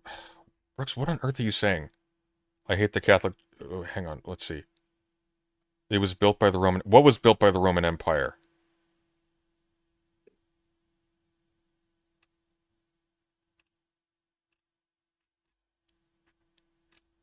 Constantine built... I don't care if he built the first one. Like, great, but it's not run by Constantine anymore. There's been a split. The emperor no longer runs the church. It's a different organization now. Regime change. I think he was trying to say that. No, he's saying that the tradition of building cathedrals is inaugurated by a pagan authority, which is true. Like that's like another line of argumentation, but that kind of misses the mark. He's aware of the history of the church in Constantine, I'm sure. Because there's a tradition that goes beyond scripture, so the issue is whether it's contradictory to it. It doesn't matter if the Romans created cathedrals. The Romans also created the offices of... Okay, what are you saying, Brooks? The Romans created parishes. Brooks, do you want to come on, Brooks? Because you're not making sense to me. The Romans created the parochial government. It was modeled after the Romans. They were not pagan. You mean they were not? Well, they weren't pagan in the sense of like occupying the countryside, but the office of the emperor was not Christian. That's an inheritance from a previous religious organization.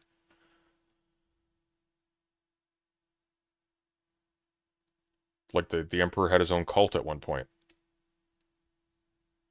Okay. Let's do it. Okay, we're bringing in Brooks.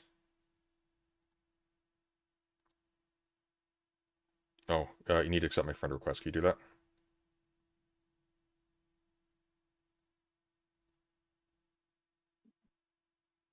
Yeah, let me.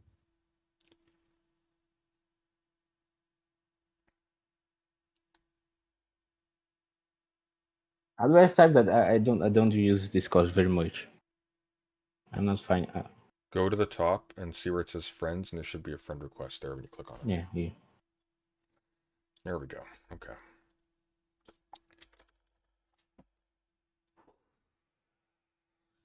Okay.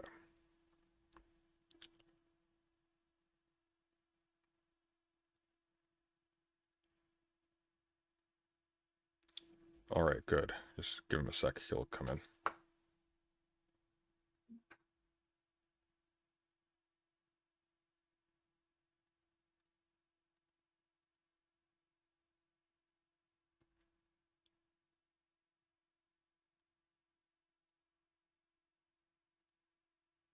Oh, Brooks, you got to accept the call. Hang on, what happened here? Oh, there we go. We're live. Huzzah. How you doing, Sunday? Oh, I'm just... You're frustrating me again, but that's as usual. How are you? This is easy. Okay. So Constantine's wife went super Christian. Yeah. I thought I did accept the call. Oh, sorry, you're still in the background. Yeah. Sorry, you were on for a second, then you went back off again. All right, hello. How are you doing? Swell. How are you? All right. Constantine's wife. He was a Roman emperor. Yeah. Of the Roman Empire, where they have emperors. His wife went super religious and Christian. Until this point, about 200 or 300 years, 300 AD, Christians mostly basically were praying underground. Lots of reasons why, given I'm not super clear on if there's an accepted one, but they sort of had churches popping up around this time as the Romans stopped killing them and persecuting them and instead sort of found a balance.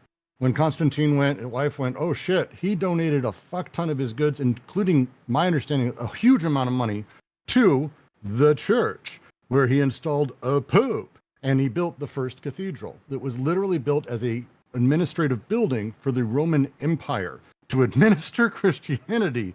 And then they went and they kept building them. They're literally imperial markers used for control. It's the most brutal way we can talk about it. There's nothing different than No, Brooks, to be clear. No, Brooks, we are Roman power. We are. They're not religious buildings at all. Oh no, we are on the same page about that. But in this conversation, I am assuming, given the nature of my interlocutor, that he's perfectly fine with that. He considers that kind of imperialism to be the imperialism of God. Yes, but the buildings don't do anything. Oh, I agree. My point. That's why I'm. They're control statements. They're literally designed after and through the Roman Empire and the Holy Roman Empire through the 1500-year history of them going in and out of what they're doing. They followed the architectural stylings of wherever they happen to be for them in order to maintain control over local populaces. Well, I think there's a tacit admission of that though by Hawk here, because when we're talking about like, well, these things account for the funding and the management of all these other parishes, that's precisely what he's describing. He's just describing it in sort of benign terms. The managerial state of the church is inherited by the church by the Roman Empire. Yeah, but you're talking about the idea that of dividing dioceses and having chapels is fruit of the Roman Empire. Yeah, I'm not denying that. Fruit of it's a way to put it. I would argue that when we're talking about the Catholic Church, my English is not the best. Maybe. No, it's fair. Okay. That was actually very good English. It was advanced English. Actually. Yeah, no, that was excellent. I may treat you more advanced than you are, so feel free to let me know because you're doing good so far. So the challenge though becomes that the Holy Roman Empire, the Catholic Church as it exists today, is a massive capitalist political force that owns collectively more land than the entire Alberta state in Canada, the entire province, collectively around the world, 725,000 square kilometers of land, which is incredible in multiple countries. And they use that as well as this money that's going to people to pay for politicians to have special rights, to create laws, to have entire lobbying forces and bribery forces in almost every country. So the idea that it's now, oh, we became a religious organization is still a lie, because, well, it is that to the people on the very bottom. They're ultimately suckers in the largest sort of con game that there is of religion, which is the Catholic Church. Again, $2 billion went to rapists, rape victims through rapists, and they protected rapists of children. Silencing money is what he's getting at there. No, $2 billion in settlements. I'm not even talking about the silencing money. We don't even know how much there was for that. We're talking about like one big fucking settlement because they raped a whole lot of kids and then protected people who raped kids. Because again, the power in politics. If you ever had a chance to live in New York or know anyone, I mean, I would say settling or sort of falls into that Chicago. domain too, but continue. Sorry. Say again. I would say settling kind of falls into that domain, sort of de facto too. Sure. Continue. But when you're talking about even I Chicago, get what you mean. Yeah. The church and the bishops own extraordinary political capital. They are not a, hey, we're here, we're talking to people. They exist to exert capital in very particular directions to maintain power of the organization at large that the Catholic Church is. Okay, for the sake of fairness, I'm going to stand out of this conversation. Hawk, are you cool with this? Do you want to talk to Brooks for a bit? I think I'm just gonna say that he's right in a sense. Yeah. For to be clear, I'm not a capitalist. I don't like capitalism. Okay, but I'm not a materialist. That I see the way I see things is not materialistic. But yes, you're right. You're right. The Catholic Church, most of its hierarchy, it's corrupt right now, and it's a shame that the state that things are. I don't think the Catholics should even own a bank, first of all. But my question would be, because and I get this impetus from you because I've had it myself in different directions. Why would you say that it's corrupt when it's literally functioning how it's always functioned in every way? Saying that this is like a corrupt version when, like you're talking about what you're saying, and I get it, the kind priest who's there and does the sermons and helps people through their day and through their week and takes confession and does the baptisms, all that shit. I get that, but that's only focusing stuff upwards, and really the corruption is what has been the entirety. There is no like time where that wasn't the case. There's no like 2 or 3 years where they weren't doing this and it's like, oh fuck, that's pure Catholicism. I love that. It's like, no, what it is that. So wouldn't yours be the corruption of their system in a good way, actually good corruption, which I think is a thing, and theirs be just how they work? No, I wouldn't say that because actually I disagree with the idea that the church always function this way. I think that the church was always flawed because it's a human institution in the sense that they're humans in it, and humans are administrating it. But here's the catch, and I think this is what, just to cut you off there very quickly, I apologize. I think what Brooks is getting at, though, is that it's not just, the organization isn't just flawed because it is managed by humans. It is flawed intrinsically, and not just, actually, no, sorry, he's not even saying it's flawed. He's saying that the thing that you're attributing to human error is actually a deliberate part of its structure, where it takes resources from the ground level and aggregates them at the center by means of these different... I'm hesitant to say deliberate. Like, that's the word it is just part of its structure. I'm not sure about deliberate, because I tend to agree, I think, here with Hawk, where it, there's probably not someone who sat around and went, you know what we should do is cover up for people who rape kids. I don't think there's ever someone who's but how about this? How about this though? So as you were pointing out, the institutional structure of the thing is taken from the Roman Empire, and that absolutely at a certain point was built for the purposes of controlling and administrating and acquiring that wealth lasted through the 1700s. This is not like a 20-year thing. Like thousands. But like I would not consider it to be the opposite of deliberate.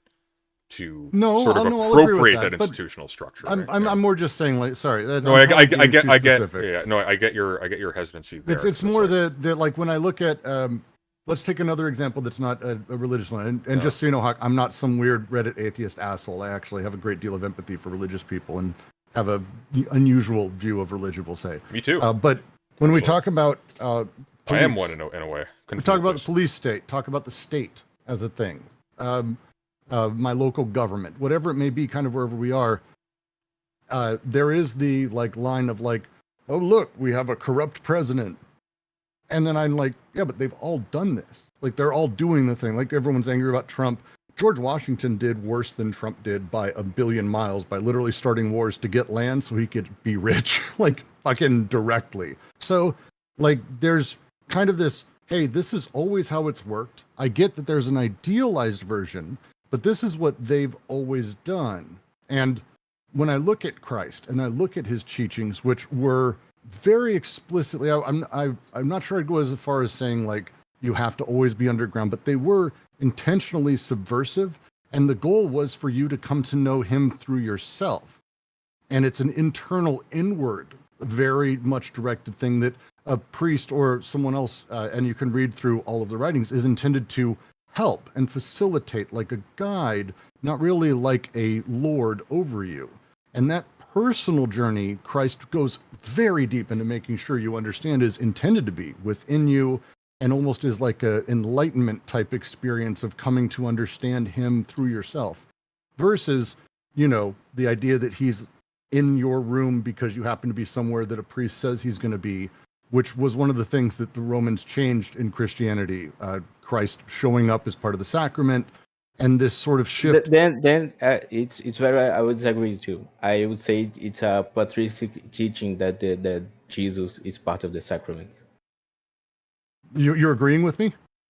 I'm disagreeing with you. Okay. I think it's in the Bible that Jesus, that the sacrament is the body of Jesus, and that Jesus is present in the sacrament. Well, in the Last Supper, Jesus says, "This is my body and blood," but there's no reason. There's no reason, first of all, to think that is literal, since he hadn't been. So no, but this is this is a disagreement of interpretation. I can give you that. I can even say, I'll give you that, and even go that far. But like, more my point underneath all of this is like Christianity, as it was working and as it was for hundreds of years, is about an internal journey. Even Catholicism, very often, I have Catholic trad friends who are like, well, some are not like this. Well, they're not friends also. The ones that are friends who I get along with tend to very much consider it a personal journey they're having through the church, versus someone who goes to church to get the journey. Do you know, I'm hoping my words translate well, but that's a difference. And I think Christ was always focused on it being your journey, and you and him having the relationship, almost unmediated. I think I understand that, and the personal relationship with God is important. But I think the sacrament, the Eucharist, and the other sacraments, this is also an important message of the Gospels. Right, but even that is, again, the priest is more the tool of the process, and you're still dealing with God directly. There's a humility to the entire thing, even in like really hardcore Catholic teachings. There's a term that we use in the Catholic Church that is in persona Christi. That is the priest is acting in the behalf of Christ. Yes. He's and doing. There is no priest kind of thing. Like he's Christ's right hand, effectively. Yeah. Right. Yes, but again, this all seems to indicate as against, say, the religions that he was going up against, the paganism, the Roman faith, Greek faiths, that were, we'll say, big building, huge spectacle, meant for large groups. Christ very much went the other direction.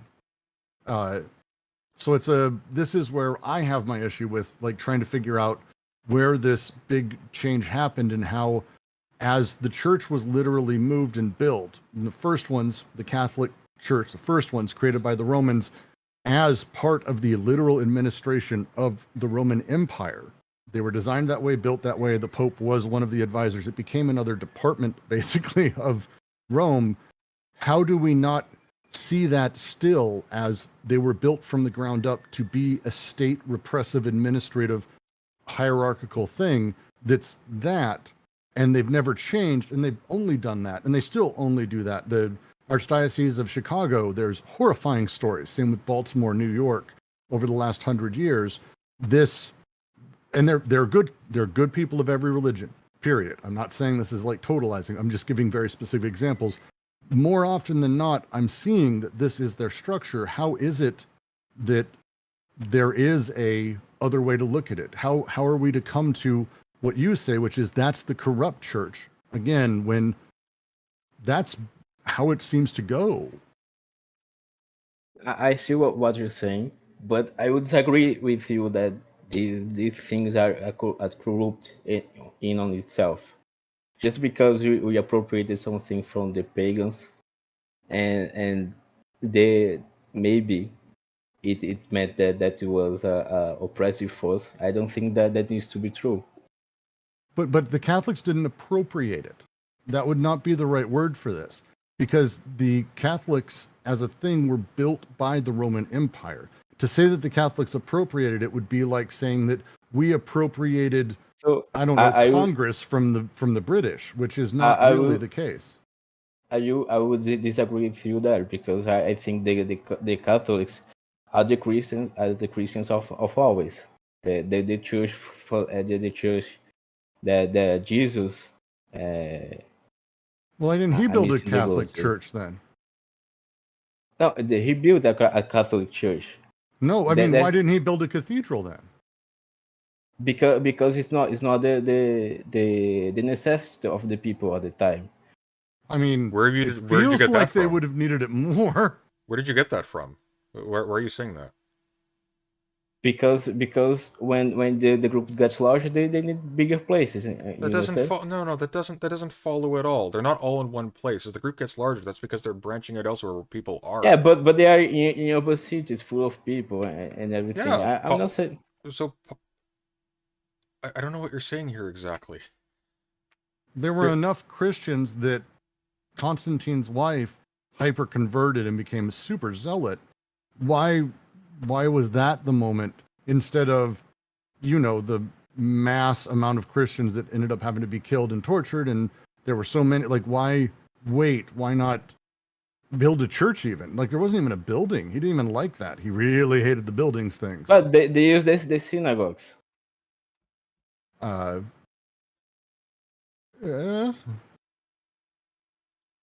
Yeah, they used buildings. I mean, it wasn't only synagogues they did it in.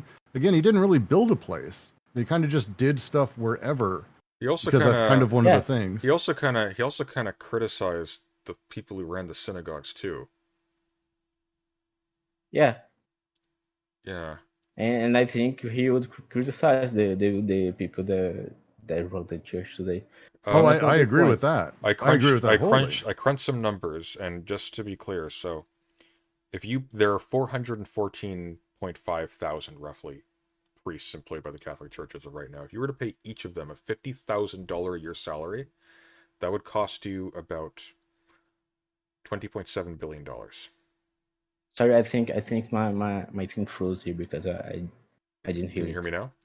To pay every single Catholic priest currently under the employ of the Catholic Church $50,000 a year would cost a little over $20 billion. Yeah. Yeah. So think about this. That's global. Yeah, the I global think holding, that's the holdings of the Catholic Church vastly exceed that. That's a huge amount of corruption. That's true. Well, no, that I would count as actually a corrupt amount of money if they were paying them that much. How much did churches factor into the multitude of wars that they supported and pushed for on behalf of states or against other states or against religious organizations that were also allied? The Muslim faith, for example, was in the same way intertwined with its own state sort of odd acting power. And they ran a lot of issues there, we'll say. The Catholic, a lot of wars, a lot of them that they super backed. And as far as I know, they never said no to one. And that feels like another one of those, well, maybe that's not corrupt. Maybe, again, that's just the thing they do. Because the Pope is, you do agree, the Pope is infallibly God. Well, the Pope is infallibly God's representative. The Pope is infallible. He's not God. Infallible. Yeah, but he's not God. He's infallibly on behalf of God. Yeah. That's right. That phrasing is going to confuse it. Sorry, fair. Okay, the dogma of the infallibility of the Pope does not mean that the Pope is infallible always and does not sin. Just infallible sometimes. Yeah, right. But is he infallible like a lot of the time? He's just infallible when he is declaring dogma. That's the point. So when he's teaching multiple about popes, faith, when his teachings of faith called for war and the butchering and murder of millions of people, was he infallible then when he got the Catholic Church to push multiple countries to do horrifying things to, you know, indigenous people all over the world? And which, incidentally, through for all multiple of states? that, and for all of that, which failed. They didn't succeed. That's wild. But they still did shit. Did a lot of it. Well, and the other thing I would disagree that the church did some things that some people. Well, I think what's making like eyebrows go up a little bit is because it seems when you're talking about infallibility, what you mean is that the priest is infallible, but he does the things that an infallible person would do, which is like obviously. No, he's infallible when he is teaching on matters of faith. That's right. actual. So when the Pope is talking to, say, Spanish king and queen about sending armadas and to slaughter locals. No, that's not necessarily infallible because that's not a teaching on faith. That's not a dogma. Was he not leveraging? Would he not be leveraging? I mean, he would be. Would he not be leveraging the belief in the faith of the parishioners to make those recommendations and to do those projects? He would, but that would be a political act.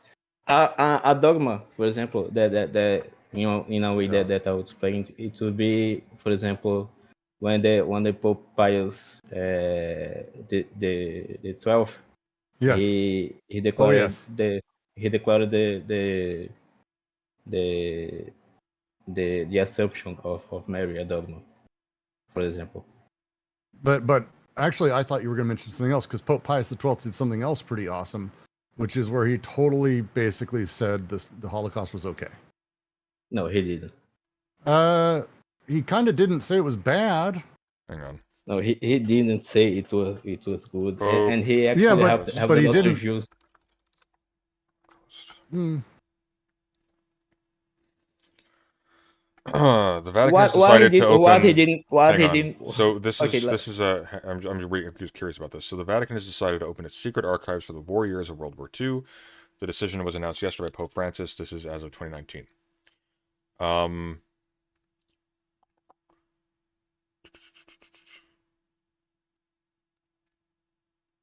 So it looks like. Hang on. So they opened the archives. Have they confirmed this?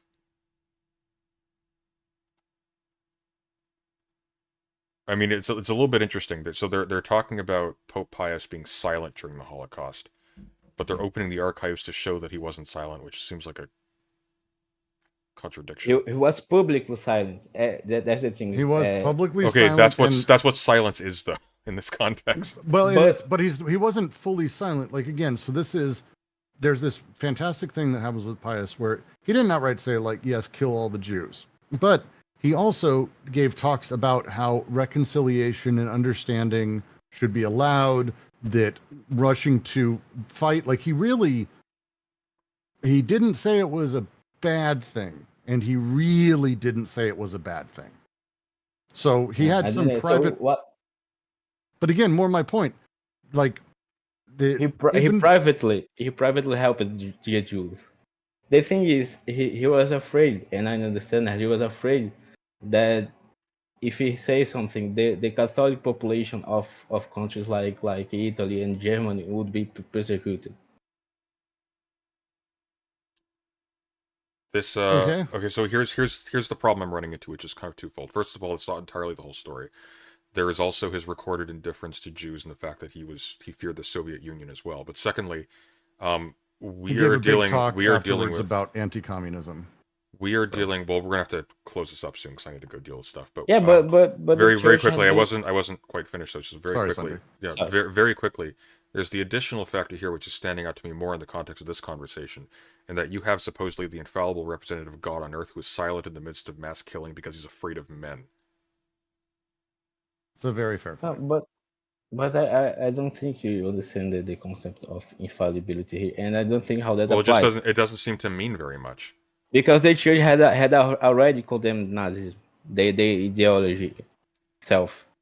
Let me just find the Well, name if of the that's the encyclical here. threshold, then we don't need a church anymore. It's all been said.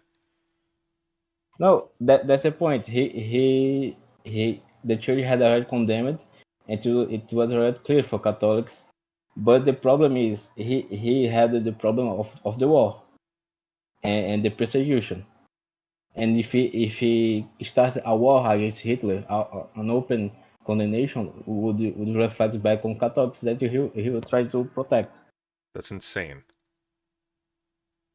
But again, when we go, I was more thinking back. Pope Pius is an interesting one, but when you go back to but then you some people talk about Pope Pius the 12th and Pope Pius the 11th, and some I like people Pope Pius some the people 13th. I'm talking about more about Pope Urban II and those eras of things because of the Crusades and all, where literally it was dogmatic readings from the Bible that he used to justify, and you like, I mean, some pretty incredible statements, and he led that like that.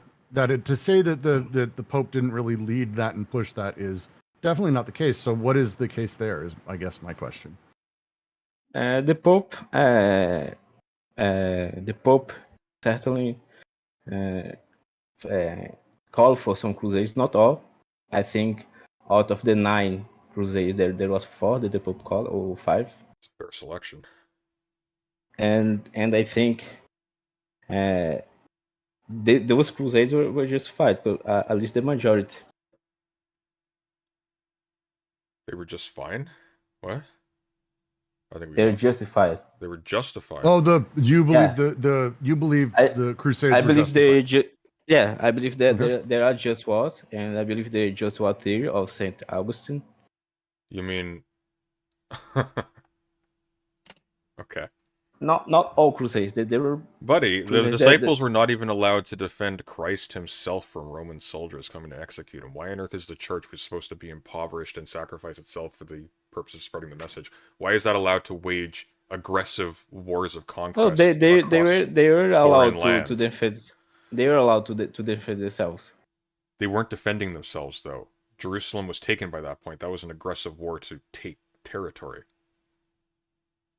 Do you know why they were called Crusades? Because they had to move far away. They were not from France.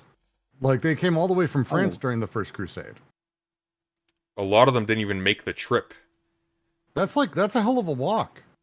They had to walk from France. Yeah. That was a hell of a walk just to get to the Where the boats. fuck was the First Crusade? First Crusade was Constantinople and shit. I don't know. I'm too stupid. The first crusade was Jerusalem, by right? the Pope. The first crusade was not called by the Pope. It was the Crusade of the Jesus, if I'm not mistaken.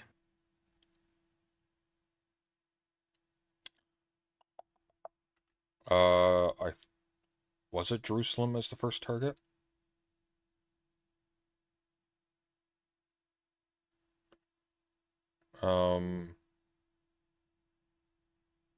Siege of Nicaea. Yeah, the Siege of Nicaea was an initial Crusader victory. I'm just reading Wikipedia. So yeah, it was.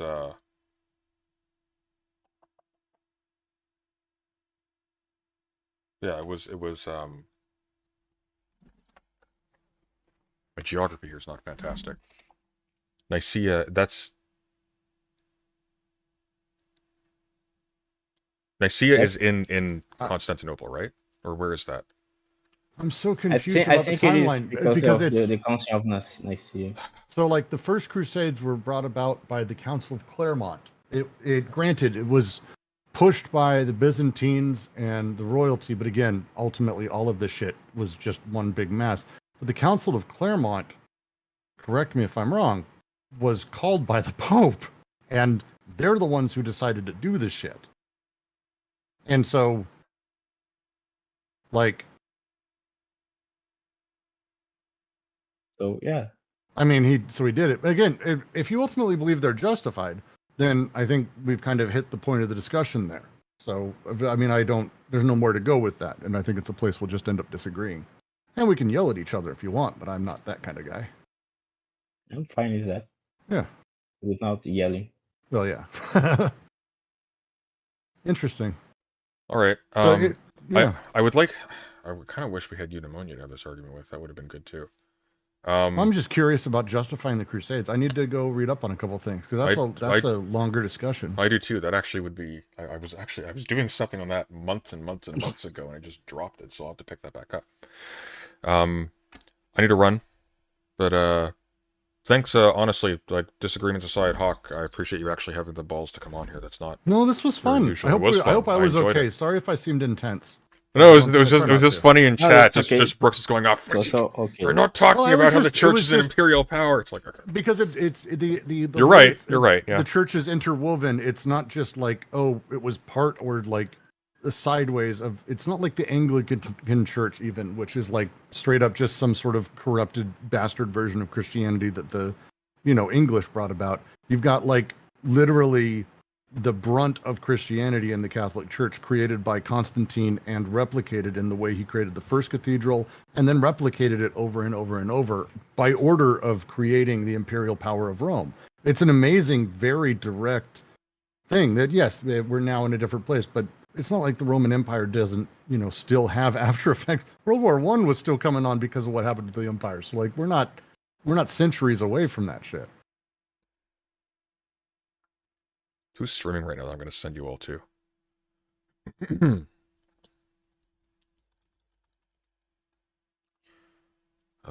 Shoot.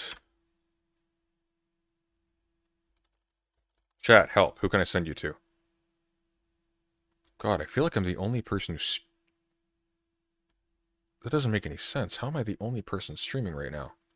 It's only 9 p.m. Let's see. Yeah, the Humanist Report's going right now.